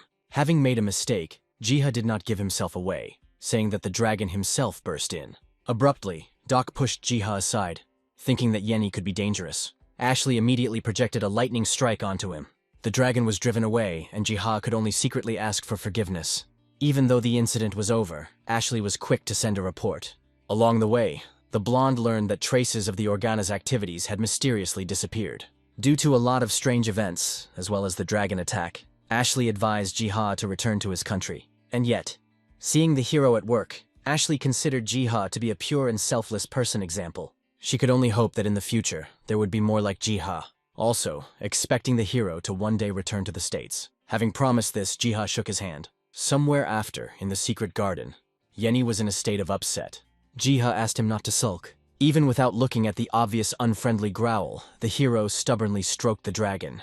But apparently the dragon's offense was great. Jiha tried to explain himself, to convey an important idea and his own mistake. As an apology, the hero took out a huge piece of meat from his backpack. A little later, apparently having accepted the apology, Yenny lay with a full belly. At the same time, the once rescued rabbits prepared a pile of dug-up bones for the hero. All that was left for Jiha to do was to create new dragons from those. Already having experience, the hero breathed life into the collected skeletons. The clay shells burst and new dragons took their first steps. Their innocent glances captured Jiha,